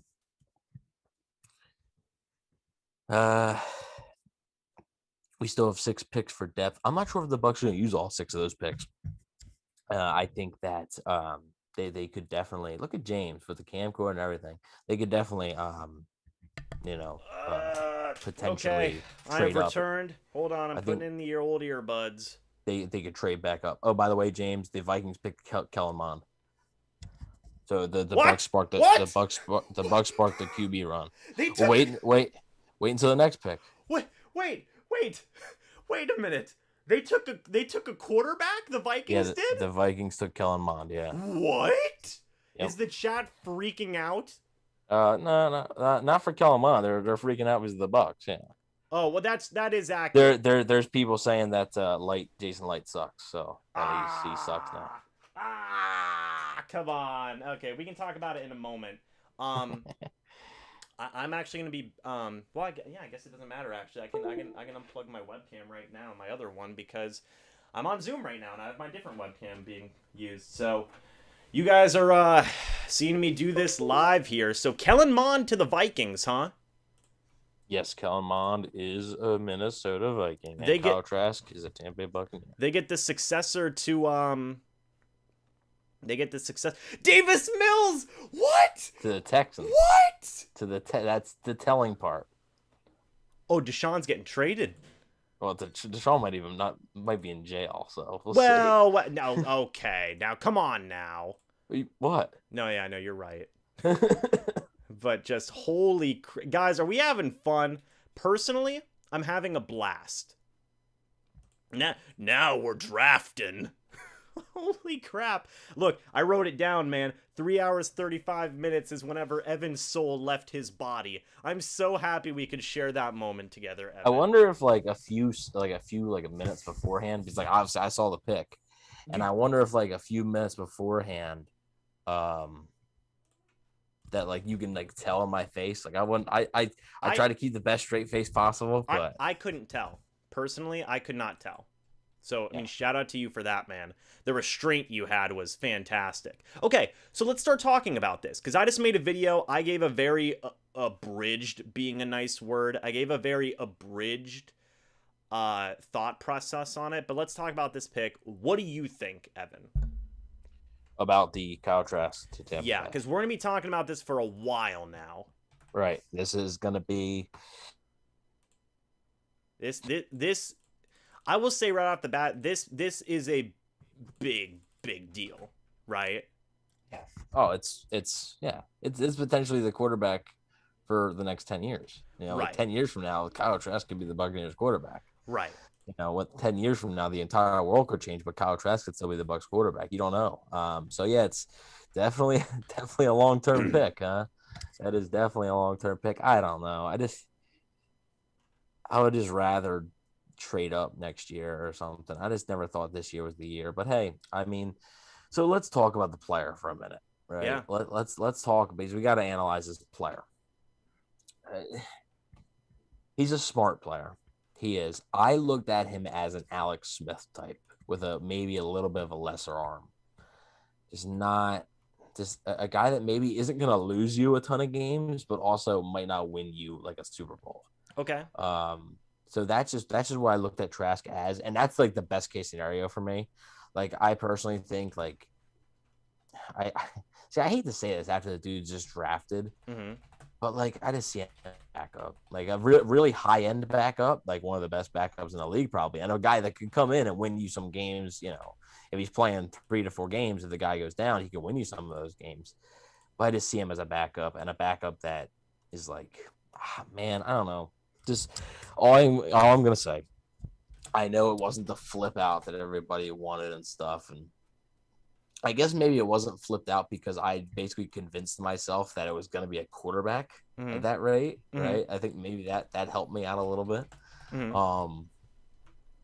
But all I'm going to say is, you know, they have a great coaching staff there with Bruce Arians, Clyde Christensen, Tom Moore, Byron Leftwich.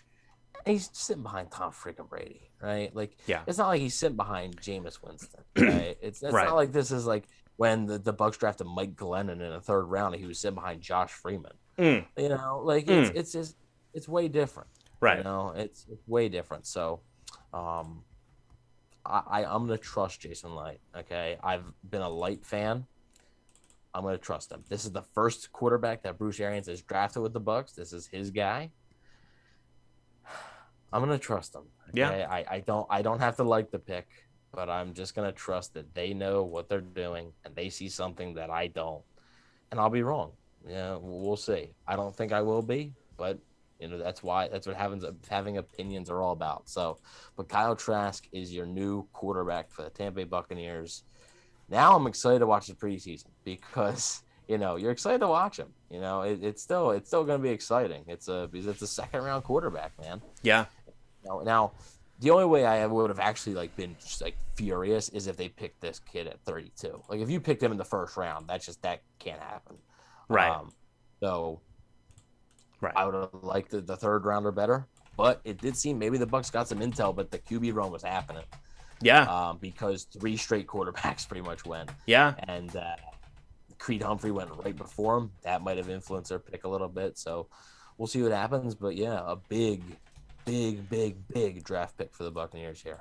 Yeah, I think whenever you look at the spot that Trask is going to, you could argue that this is the...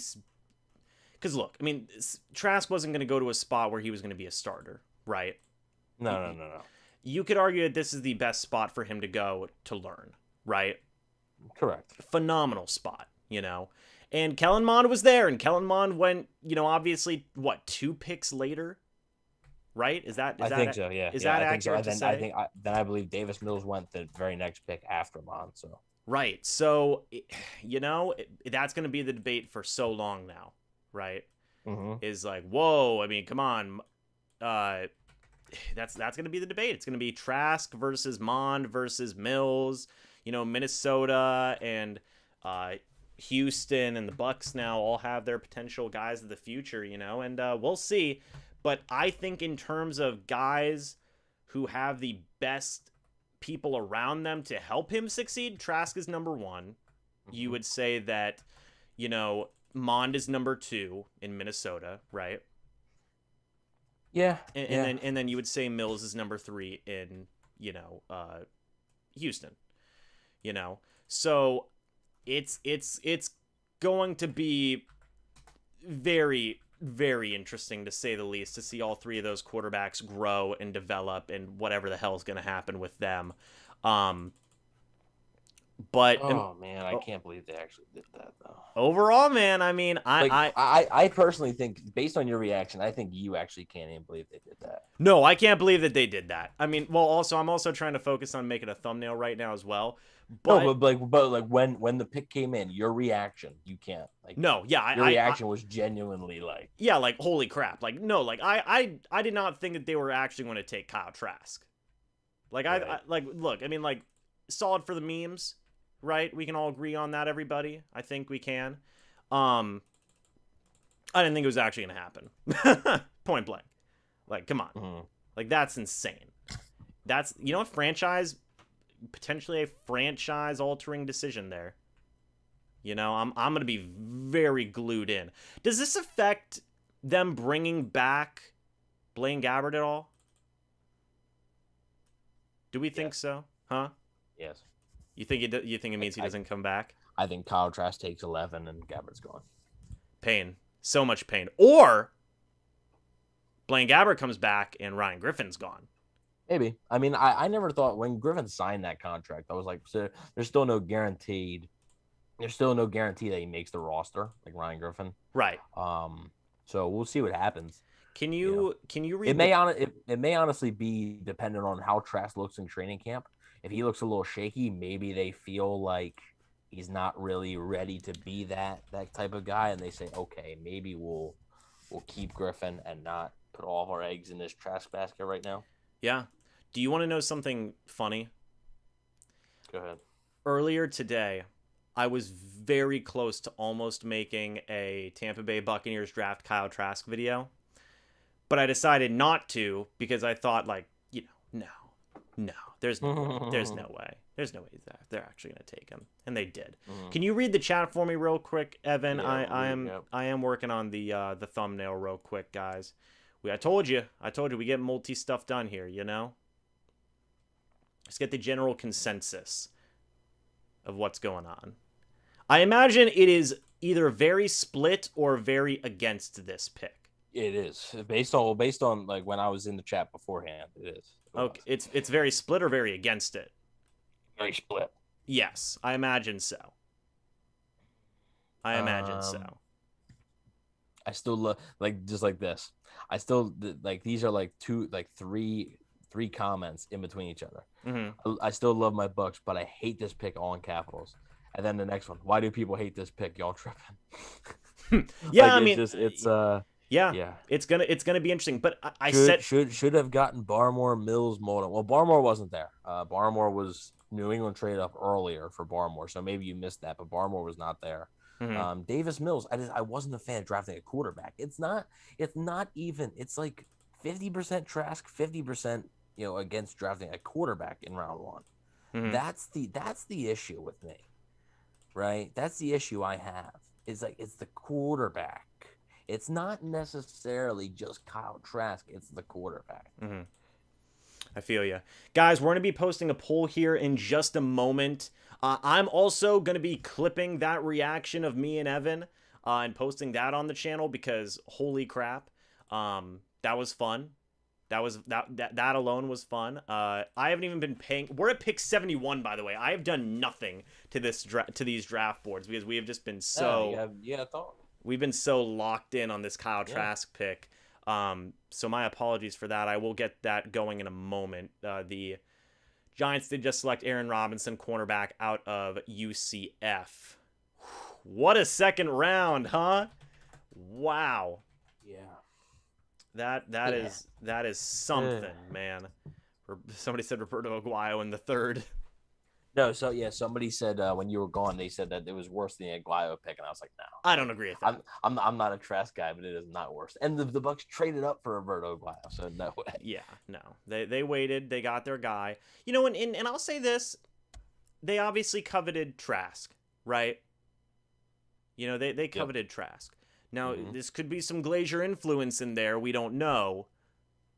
We don't Maybe. know, but they got their guy. He's going to be in a good system. He's going to learn from literally the best quarterback in NFL history and then some of the better coaches who are known for working with quarterbacks. I understand the split, though. People saying you could do that next year. You could take a quarterback next year. I understand where that split is. I get that. But next year would have been all fine. Would have been fine. But this year just didn't make much sense to me. Yeah, and then I also want to comment on the Blaine Gabbert thing. Him potentially him Alim McNeil goes, by the way, to the Lions. Wow. I like the Lions draft a lot. Yeah, but back on Trask, I could see a situation where it's Brady, Gabbert. That was who I wanted to comment on, was Gabbert. Because if Gabbert signs for a veteran minimum, I mean, I don't see Ryan Griffin sticking on this roster. Yeah, I think the 3 quarterbacks would be Brady, Gabbert, and Trask. Yeah, and we'll see what happens after that, But I said it with the Joe Tryon pick, and this one is definitely going to be a lot tougher of a pill to swallow for Bucs fans, but I'll say it again. Let's give Kyle Trask a chance, No, I will never. Okay. Well, there you go. But I mean, man, there's so many layers to this, right? Yeah. Because there is. You're going to have people who argue with the Bucs didn't need to take a quarterback at all in the second round, or even the third round, or even the entire draft.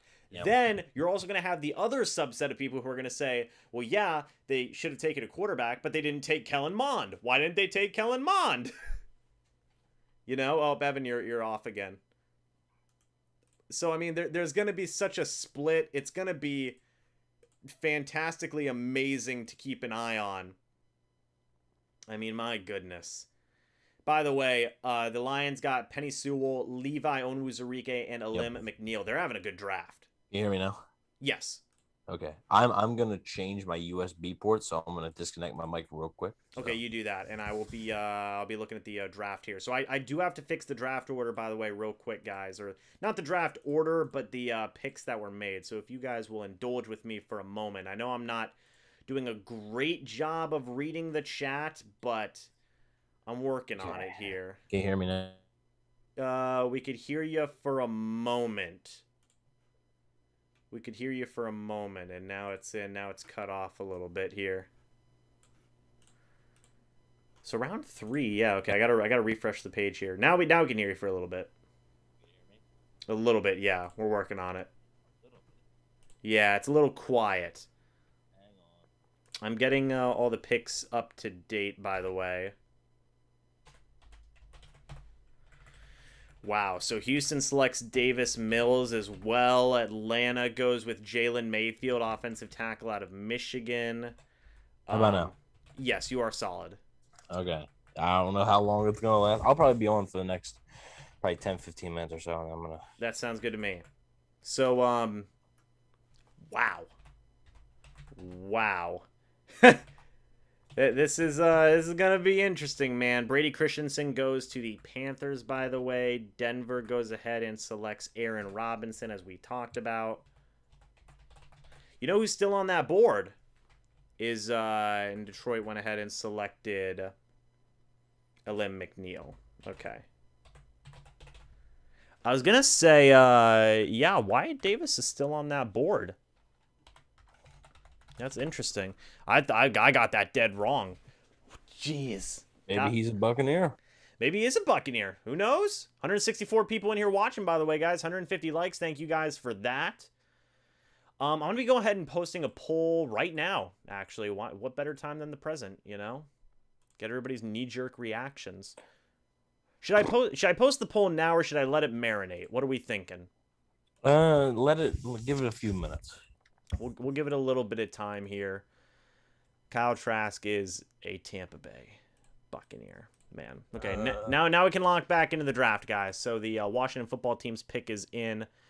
They will be making a selection here. So Rhett has not contacted me at all. I'm just gonna text him howdy. Is he at work? I don't know. It's 10:02. What's he doing at work? Oh, it's 10:02 It's already 10 p.m. Yeah. We've been live for 4 hours. I just texted him howdy. Nice. He might be. What if, he was asleep during the Tryon pick? What if he's asleep right now? He would be upset. I can't remember. Did he want Kyle Trask or no? I don't know. I don't remember. I think he was more open to it than I was, but I think he was still on the thing that it's just not the year to pick a quarterback. Right. Yeah, I think he was more open on the player, Kyle Trask, the player. Mm-hmm. But yeah, the quarterback per se. Wow. So, okay, who do we put on this board now? Because Trask is obviously gone. So give me a player real quick. Can the board go Demetric Felton? Okay. We are going to go with Demetric. Oh, whoops, I might have spelled his name wrong. Okay, Demetric Felton's on there. Aaron Robinson is now gone, so I need another player. I'm just going to look at the best remaining players and see what's up. Ronnie Perkins is still out there, by the way. That's interesting. I'll fill this out real quick. Elijah Molden is still there. Surprising. Is that surprising? A little bit, but he'll be off the board here shortly, I think. Yeah.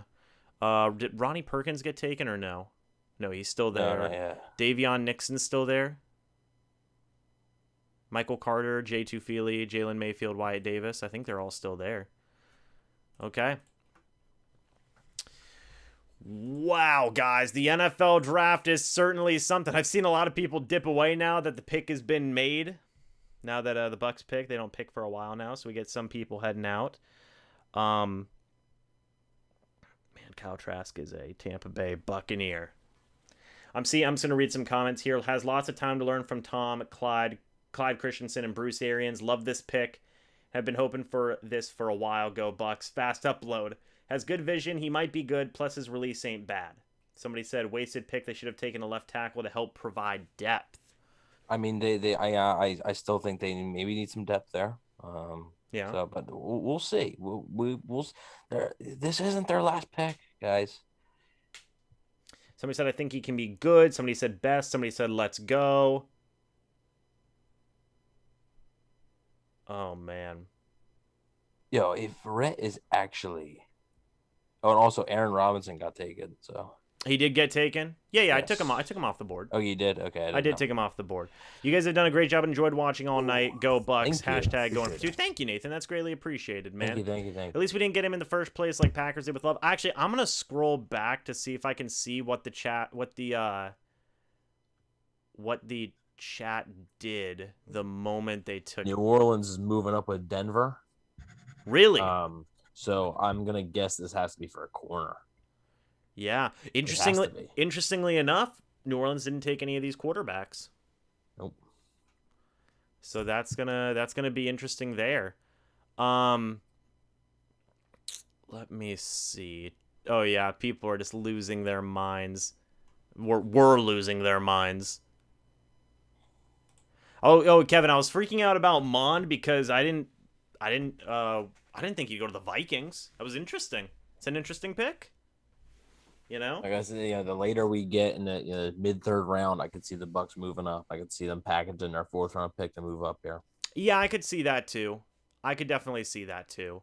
Because then they're just kind of done for a little bit. If they do that, I don't even know. They're done for the night if they do that. Yeah, so. If they do that, one, they're done for the night. Two, that might even affect my live stream plans for tomorrow, considering Yeah, maybe just start a little bit later, maybe. Yeah, that would definitely be something to take a look at there.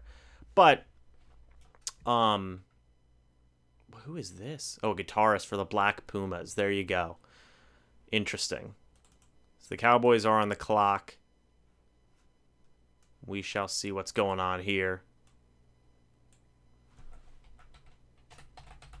They go ahead and select Asa. I'm not even going to try and pronounce his last name. Asa from UCLA. There you go. Very interesting there. So the Tampa Bay Buccaneers, what pick do they have? And then we've also got compensation picks to worry about as well. So, yeah, they're going to pick 105 is the end of the third round. The Buccaneers have pick 95. You are correct. So the reason is that there's the comp picks. So this is right. Third round is when the comp picks get involved. Right, absolutely. So this is certainly going to be interesting, man. This is going to be certainly interesting. Willie gave $5 here. Thank you for that. He says, I'm still hanging in there with you guys. Trask needs much developing. I just didn't like the 3 horrible picks he threw on Oklahoma. Other games were solid. Yeah, so, just talking about this a little bit more, man. Trask he's going to learn, man. He's going to learn a lot from a lot of guys.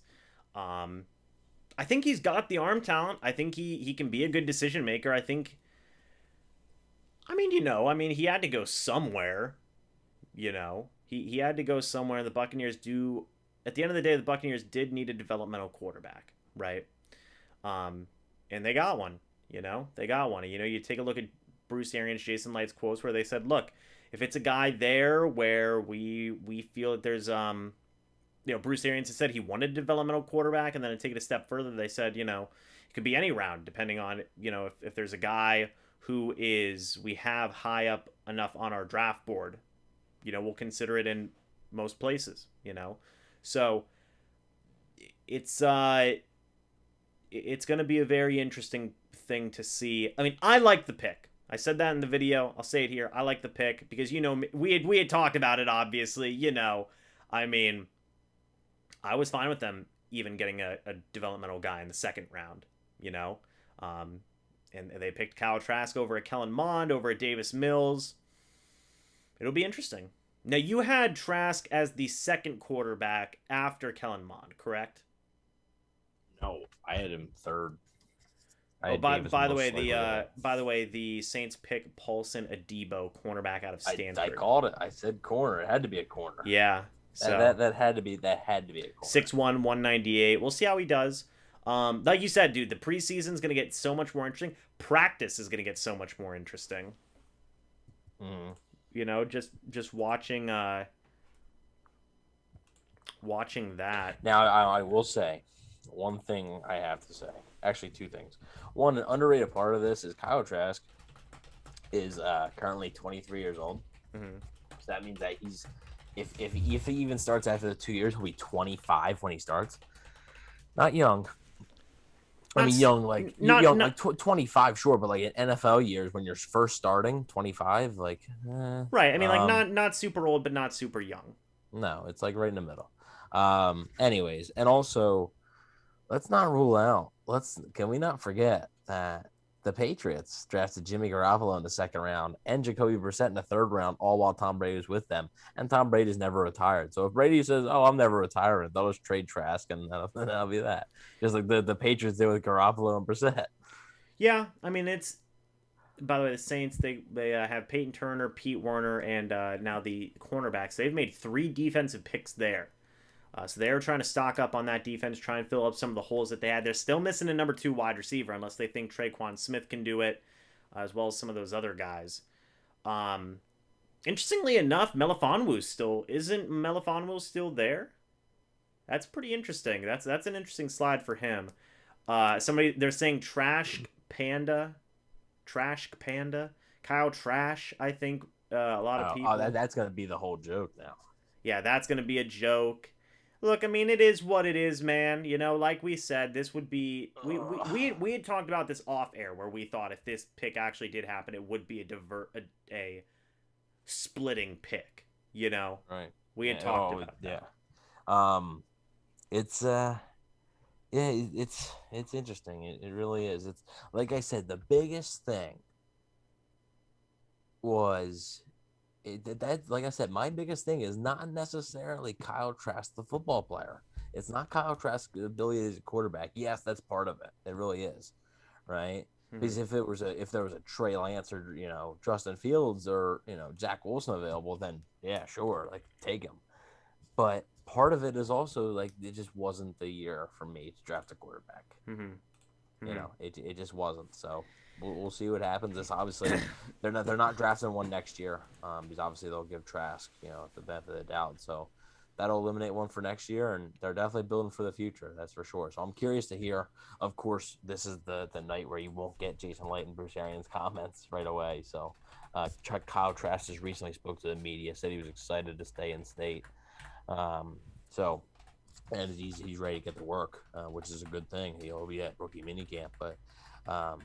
Which is scheduled to be May 15th. That's what Bruce Arians said. So, but like I said, the biggest thing to me is just the fact that that's why, honestly, 50% Trask, 50% that, probably 60-40 that. I think it's 40% Trask the player, and 60% I just didn't feel like this was the year to draft a quarterback. That's my big thing. So anybody that thinks I just hate Kyle Trask no matter what, that's not necessarily the case. If it was Davis Mills, I would have been like, eh. If it was Kellen Mond, I would have been like, eh, with some upside. Because I thought Kellen Mond had the most upside out of all those guys, but I still wouldn't have loved it. I mean, let's not get me wrong. A friend texted me, right? Said, do you hate it? And I said, I don't hate it, but I don't love it. I don't hate it. I would have, like I said, I would have hated it if it was in the first round. Right. And, and like I said, look, I mean, just my thoughts. I'm a fan of the pick. It really just depends on what side of the fence you were on, really. You know what I mean? Like, if you were on the side of the Buccaneers should get a quarterback this year, developmental guy, then you're probably going to like that pick. If you didn't think the Tampa Bay Buccaneers should get a quarterback this year, then you're not going to like that pick. You know what I mean? Like, I feel like it would have been similar. It would have been similar. It would have been similar. If you're a Knowles fan, you're not going to like the pick. I'll tell you one person who does love this pick. Chris Fisher loves this pick. Actually, he tweeted Jason Light's second round picks have improved greatly since the Aguayo debacle. Yeah, so I'm gonna text him right now. Try to get his thoughts so we can share them. You want to bring him on here? He won't do it. No, he might. He won't. Just text him. Just ask him. It doesn't hurt to ask. It doesn't hurt to ask Evan. He won't. I'm telling you, he won't. He's probably sitting there enjoying a beer right now, just with his family. He's very. I love Fish, right? Me and him have become pretty good friends, but he's very particular. Okay. When he goes on stuff, and like the last episode he appeared on for us, he said like he was done, like he didn't want to do anything else. Like, well, all right. By the way, the pick number 78 was just made. It is Chaz Seward, linebacker out of North Carolina. So the Vikings making a lot of picks, having an overall pretty. I like Chaz Surratt. That was a pick for the Surratt. There we go. Yeah. So Quinn Miners is still there. Derek Barnes is still there. There's some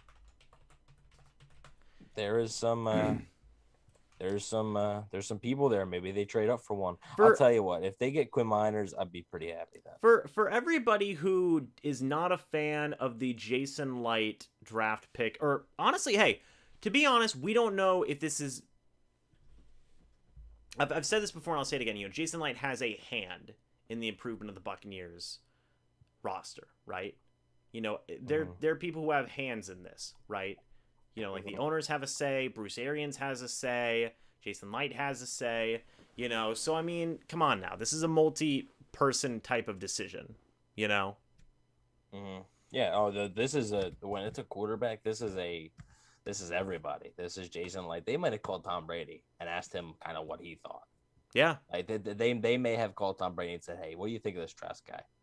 Yeah. And if Tom Brady goes, "Oh, this kid sucks," like then they'd be like, that's not going to factor their decision completely. But they may be like, Tom doesn't really see it, something like that. But yeah, like I said, they got the right voices in there. They got Bruce Arians, they got Tom Moore, Byron Leftwich, Jason Light. Like they got those guys. Like those are the right voices to have when it comes to a quarterback.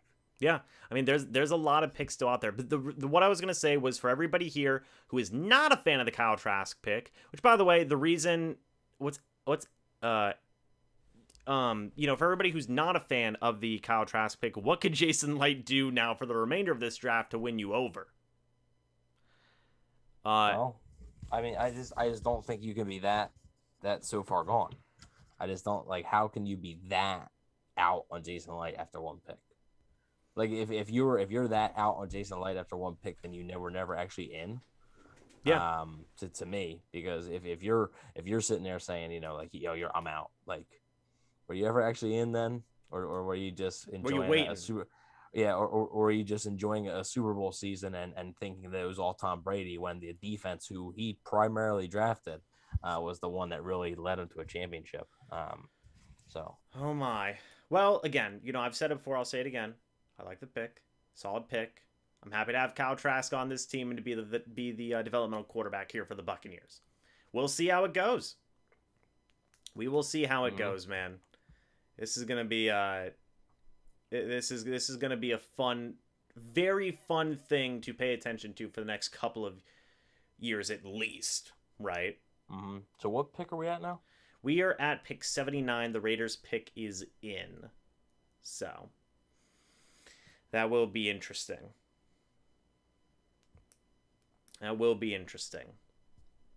Hydra says Trask can learn behind Brady for a few years. I mean, I think we know both sides of the argument at this point, right? You have people who are going to say that Trask is going to learn. Trask is going to, develop and, be that guy of the future. Then you have the other side who say, come on, they shouldn't have picked a quarterback, And that's just the two sides of it. It is what it is. You know, you're on one side, you're on the other side. You know, I'm on the side of Trask is going to develop. I like the pick. He's got a phenomenal group of people around him, and we'll see what happens the next couple of years. And you made a good point, Evan. Look, the New England Patriots did it with Jimmy Garoppolo and Jacoby Brissett, you know. And granted, you know, those situations didn't turn out the way, you know, say Bill Belichick envisioned, because, you know, there was that talk that Bill Belichick really, really, really wanted to stick with Garoppolo. But we'll see. Nicholas says everyone needs to relax and trust the staff. We had weeks of reports saying they did extensive research on the quarterbacks, and I trust them. BA is supposed to be a quarterback guru, and I trust him and the staff. Is this the first time? What's the earliest Bruce Arians has ever taken a quarterback? The earliest? Yeah. As a head coach? Yes. I think this might be the earliest. You think so? As a head coach, because in Arizona, they had Carson Palmer the whole time. Right. By the way, the one in like the third round or so. It was Logan. I was gonna say Logan Paul. It's not Logan Paul. By the way, Nicholas, thank you for that $10 super chat, man. I appreciate that. Oh my gosh, is Logan Thomas? That was his name, quarterback. Then he transitioned to tight end. Okay, so let me ask you this: in terms of like a development, like in terms of like the play of Kyle Trask, what do you see? I see, like I said, I see a player that like an Alex Smith type, like a pocket passer, a like lot kind of like a lot of guys who would say he does take some chances. He'll take some chances, but it's not overly aggressive. I see a player that's smart. You know, like I said, just he lacks some mobility. And I just have questions about the arm. I really do. And the big thing to me, accuracy and like what do you call mechanics, right? Yeah. It's I've been on here a while. It's late. It is late. Accuracy. I'm gonna get off here in a few minutes. Accuracy and mechanics are things you can teach. What are you gonna teach Kyle Trask to make him throw farther, right? Like his arm strength is his arm strength. What are you gonna teach Kyle Trask? You can maybe add a few more yards. You can hit the gym. No, yeah, but you're not adding 10 yards to his passes in the air. Right.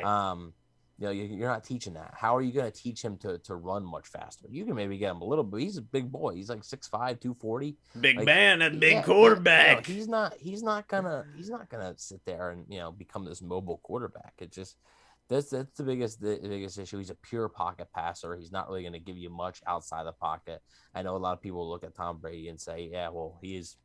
You know, as the QB they have now, Tom Brady's Tom Brady, and you know everybody still wonders in the day and ages of the Mahomes and the Josh Allens and Lamar Jacksons, how is Tom Brady still doing this? Because the NFL has evolved so much. And I mean, it's a rare case. I would argue even if he's an Alex Smith type comparison, like you said, I mean that's a pretty good. I mean, I would take an Alex Smith. You know what I mean? Yeah, I mean especially in the second round. I mean, if he turns out, like I said, the issue is that's the highest. But I would say this. I mean, if you're getting an Alex Smith in the second round, I mean, that's a good pick in my opinion. Yeah, that is. If you're getting an Alex Smith, that's a guy who can take you to some playoffs. But the issue is that's the highest to me. Like that's the highest he can go. Like there's no more than that. Alex Smith's never won a Super Bowl. What's the goal here? To go to the playoffs or to win the Super Bowl? It's true. But I mean... Right. But you're only getting those kind of quarterbacks who get those kind of Super Bowl level quarterback comps, you know, like with pick number 1. Well, in the first round, which is like Lamar Jackson won 32. Yeah. Lamar Jackson ain't been to a Super Bowl. Okay, but like he's still one of the elite quarterbacks.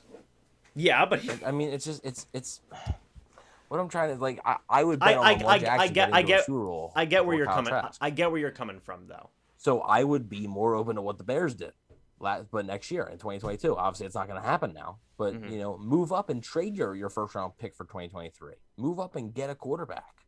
Yeah. And obviously now that's not going to happen. But that's what I would have done, and I would have been okay with it. Because you know what, man, the 49ers paid 3 first round picks to move up to 3. It's expensive to get a quarterback. It is. So yeah. The Bucs got very very lucky that Tom Brady just so happened to be a free agent.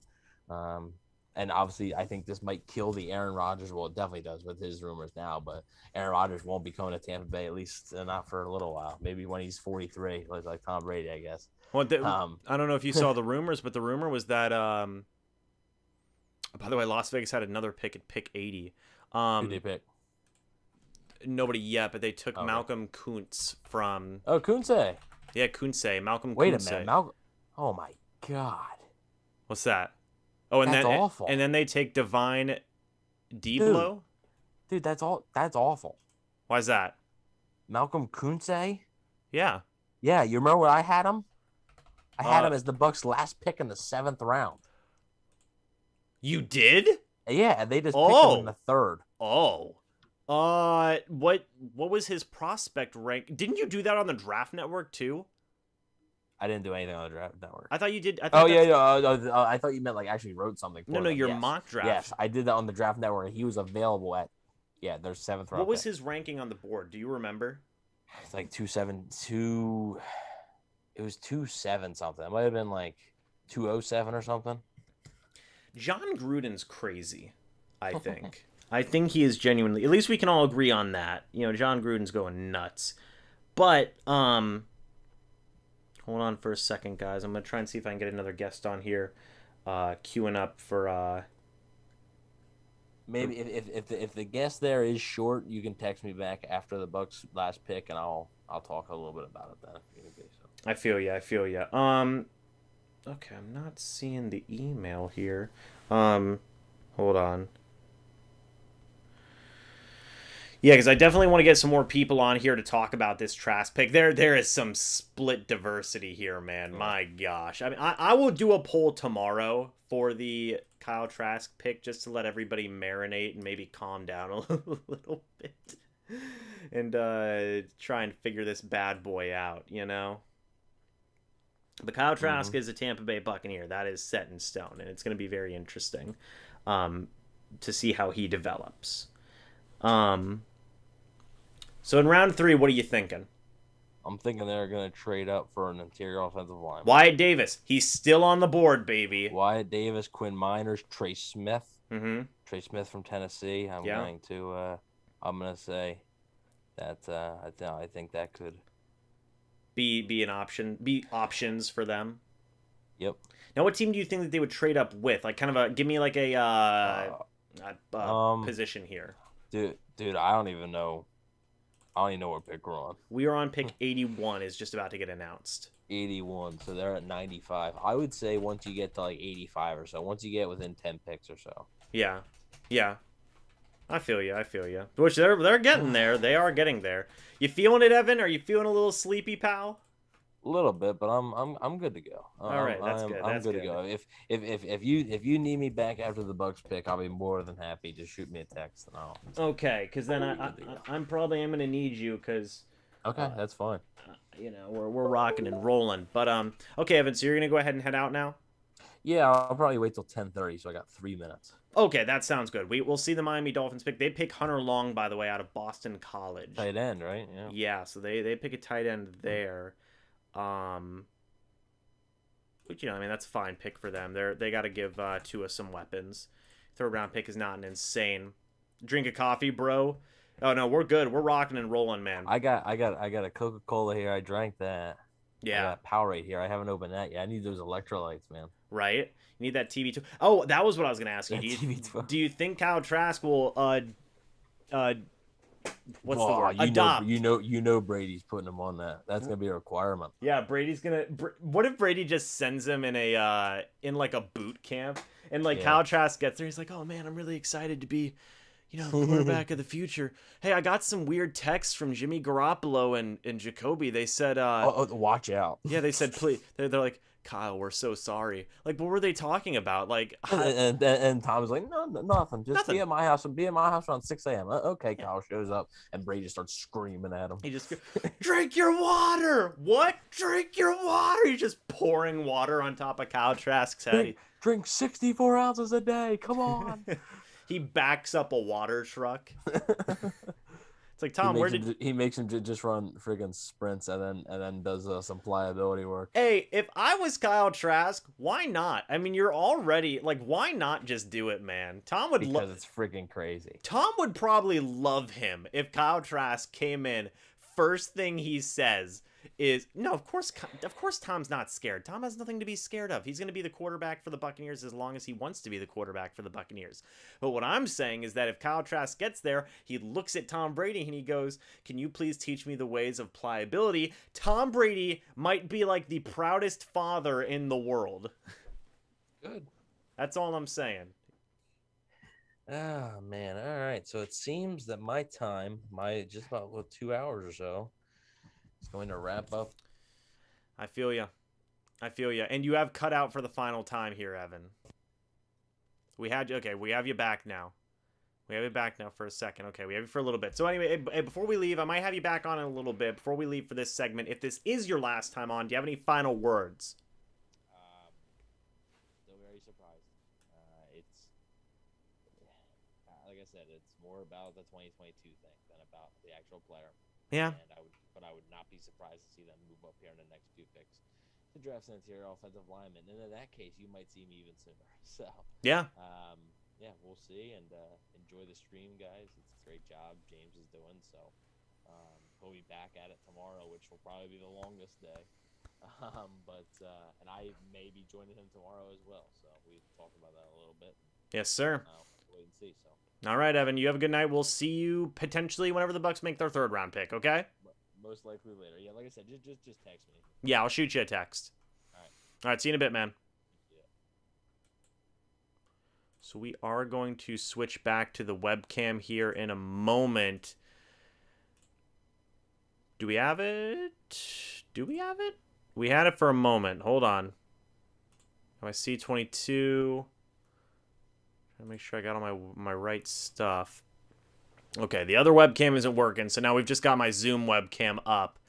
Yeah, guys, this is, no, we couldn't hear Evan that well. He had essentially said, just enjoy the live stream. You know, a lot of work went into this live stream, which he's not wrong. But he had also said that, you know, he may be back for the 3rd round pick. He might be here tomorrow for the live stream as well. Tomorrow's live stream is going to be interesting, just because I might not have a ton of time on my hands, so I may have to cut it early. But we will see. I'm going to have to actually go at probably like 2:55. So I'll be there for a little bit, but not a ton. So we will see. But, man, guys, interesting draft. You know, I thought that people were not diversified. I thought people were split about the Joe Tryon pick. And then the Buccaneers just came in, put us in a chokehold, and said, oh, you think that's controversial? We've got you, Kyle Trask. And then just everybody loses their collective minds together. So, I mean, my goodness, guys. My goodness. We'll see what's going on. Ronnie Perkins is still on the board. I'm honestly very surprised that Ronnie Perkins is still on the board. How about you guys? Give me your thoughts about that.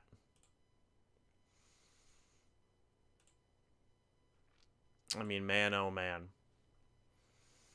Trying to see. There we go. Now we've got the webcam going. It wasn't working earlier, but now we've got it working. So Zoom is taking a back seat for the moment as we continue to adjust the old webcam here.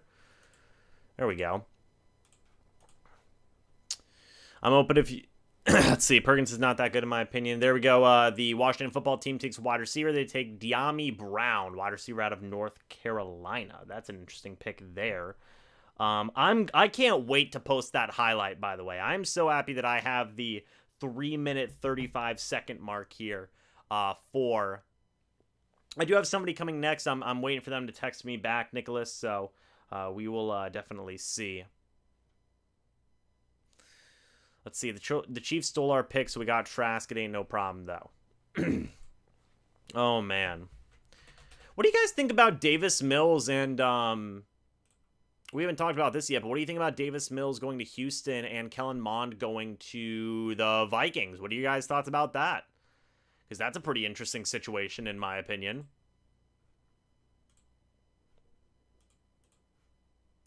We can't... Let's see. Hold on, everybody. There we go. Now my Gmail's working. Wasn't working at first. Hold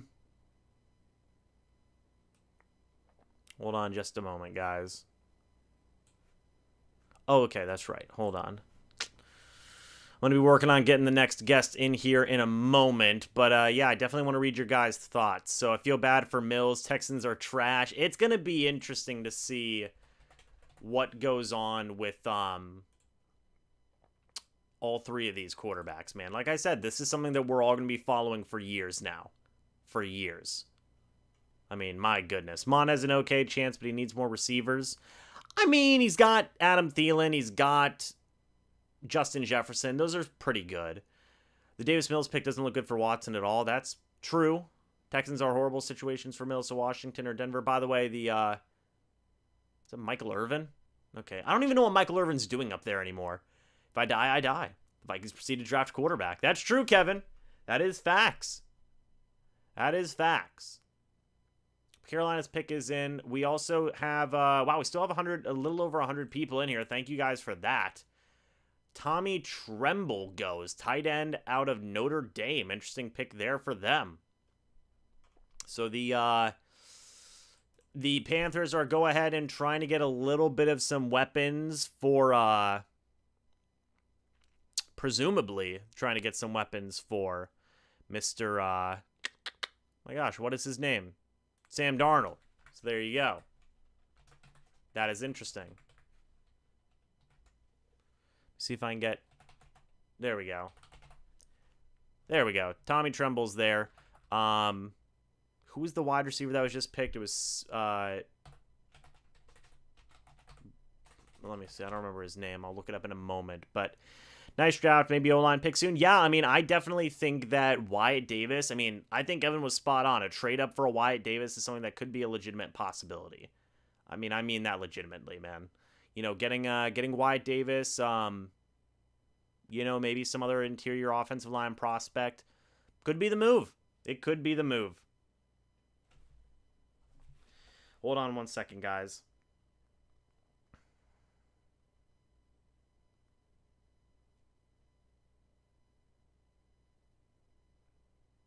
One sec. Yeah, I think that interior O-line is definitely a possibility at this point. Or a corner. Maybe they get a cornerback in round 3. We'll see. But the Dallas Cowboys have now made their selection at pick 84. I've fallen very far behind in terms of the draft counter, but it's fine. No, Surratt already got picked, Kevin. Surratt already got picked. He was picked... When was he picked? I know he was picked not too long ago. Hold on. He was picked at number 78 by Minnesota. So that pick is already... That ship has sailed. So he is no longer available. Yeah, Surratt was already picked. So, it is what it is. Look at that Cowboys guy doing a dance. Everybody's up there dancing, man. Everybody's up there dancing. No, but I think that interior offensive lineman, cornerback, those could be two positions that the Tampa Bay Buccaneers look at. They're obviously not going to take a quarterback now. I mean, that ship has also sailed. Maybe they go with like a type of skill position player. I don't know. We're going to have to wait and see. The Cowboys, though, they have taken... they just took Chauncey Golston, defensive end, out of Iowa, which is an interesting pick there. Honestly, hey, maybe they take interior D lineman. J2 Feely is still there. I love J2 Feely. He's a good D lineman, man. He is a good D lineman. What would you guys want? Do you guys want interior offensive lineman? Do you want an interior defensive lineman? Or do you want a cornerback? Give me your thoughts on that. Or, yeah, Melifonwu. Melifonwu's a good guy. Good corner. I think he's a solid dude. You know? Can you guys just inform me a little bit on the Trask pick? There's nothing that has come out on off-the-field stuff with Trask, correct? Overall, there's been no thing in regard to off-the-field stuff, or no? Light isn't going D-line. He basically called them... and that's the reason they brought everyone back. Well, there you go, Kevin. Solid off-field? Okay. I mean, you know, these days, man, off-the-field stuff is sometimes just as important as on the field stuff, depending on the player. I guess our running back room is uncertain after this year. Why not draft a running back next year? Not now. Hey, you never know, man. Jason Light might just say screw it. No way he had no off-the-field issues. Okay, that's good. That's good. So it seems like there's no off-the-field issues with Trask either, which is good. Dude would have won the Heisman if it wasn't for Smith. Just the talent isn't there, to be honest. I'm a huge Gators fan. I gotcha. Packers pick is in, by the way, and they go ahead and select... Ooh, they select Amari Rodgers, wide receiver out of Clemson. Yo, they finally gave Rodgers a wide receiver. Wow, look at that. A. Rodgers. Oh, that's just mean. They select an A. Rodgers. That is just not nice, man. Come on now, Green Bay. You select Armani Rodgers. That's ice cold in the veins, man.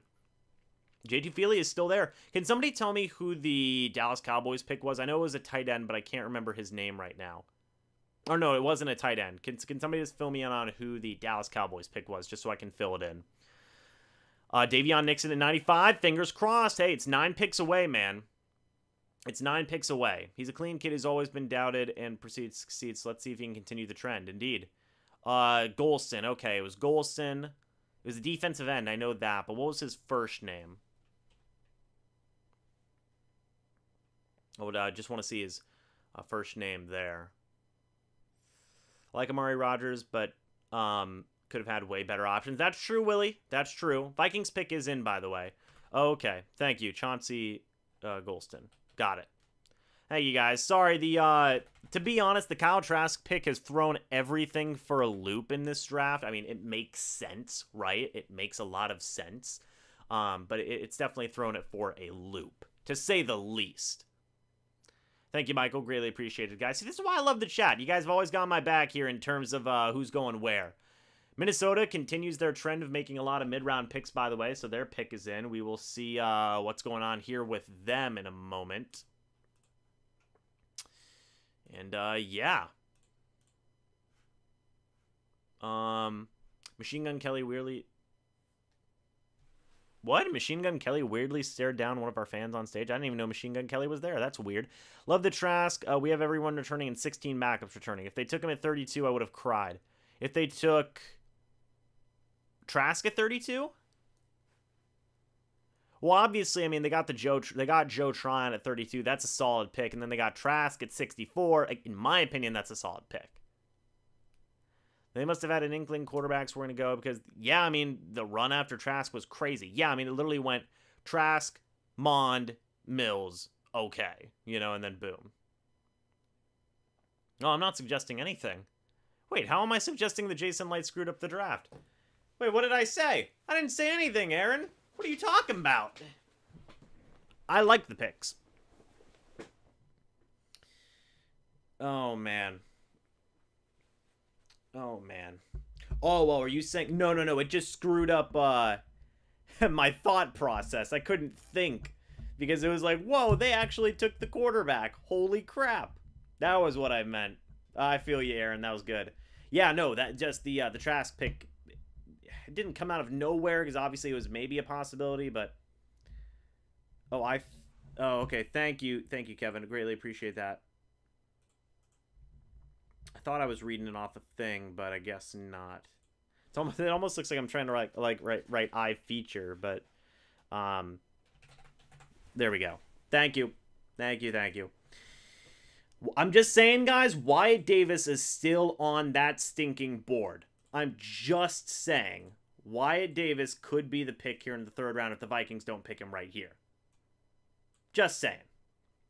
And I would love that. I would love all 3 of those picks. If you take Tryon round 1, you take Trask round 2, you take Wyatt Davis round 3. I mean, come on, that's some pretty good. That's cool for me. Either for 4,000 yards, and I trust Arians Leftwich quarterback evaluation. If Wyatt Davis makes it to 95, he could be it. With only 2 quarterbacks under contract, we had to go quarterback, and honestly, is best available at the time. So yeah, I mean, I think the 3 quarterbacks are going to be Brady, Gabbert and Griffin, in my opinion. Quinn Miners is there too, yeah. There's some good people. And J2 Feely. I mean, come on. We got some guys there, man. No one's on the stage anymore? That's interesting. I don't know.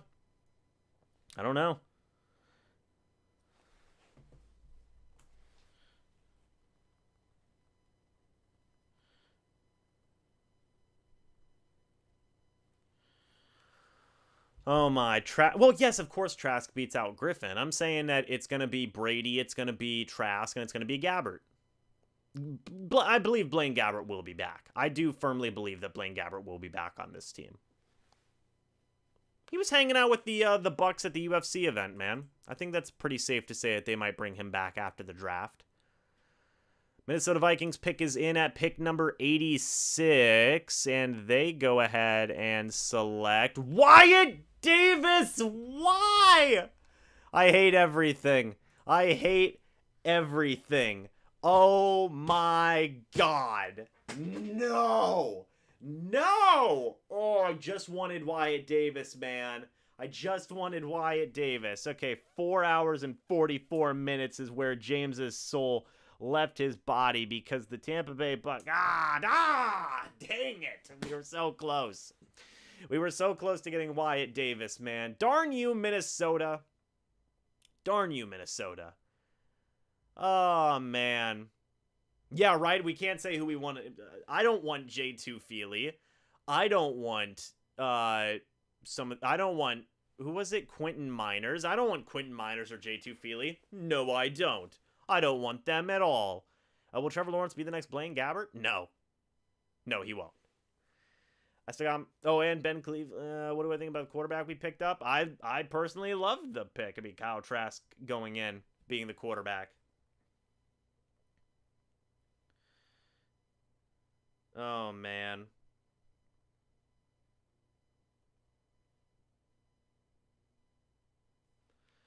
Fantastic. I am going to have Billy on in a little bit, by the way. Oh, my gosh. By the way, the Vikings are having a very good draft. Christian Darrisaw at tackle, Kellen Mond at quarterback, Chaz Surratt at linebacker, and Wyatt Davis at guard. They're looking pretty good. They are looking pretty good, man.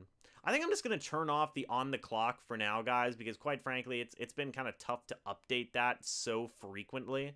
So we are just not going to deal with that for the rest of the night. Yes, I will update the big board when I get a chance, because I do have to get rid of Wyatt Davis on there. I don't even know who's left, to be honest. I will just look real quick. Okay. I'm going to put... Let's see. Hold on, guys.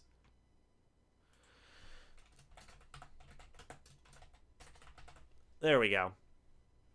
Just putting a linebacker on there because why not? We're in the third round. I mean, you never know what could happen in today's NFL. So Davion Nixon's still there. I think, are all the guys on there, guys? Can you confirm on my big board? Are all the guys that are up there still available? Let me know. Pittsburgh's pick is in, by the way. We'll see who they selected in a moment. Pick number 87. We do have Griffin signed. We do, but I just think that they like Blaine Gabbert more. And if they can get Blaine Gabbert at a veteran minimum, bring him back, I think that's what they would do. So we'll see. The draft tracker, so we didn't need to update for the picks. I would, but I don't even know how to do that personally. So we will see. And they continue their talk. They continue. Why? Why do they have to do this for everything? Let's draft. Let's see.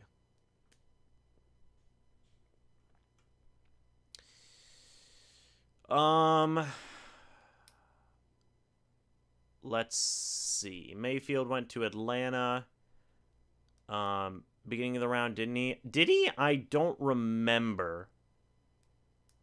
I don't think we were keeping 4 quarterbacks. Well, no, exactly. That's why I'm saying that Kendrick Green, by the way, guard, goes for the... I'm saying that the 3 quarterbacks on this team, I think at the end of the day, are going to end up being Tom Brady at the 1, Kyle Trask at the 2, Blaine Gabbert at the 3. That's what I think. I will check to... I can't even check real quick to see, but somebody help me out here. Did Jalen Mayfield go? Yes or no? Yes, there are a couple of supplemental third-round picks this year. There are. You might have to mess around with screen share options, but it would be easier for you. That's true. That's true. I could probably figure it out. I mean, probably. Let me see what I can do real quick.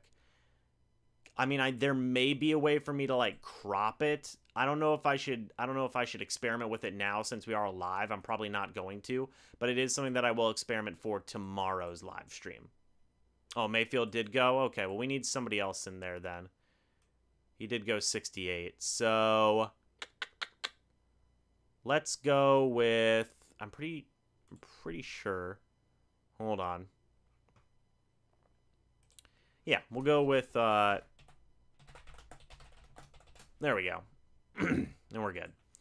49ers pick is already in as well, by the way. So they are getting their player to come up. And that's, is that, yeah, that is Jaquiski Tart. Nice. Good for him to be out there. We're almost at the Tampa Bay Buccaneers pick, by the way, guys. We are at pick 88. So we are very quickly approaching the Tampa Bay Buccaneers selection. And they are going to select Trey Sermon. There we go. A running back out of Ohio State goes to the San Francisco 49ers there. That's an interesting pick there for them. That is a very interesting pick there for them. Man, oh man.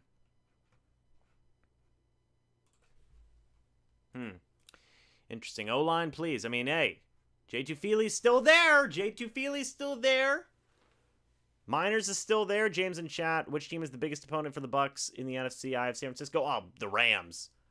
Do they play the Rams in the right? You mean like just in general, Kevin? Like in terms of if they play somebody in the regular season, or just like who's the biggest threat? The biggest threat, in my opinion, dude, it might be the Rams. I don't understand how you were getting the pick about 20 seconds before me. I'm not sure, John. I'm not sure. I really like Trey Sermon. By the way, the Carolina Panthers have traded back. They've traded back to the Texans. So the Texans have made a trade here. They're going to be selecting somebody. Trades are killer, man. Trades are stinking killer. So now it is Houston with the pick. Okay, and at least Minnesota still has their pick. Cleveland still has 91. So we're rocking in. We're rolling, guys. We're rocking in. We're rolling. Yeah, Trey Sermon's a very solid pick there for San Francisco.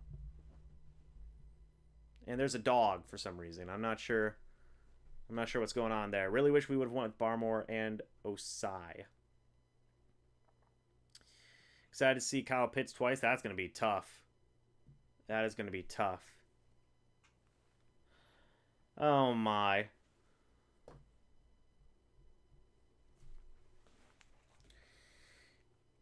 Oh, man. What do you guys think of the NFC South competitors drafts? Like the Saints. I'm talking like the Saints, the Falcons, and the Panthers. What do you guys think of their picks so far? Do you like them? Do you hate them? Let me know. Yeah, San Francisco incorporating power running. It'll be interesting. I'm ready for Atlanta fans to brag about their offense, but we still have a better offense. The Panthers draft has been really good. Yeah, it's going to be interesting to see what happens now with all this stuff going on, man. Man, people are very split on the Kyle Trask maneuver, guys. Very split. By the way, the Joe Tryon video is doing pretty good. Right on. Right on. This has been a fun draft, guys. Come on. Even if you don't like the pick, I mean, come on. We like it. Come on now. At the end of the day, the Buccaneers, all their starters are set. You know, I mean, they're not dying because of this pick, right? They're not. They have, we've talked so much about flexibility with their picks. And Trask, I mean, look, they have the flexibility, man. Saints might tank, says Hydra. Maybe, who knows? Who knows? But, you know, with all this versatility, man, I mean, the Bucs can, you know, the Bucs made, let's see. I like the versatility with what the Buccaneers have been doing so far, man. I like some of the chaos, man. I would hope they do a draft in Tampa at some point in the near future. If they do you all want to go? We can all hang out at the draft together. That'd be a pretty fun experience, I think, right? I think that'd be pretty fun for all of us to hang out. This draft has been fun, okay? For me, this draft has been fun. Like, come on now. Watching everybody just explode over the Kyle Trask pick, this has been fun.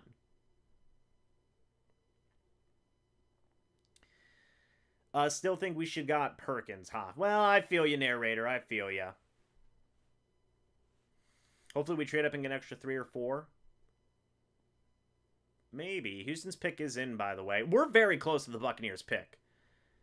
How long have I been a Bucs fan? Many years. I've been a Bucs fan since I was a wee little James. Very early 2000s.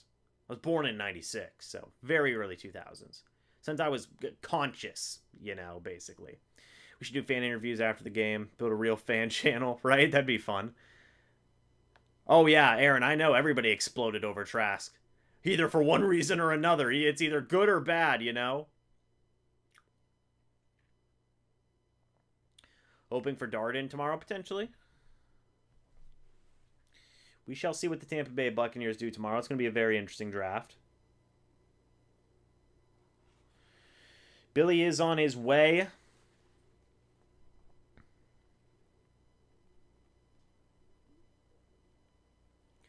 So the Texans take Nicole Collins, wide receiver out of Michigan. That's interesting.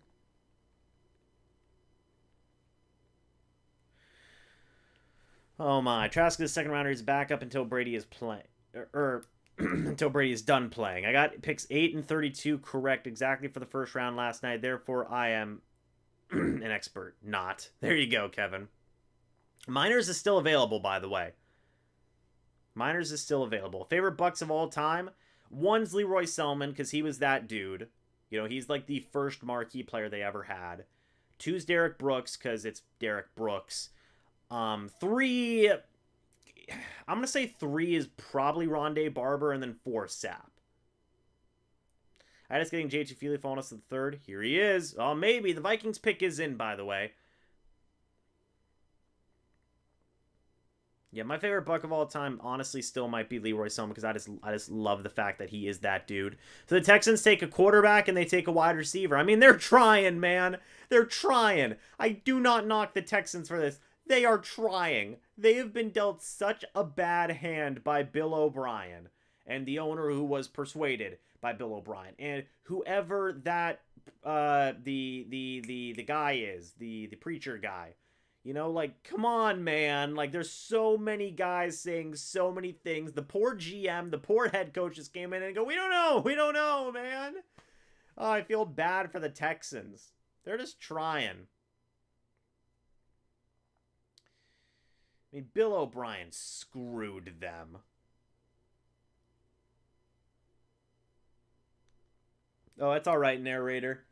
Minnesota Vikings pick is in. We will see who they select in a moment. They are selecting...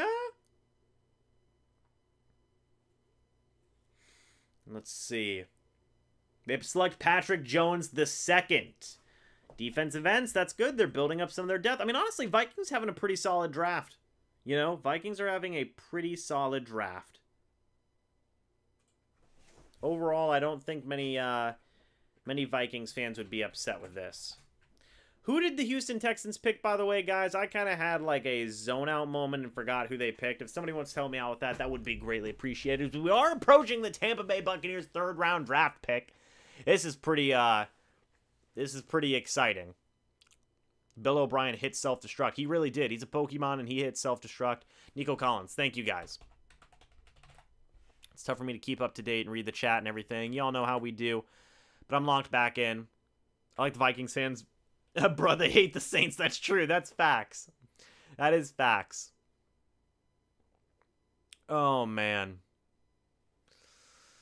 Cleveland Browns pick is in. They are actually going to be making a selection. Good for them. Vikings again. Darrisaw Mond, Surratt, Davis, and Jones. Solid draft so far. Solid draft. I don't really know who's left here for your interior O-line besides Miners. I mean, he's the only guy left that I could think of. I mean, a lot of you guys saying that as well, or no? What are we thinking? What are we thinking? 141 people in here, by the way. Thank you guys for that. There's Myles Garrett. That's interesting.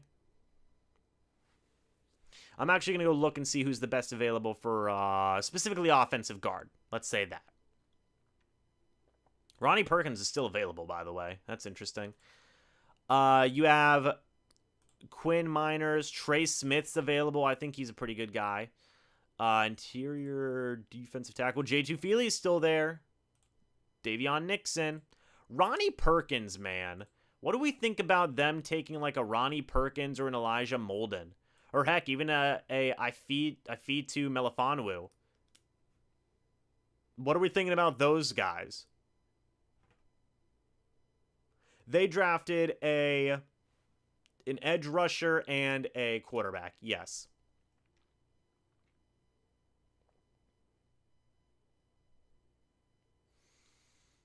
Molden's a good pick. They go with Anthony Schwartz, wide receiver.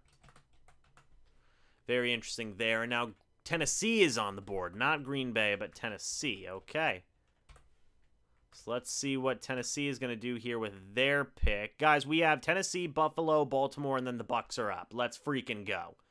For me, personally, I would be happy with Ronnie Perkins, Jabril Cox, Elijah Molden, Ifeatu Melifonwu, or Quinn Miners. Those five guys. Those five guys, and I'm solid, man. I'm solid on that. You know, so we will wait and see what the value is here, what they're going to end up doing.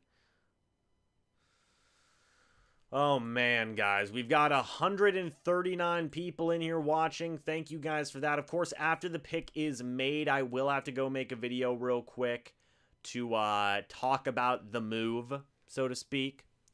And that'll be good. So we'll get that going.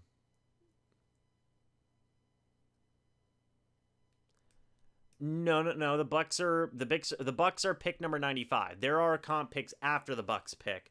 I'm not leaving after the Bucs pick. What I'm saying is that what I did for the Trask pick, where I had my guest read the chat and talk with you guys, and then I got up and went and made my video, I will be doing that again for the pick, just so I can get the video out in a timely manner.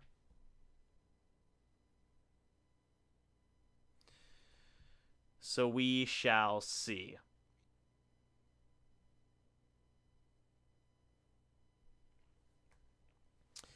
Can we really imagine that Aaron Rodgers will not be in Green Bay? I mean, we'll see, man. It's certainly possible. Who is the woman who keeps on announcing these picks, by the way, guys? Has anybody got a read on who this person is, or no? That I'm not sure. Okay, Monty Rice goes to the Titans out of Georgia. That's a good pick for them. I like Monty Rice. I think he's a good dude. Narrator, thank you for that $2 super chat. By the way, man, he says, do you think Rodgers retires if Green Bay doesn't move? I mean, it's possible. Man could go play Jeopardy. Man could go be the host of Jeopardy and be fine. I'm just saying. But I don't think he'll retire. I think he'll end up with a different team potentially at the end of the day. We will see. It's going to be interesting. For all we know, guys, Rodgers could literally come out and say that none of that was true. I don't think he will, but he could. Buffalo, Baltimore, and then Tampa Bay on the clock, y'all, and then we are good. So, Buccaneers, do not trade up. There's a lot of talented guys. Again, Ronnie Perkins, J2 Feely, Jabril Cox, Quentin Miners. Oh my gosh, the name was just on the tip of my tongue there. Elijah Molden, and then Melifonwu. These are some of the guys that I'm thinking about for the Bucs, you know? And we shall see. Monty Rice is a very legit linebacker. He's pretty good. I like him. Could have been somebody maybe the Bills would be interested in, but maybe not. Oh, man.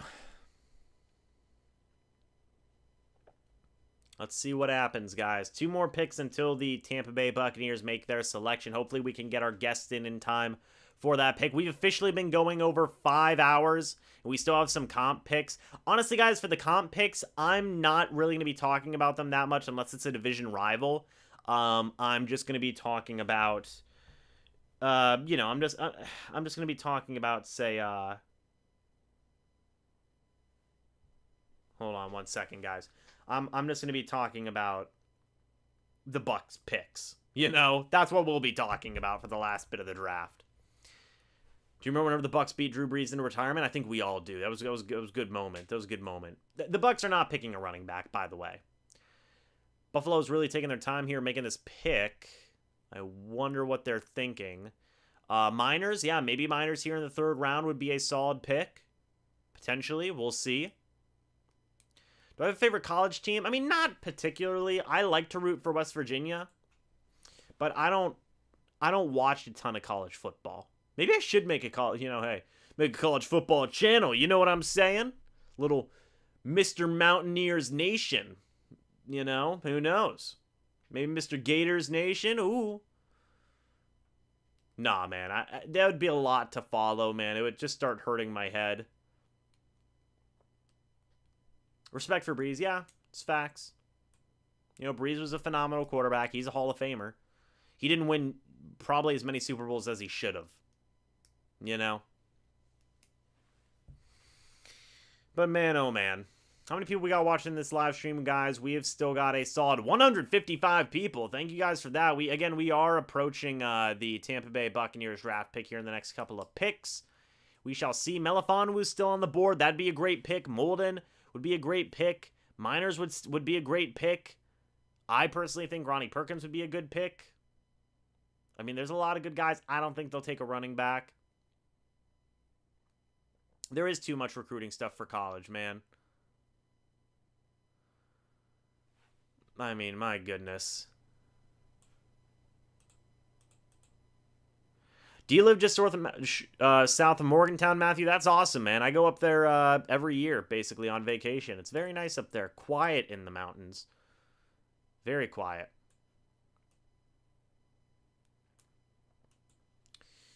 But we are coming back now. The Buffalo Bills pick is in. Baltimore, I assume, is on the clock. And then you have Tampa Bay, which is good. We're getting close, man. We're getting close. Ronnie Perkins, Michael Carter, running back. They're not going to pick a running back. You have Spencer Brown, who's still available from Northern Iowa. Maybe that's who they end up picking. Who knows?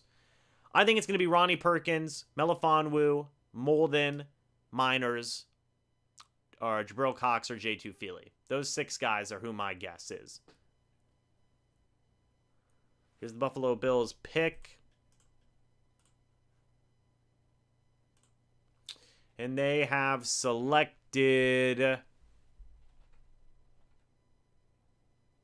Spencer Brown. Okay, so there goes Spencer Brown, offensive tackle out of Northern Iowa.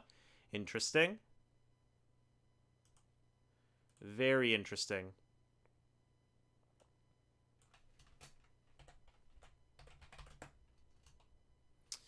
There we go. I figured it out. I know how to spell things, I think. Let's try. Let's see. Jags will be okay. Yeah, I mean, but yeah, I don't think the Jags will be bad. I think they'll be fine. I think the Jaguars will be perfectly fine. I mean, they're making some solid picks. Baltimore's pick is in, by the way, guys. So the Tampa Bay Buccaneers are officially on the clock. Round number 3. They picked Joe Tryon in round 1. They picked Kyle Trask in round 2. Now we've got round 3. So what are we thinking, guys? This pick right here with the Ravens could be a huge pick. It could be a very huge pick. So we'll wait and see what the Buccaneers are going to do here in the 3rd round. Urban will melt down in year 1 with so many losses. Maybe. We'll see. We will see.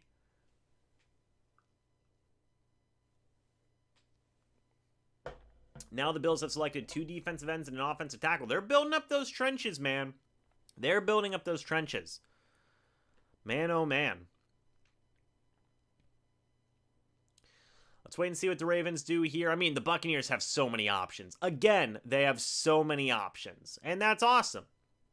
We appreciate that, you know? We love it when the Tampa Bay Buccaneers have options. It's a good thing.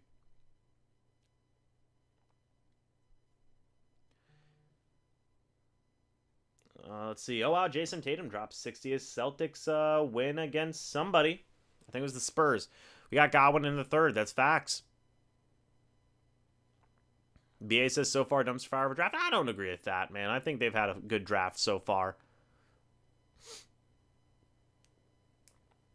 Let's see. So Bucs will face Wilson, Justin Fields, and Mac Jones this season. That's going to be fun. That's going to be very fun. 32-point comeback there for the Celtics. That's cool. Ravens pick is in. There's John Harbaugh hanging out. John Harbaugh don't know what's going on. Let's see what happens here, man. I'm going to be very interested to see. After, all right, here we go. Here comes the player now. Man, this guy's going crazy. What is this man doing?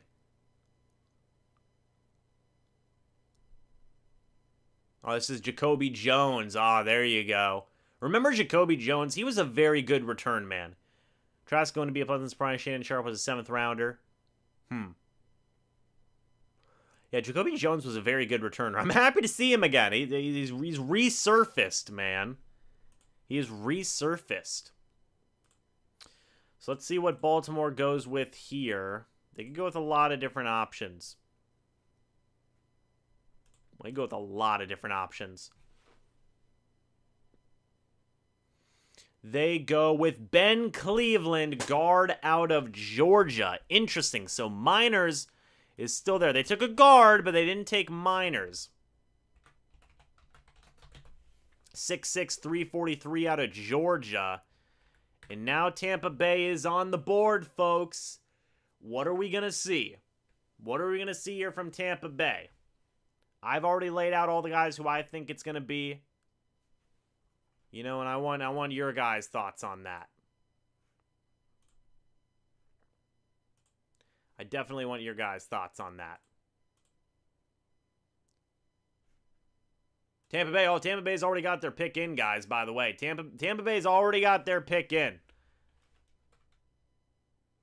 We're going to see what they pick now. Their pick is, boom, already in. Let's see who they get, man. Could go offensive line. Could go corner. Kuiper still has their needs at running back. Sorry, Mel, that's wrong, pal. Don't know what to tell you on that one. Rashad Bateman away out of Penn State. Odafe away. And then Ben Cleveland. Ravens are having a pretty solid draft. They really are. Here comes the one woman. That's interesting. Who is this woman? I don't know who this woman is. Never seen her before in my life. So let's see who Tampa Bay picks here, guys.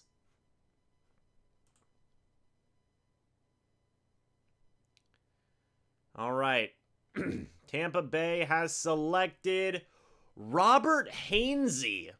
Interesting. Okay. So they select a guard, but it's not the guard everybody wants. It's Robert Hainsey, 6'4", 295 out of Notre Dame. Oh, the chat has got to be loving this. And now everybody's dabbing on him.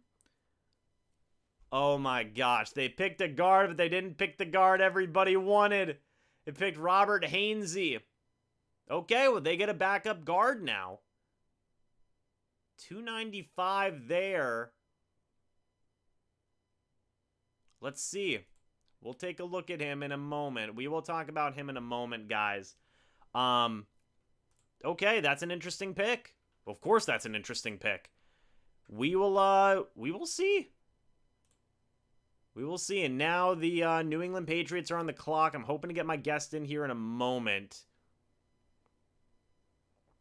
So they take Joe Tryon, they take Kyle Trask, and then they take Robert Hainsey out of Notre Dame, which is interesting. In terms of the best available guards, Hainsey was, according to ESPN, I'm not even seeing him on the, I'm I'm not even seeing him on the thing here, unless that already took him away. Well, which I don't believe it did. No, it didn't. So Hainsey was... Let's have him listed as an offensive tackle. They have him listed as an offensive tackle. I don't see him. I don't see him on the best available. Okay. Well, I can imagine people might be a little... God, oh no, not the chat. I have no idea who this is. Oh no. Oh no.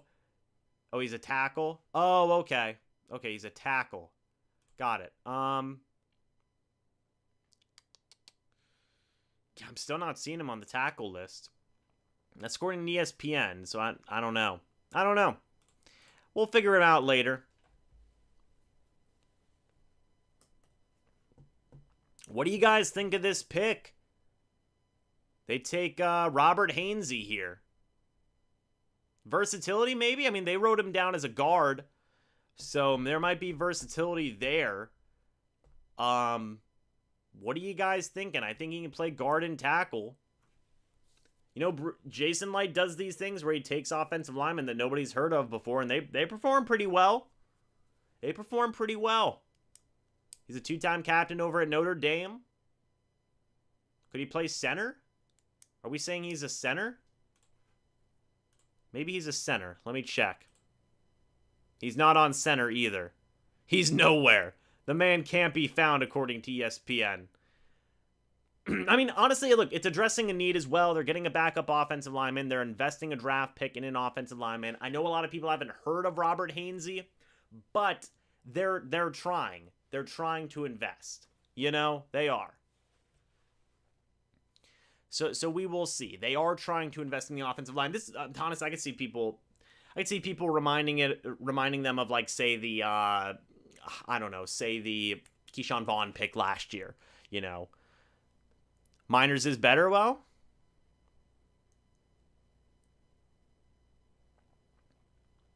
he was viewed as a right tackle only. Okay. He's played center, guard, and tackle. Well, then that versatility is valuable, you know? That is valuable. Hey, no problem, narrator. I got you, man. I got you. Still have 160 people in here. Thank you guys for that. Yeah, so they pick an offensive lineman. It might not be the offensive lineman that a lot of people wanted, but they are investing in backup O-linemen. At the end of the day, guys, every single person that the Tampa Bay Buccaneers select is going to be a developmental guy. You know? How could you not go Miners? I get it, or I don't get it. Yeah, I mean, it's gonna be interesting. I mean, I'm fine with this pick because if this guy is as versatile as a lot of you guys in the chat are making it seem, that's solid. Maybe he'll play center. Who knows? Maybe the Buccaneers aren't done. Maybe they'll trade up for one of these comp picks. We will see. But yeah, we're still gonna hang around till the end of the draft here. I'm actually gonna try and see if I can get Evan back in here, just so we can talk to you guys in the chat while I go and work on the video. It'll take like 5 minutes. It shouldn't be that big of a deal. But he's a bit of a reach, but he was projected to be a 4th rounder, but he switches between guard and tackle. You know, Bruce Arians does like versatility in his offensive linemen, and I think he could be proven to be a valuable depth guy then. You know, 290, he's going to maybe have to get a little bit of weight, maybe.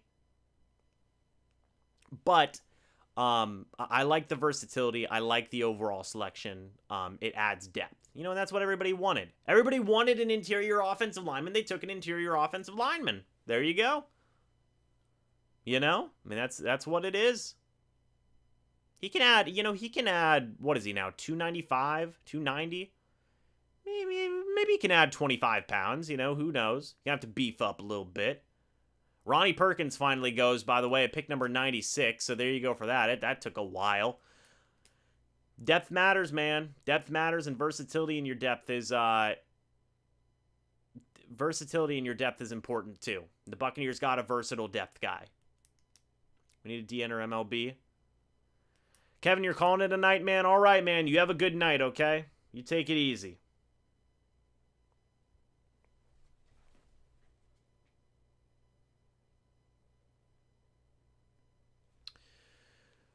The whole Bucs have no needs pick something that wasn't true in the first place. We got a great roster, but we have a lot of positions that need depth. Yeah, I mean, they are addressing depth concerns with these picks. Well, even like depth, I think they're doing both in a certain way. I don't know, potentially in their minds. Their boards are a lot different than our boards. That's just facts. So with Robert Hainsey, I think Robert Hainsey, is going to be a very versatile guy. And, I've talked about this with John Mulshawn, another backup guard here on the channel. The starting Buccaneers offensive line is very good at mentoring, teaching guys how to be professional guys and get them ready to go. So I think that Robert Hainsey, is a guy who could prove to be pretty darn valuable. I think that. So we will see what they continue to do for depth. Honestly, round 4, I could see them going like a cornerback. That's what I could see. Maybe they could trade up in the end of round 3 here. Who knows? We'll see. Maybe that's what Jason Light was talking about whenever he talked about training up.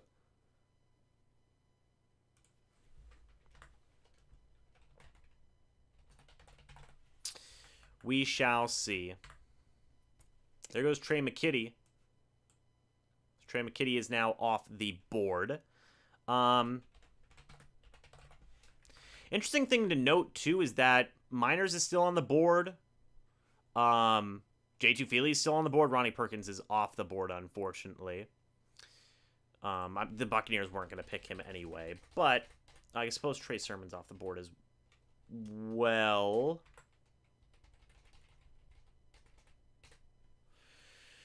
There's still some interesting guys left, guys. There's still some interesting players left. Hainsey needs 5 months to gain 20 pounds. Yeah, he can do that. He's got time.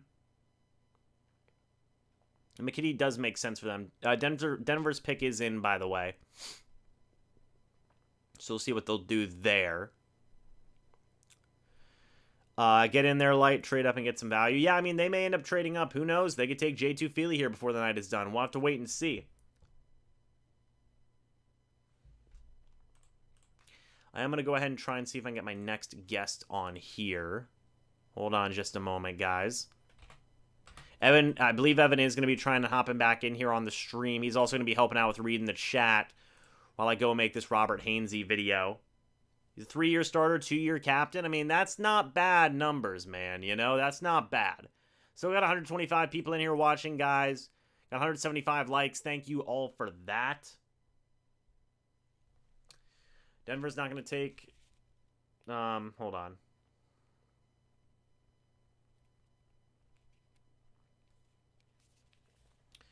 Shocked that they haven't taken Davion Nixon, especially with how much they like Iowa guys. Yeah, it's true. Robert Hainsey is going to be a very interesting, versatile guy, I think. Oh, yeah, that's right. I feel you, Elvis. Yeah. Not be hit anymore by Sue. That's true, narrator. Here comes up the Denver pick. Is this like the assistant commissioner? I still have no clue who this lady is. I've not heard it because I can't hear anything. I have no clue who this lady is, guys. Leonard, that was the last Bucs pick for the round 3. So they are potentially done for the night if they don't trade up for one of these whatever the word is.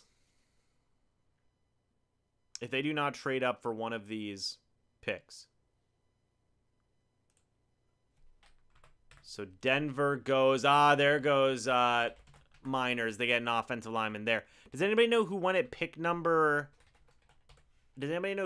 97? Somebody help me out with that. That was a good pick there for Denver there to get Miners.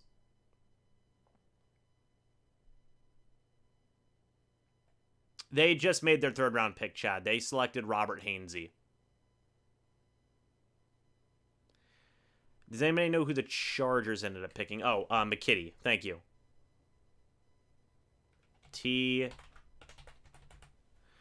Well, there goes Miners. Miners is now off to Denver. It's a good pick for them. Dallas's pick is in. I'm telling you, maybe the Bucs end up trading up here in the 4th. Could be a distinct possibility here, guys. We will see. We will see what the Buccaneers end up doing here to maybe end out the 4th round. There aren't many picks left. I believe it goes to pick... What does it go to? Pick 105. So we're going to have maybe 5 selections after this. Yeah, 100, 101, 102. 1, 2, 3, 4, 5. We have 6 picks after that, guys. My apologies for that. No, they still have a 4th rounder. They do. They do potentially get Mr. Irrelevant this year. That is definitely a possibility. Yeah, they drafted basically a very versatile offensive lineman is who they drafted.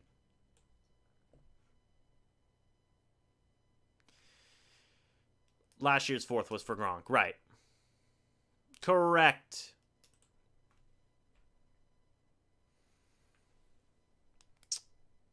Yeah, that's an interesting pick there by Denver. Obviously, the Bucs saw something that they didn't. They felt like maybe he wasn't a scheme fit. I don't know. Maybe they thought Robert Hainsey was a better scheme fit. Who knows?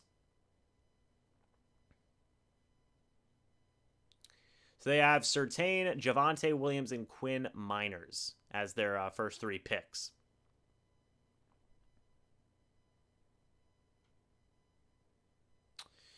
And the Cowboys are up. They've made a lot of picks so far, man. They have done a lot of work.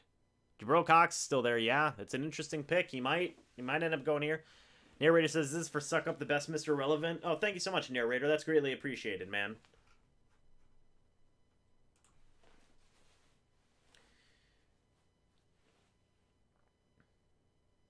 Oh my, guys. This has been one heck of a draft, right? This has been one heck of a draft. Notre Dame fans love Hainsey. I bet that if Wyatt Davis was there, he would have been the pick. Bet money. Here comes the pick now with the Cowboys. They select Nation Wright out of Oregon State. There you go. So the Cowboys continue to invest in their defense with another corner here. Interesting pick for them. Now we are on to Tennessee. We'll see what Tennessee has got up their sleeves. It's 11:25, guys. We have been going for 5.5 hours. Good Lord. That's how you know we're having a fun draft. Jacob, it's not the last live stream for the draft. I will be doing one tomorrow. But I won't be doing it for probably the whole time because I do have stuff I have to do at 3 p.m. So I will go from 11 a.m. till 3. And that's about what we'll do. But we're going to go ahead and have our guest back in here. Hold on if I can, let's see. If I can get Zoom up for a moment. There we go. And we're back with Mr. Evan Wanish of the Cannon Fire Podcast. And Evan, we're also having a guest in here in a moment. We're having Billy from ON the C in here as well. So Evan, Robert Hainsey, guard out of Notre Dame, 6'5", 295 pounds. What are your thoughts on this pick? Yeah, it speaks versatility, and I think they, obviously Kyle Trask isn't versatile, but with Joe Tryon and Robert Hainsey, they look for versatile players that can do a lot. Hainsey played mostly, I believe, right tackle at Notre Dame. I believe he has 42 starts there or something. He's an experienced player, but he projects as a guard in the NFL. Mm-hmm. So that's the biggest thing to me is that he's probably going to be a guard. Mm-hmm. So maybe this is a Alex Kappa replacement after a year. Who knows? But right now, what speaks to me is that they wanted an offensive lineman that could play sort of multiple positions, and it seems like they got that. Now, Hydra says that he likes Hainsey at center potentially. He's quick and strong as hell. Quote. Yeah, I mean, I think it could happen. Like I said, I think he has the experience, and he's probably smart enough. And those Notre Dame players are just, they're so smart. And if you look at Notre Dame, Wisconsin, Iowa, all them offensive linemen. Really, I think just you always see them really develop good offensive linemen. So hopefully Hainsey's one of those guys, and they get a versatile player. Now, do we think that the Tampa Bay Buccaneers are done for the night, or do you see potentially them trading up in the last couple of picks here? I don't think so. I think it's more likely maybe they trade up in the 4th round or the 5th. I can't see them keeping every single day 3 pick they have tomorrow. So I just don't. I wouldn't see it as likely. I think they're probably done right now. Yeah. For tonight at least. So, but there is some still talented names on the board. A guy Davion Nixon. I'm really looking at. From Iowa. J2 Feely's still there. Yeah, I mean, both those guys are still there.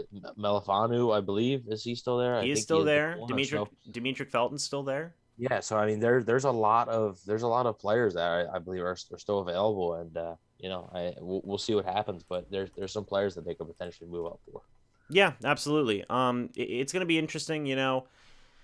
I think this round did not go the way a lot of people wanted it to go in terms of conventional thought, right? Or in terms of popular thought, right? With a quarterback going, and then, we want a guard, but we don't want that guard that nobody's ever heard of. We want the guard that we want. We want Quentin Miners. They didn't get Quentin Miners. What would kind of your comments be on like that kind of mindset? Yeah, I mean, I get it, but the issue, so the issue is fans just have these expectations of these players pre-draft and just want those players no matter what, and they have a really closed mind. With the Trask thing, like I get it because that's like a major quarterback, like it's a major move. Right. But with the Hainsey thing, everybody was mad because it wasn't Miners. Pewter Report had reported for a few weeks now that the Bucs did not love Quinn Miners. They didn't really like him that much. So it wasn't a surprise to me that they didn't take him. So yeah. I think that it's just a matter of people freaking out. They freaked out when they picked Vita Vea over Derwin James. There were some people freaking out about the Joe Tryon pick. There's always going to be people that keep an open mind, and then always going to be people that say, "Oh, I had this guy in mind. Why didn't you take him?" So now that you didn't take that guy, this guy must be bad. Since you didn't take my guy, the guy you took is bad. Right. And that it happens. It comes with the territory. It does. So I caution this with everybody with every pick. Like, just be willing to give these guys chances. Absolutely. Yeah, I mean, like that's at the end of the day. That's all you can do anyway. I mean, what are you gonna do? They're already on the team. Mm-hmm. The best thing you do is give them a chance. Because I mean, hey, if you say they suck and then you're wrong, well, I mean, obviously you don't want these. If you don't want them to suck, because if they suck, well, then that's not good. You just gotta root for them. You gotta give them a chance.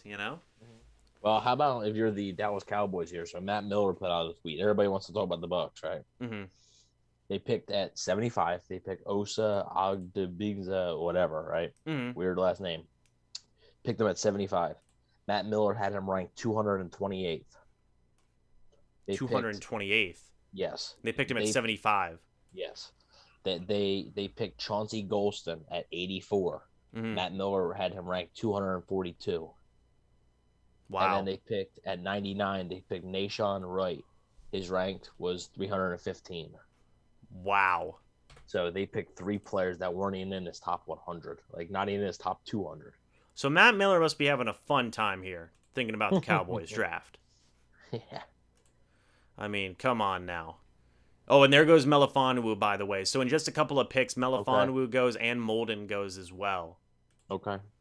So there's another player off the board. Matt Miller must have been a little late on the tweets because he said a lot of folks were surprised and upset when I reported that no teams I spoke to had a Fidu Melifonwu with a top 100 grade. It's now pick 101 and he has not been selected. So, well, he's now been selected. Right. So there you go with that. Yeah, I'm going to be very intrigued. I'm honestly going to be very intrigued to see where the Tampa Bay Buccaneers view, a guy like Hainsey. Like I said, yeah, I think that all Arians is talking about right now is their versatility. It says Greg Allman here on third rounder Robert Hainsey. Arians was impressed with his flexibility to look good at multiple positions across the offensive line, even at center. Yeah. So, I mean, honestly, I could see a scenario where he ends up playing center. We'll have to wait and see.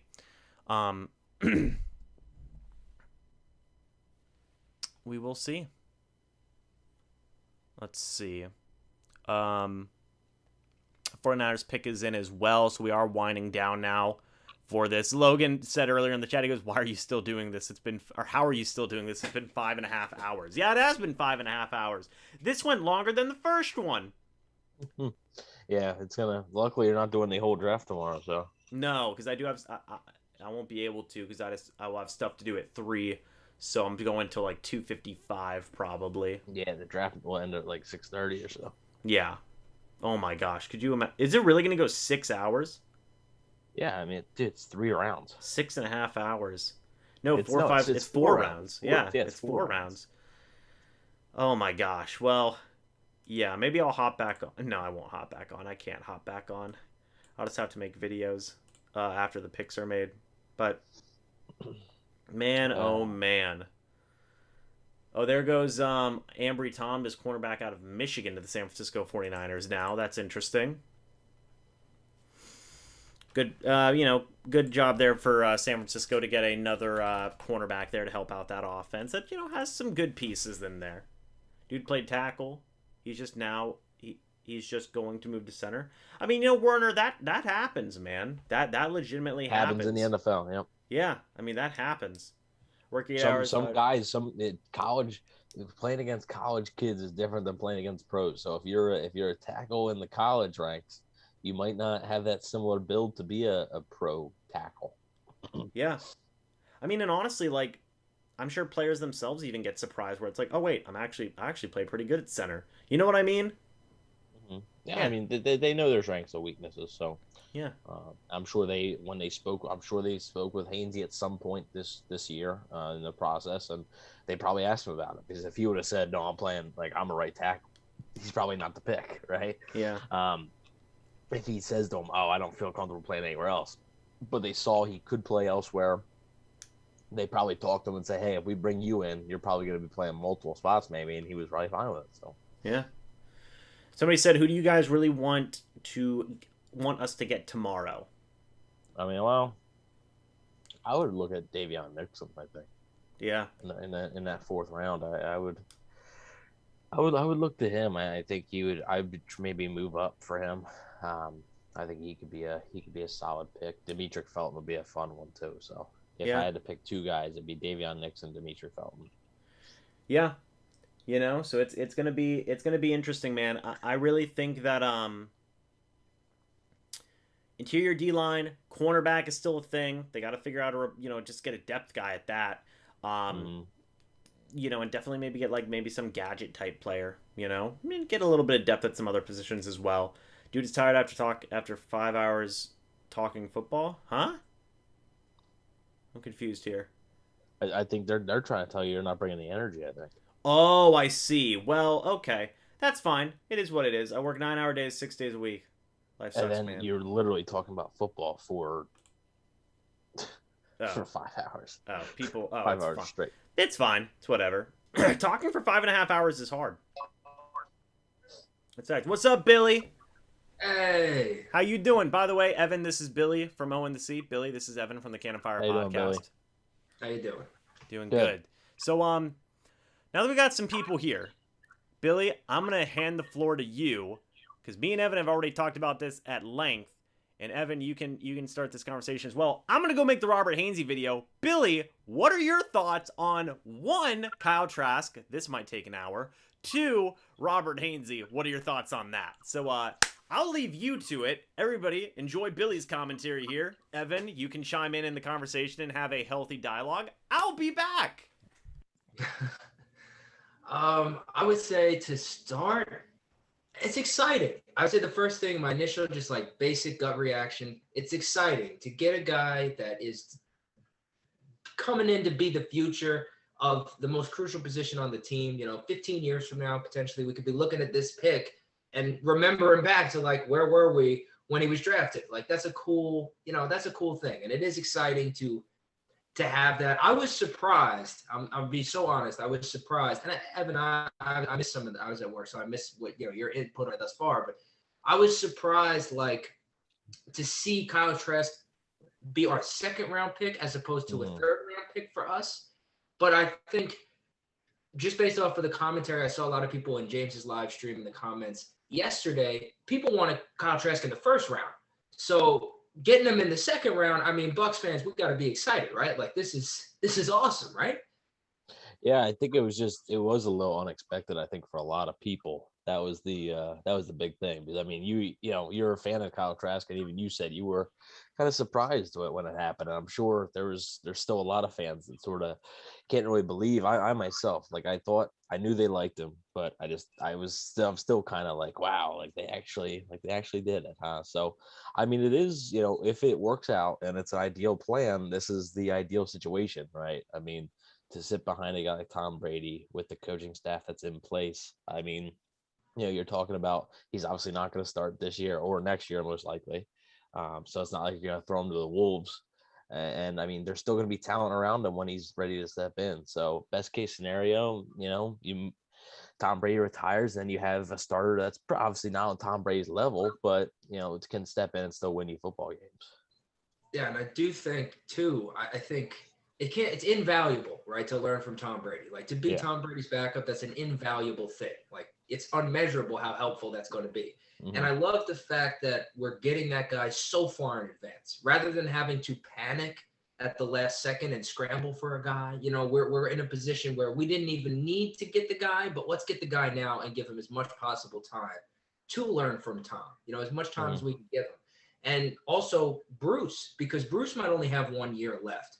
Tom might stay a little longer than Bruce, and getting him under Bruce's tutelage is nice too. Like that's a nice like meshing of quarterback minds for him to learn from. I love that. And the other thing I would like to get your input on. Were you a Kellen Mond guy, a Davis Mills guy? Where were you on that? Yeah, so I actually, of the day two quarterbacks, I like Trask probably the least, just because the arm strength thing for me is big. Like, I don't think he has like a complete noodle arm, but like Mond and Mills both had stronger arms, so that was a big thing to me. Just because I explained on the stream earlier, it's like a stronger arm is something that you can't really teach. Like, you can teach accuracy, you can teach mechanics. You can't really teach a guy to throw very far when he's already so far developed, and he's been doing the same mechanics and everything for so many years. I personally, of the day two quarterbacks, I had them ranked like Mond, Mills, and then Trask. Those were the three I had. But honestly, I didn't think this year was the year for the Bucs to draft a quarterback. I explained that, on the stream, that I thought that next year would be the smarter year. Have a guy sit behind Brady for 1 year instead of 2 years. But I mean, hey, just like you said, it's you're able to get your guy earlier than later. Why not? And especially, I mean, if you like him enough. If you didn't like him and he just forced it, then that's a bad pick. But I think they liked him enough, and they were able to pull the trigger. Speaking of liking him enough, but I love your point too about the arm strength, because that is an unteachable thing, right? You either have it or you don't. Where you are, it's pretty tough to improve drastically in that. And you could teach a guy, right, in theory, to read a defense, go through progressions. That's a very teachable thing. And we got nothing but time to teach whoever we would draft. Like, you got time to sit and learn it, buddy. But I like the point you mentioned there about obviously they liked him.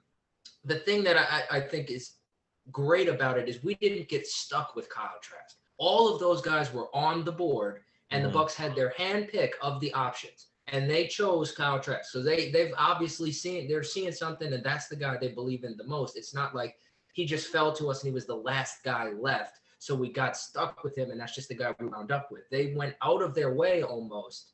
They started the run on quarterbacks. Like, getting the guy, they kicked off the second run on quarterbacks in this draft, so they obviously really had the value.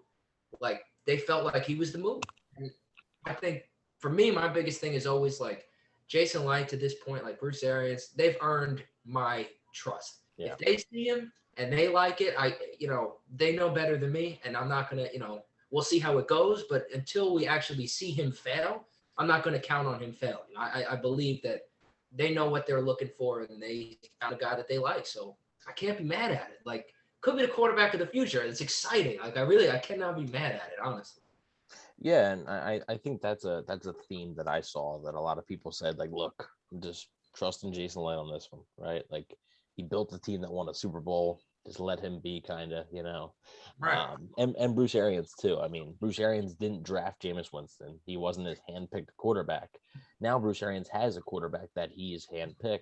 And like you said, you brought up a good point where like the Bucs left really no doubt. Like, oh, did they like Mond more? Did they like Mills more? Like, no, they clearly like Trask more because all three of them were there, and the Bucs could have picked any one of them. And also, good on the Bucs if you like the pick or not, whether you hate the pick, love the pick. Good on the Bucs for identifying when that run on quarterbacks could happen, because they must have known it was close. To be able to pull the trigger on him and not maybe move back a few picks and still get him. But maybe if they do that, they don't even land them. So they must have known that the run was close. Yeah. I think, again, it's just a classic example. This is just another year, Jason Light playing his hand beautifully. He didn't panic and trade up to get him. He didn't, potentially have any risk in trading back. You potentially lose him. They just stay put, draft their guy, and that's beautiful. Like, that's what that's what you want to see. I think we even saw the same thing yesterday with Joe Tryon. It's kind of the same thing. Like, no panic in the Tampa Bay Buccaneers. You just stay at your spot, even if it's the last pick. You stay at your spot and you get a guy who you believe in, and that's just a beautiful. That's how it should be. Like, that's what you should be wanting to do. Like, don't overreact to things. Just understand what the teams around you are looking for and how to just get the best player available at your spot. Like, I'm excited. But James also, he mentioned us talking about our new tackle. So I don't know if you guys, did you guys get into a deep dive on him already, or did a little bit? He's like I said, I believe he's more of a guard. I think he is more of the makeup of a guard, and I think he's a versatile guy that can play sort of 3 or 4 different positions on the offensive line, and it's pretty clear that they really valued that. And I think they were looking for a backup interior offensive lineman / tackle, and I think maybe if it works out, they got the best of both worlds. It was a tad reach on my end, but I still thought that they needed offensive line depth, so I'm okay with it. Yeah, I thought right before the pick, I was thinking, obviously, where could the Bucs go? What would we be looking at? And I wasn't even thinking players as much as I was just thinking positions. What would I be thinking the Bucs could do with this pick? And in my mind, I was like, it's either got to be defensive back or backup offensive line. I was like, those are the two things that, to me, like, it's rough to even call them needs, but those are the two things where it's like we could use a guy in those spots. And to me, you could have made an argument for the Bucs to go DB in round 1. You could have made an argument for them to go DB in round 2. So it wouldn't have shocked me if they went with the DB there. But Jason Light has got the history, right? They like those, that little kind of early mid-round lineman. They love to sneak that in there. So again, it's one of those. It's like, this is a Jason Light special. Like, and I like, you talk about the versatility. That's exactly what the Bucs need. They need a guy who, this guy most likely is not going to play. He's not going to start. But you need a guy who can fill in. We saw last year, 2 separate times, we had a key offensive line injury that we had to overcome. Obviously, A.Q. Shipley stepped in the middle of the season and filled in great in the middle of the season. And then he got injured. Right. And then in the playoffs, Kappa goes down, and we got to bring in Stinney, who came out of nowhere and also filled in admirably. So we got to see firsthand how crucial it is to really have that depth in offensive line, in the offensive line room. So adding to that with a versatile player, no less, it's beautiful. How could we be mad at it? Beautiful. As long as, like, Tom's your quarterback, most important thing is offensive line. You got to get it. It's got to be. You got to have guys who can protect first and foremost with Tom Brady. And you know what? That's another thing with Kyle Trask.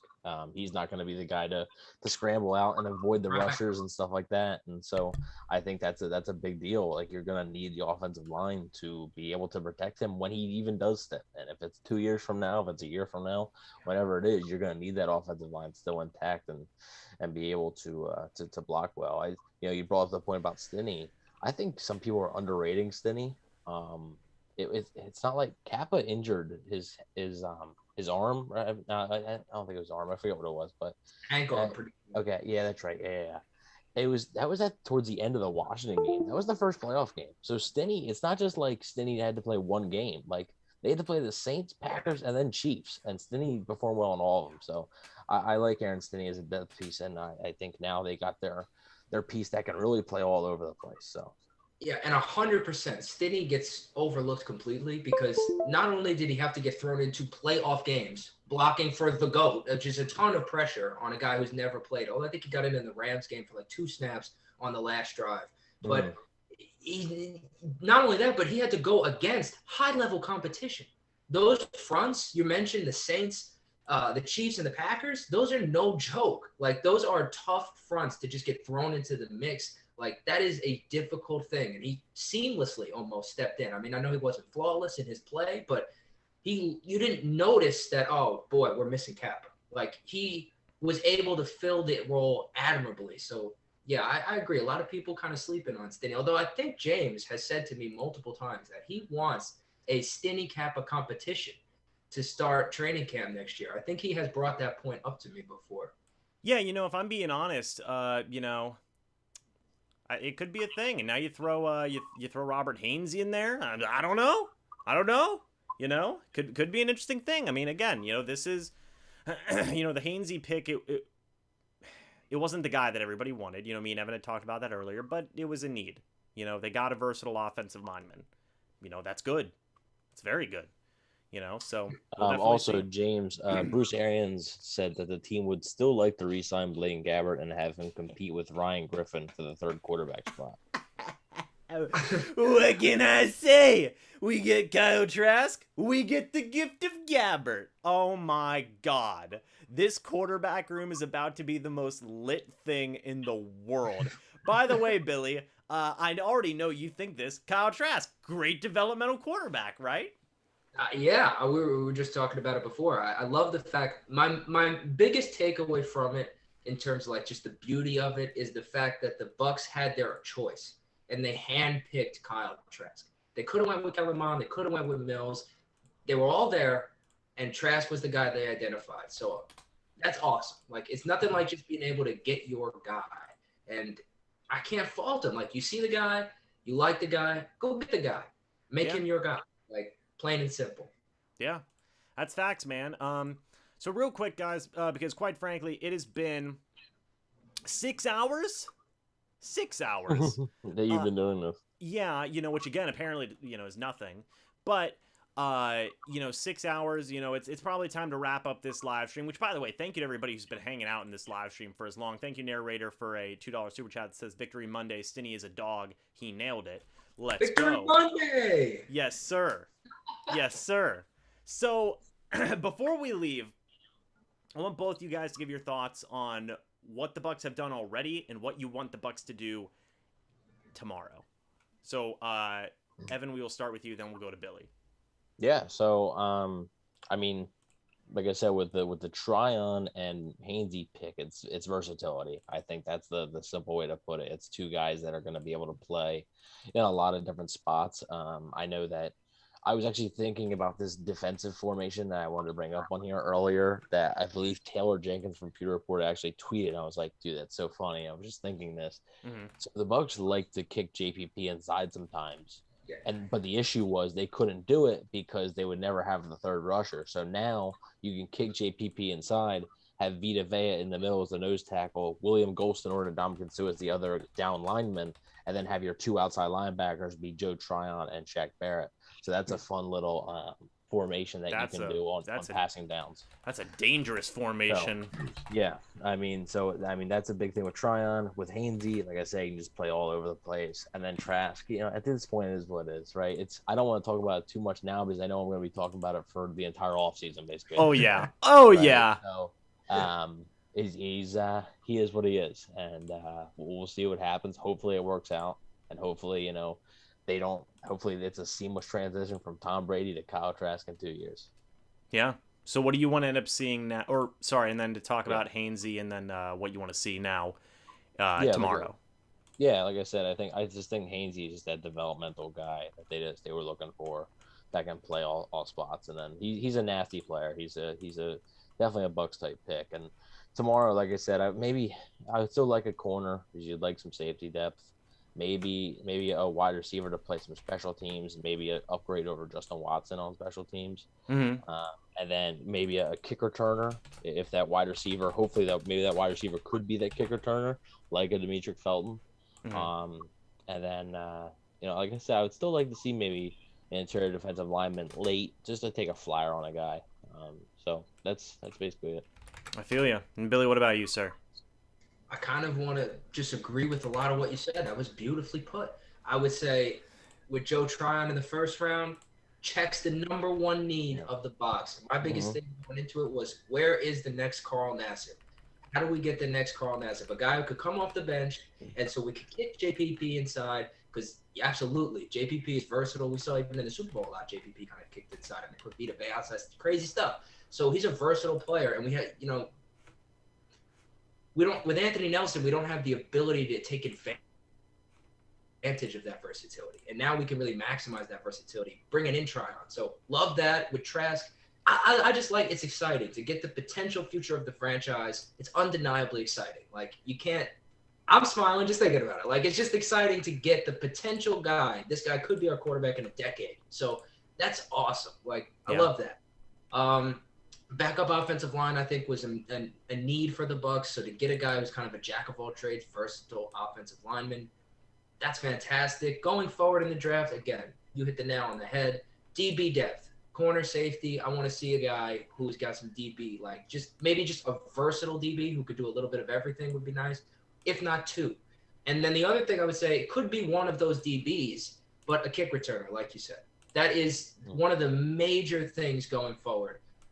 Let's get a kick returner who can just take off and just hit it. Like, we need a kick returner who's explosive, a guy that can just house it potentially on any play. We didn't see that last year. Jadon Mickens kind of improved over the course of the season. I take nothing away from him there. He was definitely better down the stretch than he was to start. But I would like to see a guy who's explosive, just a guy who is dangerous in space with the ball in his hands. Like, that would be beautiful to me going forward. Yeah. Okay, I agree with both what you guys said, just kind of giving my final thoughts on it, and then we'll go ahead and head out. Tryon, I love the pick. Evan, me and you both mocked Tryon to the Tampa Bay Buccaneers. I mean, the dude is basically the second coming of Jason Pierre-Paul, at least the Buccaneers hope, in terms of power and the size and everything. And like what you were saying, Billy, we're hoping for that kind of, success in year one where he's getting those Carl Nassib rotational type numbers, and I think that he does have the ability to get that. In the Kyle Trask pick, Billy, you missed it. It's going to be on the channel. I lost my mind for that pick. I did not think that was going to happen. Evan did a phenomenal job because he saw the pick ahead of time. He did a phenomenal job of keeping his composure. We'd been talking about it leading up to the pick where everyone's like, they're going to do it. And I was like, I don't know, man. There's some guys on the board. And Evan was just like, they're going to do it. And then he saw it, didn't say a word. I was like, what do you think the Bucs go with here? I think they're going to go with a guard. And then Evan even did the fake. He even said, I think they're going to go with this player. And it was like an offensive lineman, I think. Right, Evan? No, it was Davis Mills. Oh yeah, you said you said Davis Mills, and then nope, Kyle Trask. Let's go. So that was a phenomenal stream moment. I had to write down the time code just so I could remember where it was. But look, I understand that this is going to be a very divisive thing, and it's going to always be a divisive thing, right? It will be from this point forward. Yes, it just will be point blank, But I really do think that this could be a pick that it could affect the Buccaneers for a long, long time. Getting that developmental guy, seeing what Kyle Trask can do. He's going to be in a phenomenal situation with phenomenal people, learning for the next 2 years, maybe even a third year. But, we are going to eventually get to see what Kyle Trask can do as a starter. We're already going to be able to see what he can do at training camp and in practices and in preseason, and who knows? This man could come out and light it up. And people may change their tone. People may think, man, okay, yeah, we're going to enjoy a couple of years from Brady, and then boom, we're going to roll right into Kyle Trask. Fantastic. That could end up being what happens. We don't know at the end of the day, so we got to give him a chance. And then Robert Hainsey, the versatility. You both mentioned this. Playing guard, playing tackle, maybe even playing center. He's got a center build right now a little bit, at least in terms of the NFL. These are things that could happen. So, while he may not have played center in college, he's already played tackle and guard, and the Buccaneers may try him out at center. Can I ask you something? Because I missed this point. When Kyle Trask was drafted, What were people in the like the chat and stuff? What was the consensus? What did they want going into it? Did they want what was the feel before the pick? People were saying that, what was it, Evan? It was more people wanted a lot of people wanted cornerback or an interior offensive lineman. Yeah, a lot of people wanted. Everybody throughout the entire day wanted Quinn Miners. Yeah, and then he ended up not getting picked in the second or third round. The Buccaneers had 2 chances to get Quentin Miners, and he did get picked. Yeah, right. Well, I mean by the Buccaneers. Yeah. But yeah, they wanted him. I don't remember any specific players per se, but then there was a few that were like, yeah, go quarterback, but go Kellen Mond or go Davis Mills. Right. There was a few of those. There was a few, like Joe Trask. Like there was a few of those too. Right. But yeah, I think pretty much it was just they were saying positions per se, not necessarily players. and then after the selection is made, and look, again, this is going to be an argument that's going to be there, and that's fine. It is what it is. It's going to happen. But it was an argument of we shouldn't have taken a quarterback this year. Could have taken one next year. We didn't need to take a quarterback this year versus, hey, why not? The Buccaneers don't have a lot of needs. Take a quarterback this year, get a developmental guy, Trask, cool. That was... And you know what I'm just realizing here? So Kenneth Gainwell is still on the board. Michael Carter is still on the board. 2 running backs that the Bucs, may like. Derek Barnes is still on the board. There's some talent there that they can pick up. Yeah. So we'll see what they got in store for day 3. I'm a little surprised they didn't trade up at all in these first 2 days, though. A little bit surprised. Yeah, I mean, I think that we could definitely see a trade up tomorrow, from Jason Light, especially in like round 4. Maybe he'll trade like a 5th, 6th round or something along those lines. I think that that's a legitimate possibility. What I want to see moving forward now with the remainder of this draft is I definitely want to see a cornerback taken. Whoever that may be, you need to get somebody to go ahead and replace some of that special teams production that Ryan Smith left by going to Los Angeles. Maybe getting an interior defensive lineman just for a depth piece, although they already have a lot of young guys that are already there already. And then finally, honestly, I want to see a backup middle linebacker get selected. Derek Barnes. Yeah, Charles Snowden is still there. Charles Snowden, man, I'm just saying, get a speedy backup middle linebacker who could go out there and do some really good stuff. Those are kind of the next 3 things. Yeah, I wanted to get Billy's thoughts on possibly trading up on day 3. I'm always a fan of trading up. If you got a guy that you believe in, especially right where the Bucs are now. We don't have a lot of needs or really any needs. So there's no shame in giving up, even if you have to give up a little bit of extra value to jump up to get an asset who's going to help us and contribute right now. It's absolutely worth it because, do you need quantity or quality if you're the Bucs? You need quality. You don't need quantity. We have quantity, and a matter of fact, we have quantity of quality. But if you could get a guy who's going to make an impact in September, in November, that's big time. So you don't need multiple people. You just need good people at this point here, the Bucs. You need the icing. The cake is already constructed. It's beautiful. It's a lovely cake. I can't wait to sit down and eat it. But you need the icing, so just keep putting some layers of icing on top of that cake. Yeah. All right, guys. Well, with that being said, we have been now going for 6 hours, and we're going to go ahead and end off this live stream. It's almost 6 hours on the nose, too. Yeah, 6 hours, 1 minute. I've still got that timestamp for whenever we do the highlight of me literally freaking out over the Kyle Trask pick. But Billy, Evan, I thank you guys both for being here on the live stream. Billy, I know you joined a little bit late, but I still appreciate you coming on here and giving your thoughts at the end of the day. Evan, freaking trooper, was on here for a while, man. Billy, Evan, how long were you on here for? 2 hours? Yeah, I don't want to leave you alone. I felt bad. So, I would have actually died by myself, to be honest. It would have been rough if you were by yourself for that long, for 6 hours. Yeah, I'm just gonna start getting oh my gosh, what do they call it whenever like cabin fever or some of the dudes just cooped up. You just start going nuts. Yeah, I'm legit gonna start going nuts. The Bucs are up. No, James, they haven't picked in 20 picks. No, they're up. I know they are. Just start going nuts. But anyway, guys, hey. Thank you, everybody, for watching this live stream. We will see you tomorrow at 11 a.m. until 2:55 p.m. and then we're done. We're not doing it anymore. We're done live streaming. So yeah, thank you everybody so much for watching this live stream. We will see you all in the next video or the next live stream. But until then, and as always, guys, goodbye for now. Evan, do the salute. And go Bucs. I didn't know we were doing that. Sorry. There you go. And go Bucs. Thank you guys. See you soon.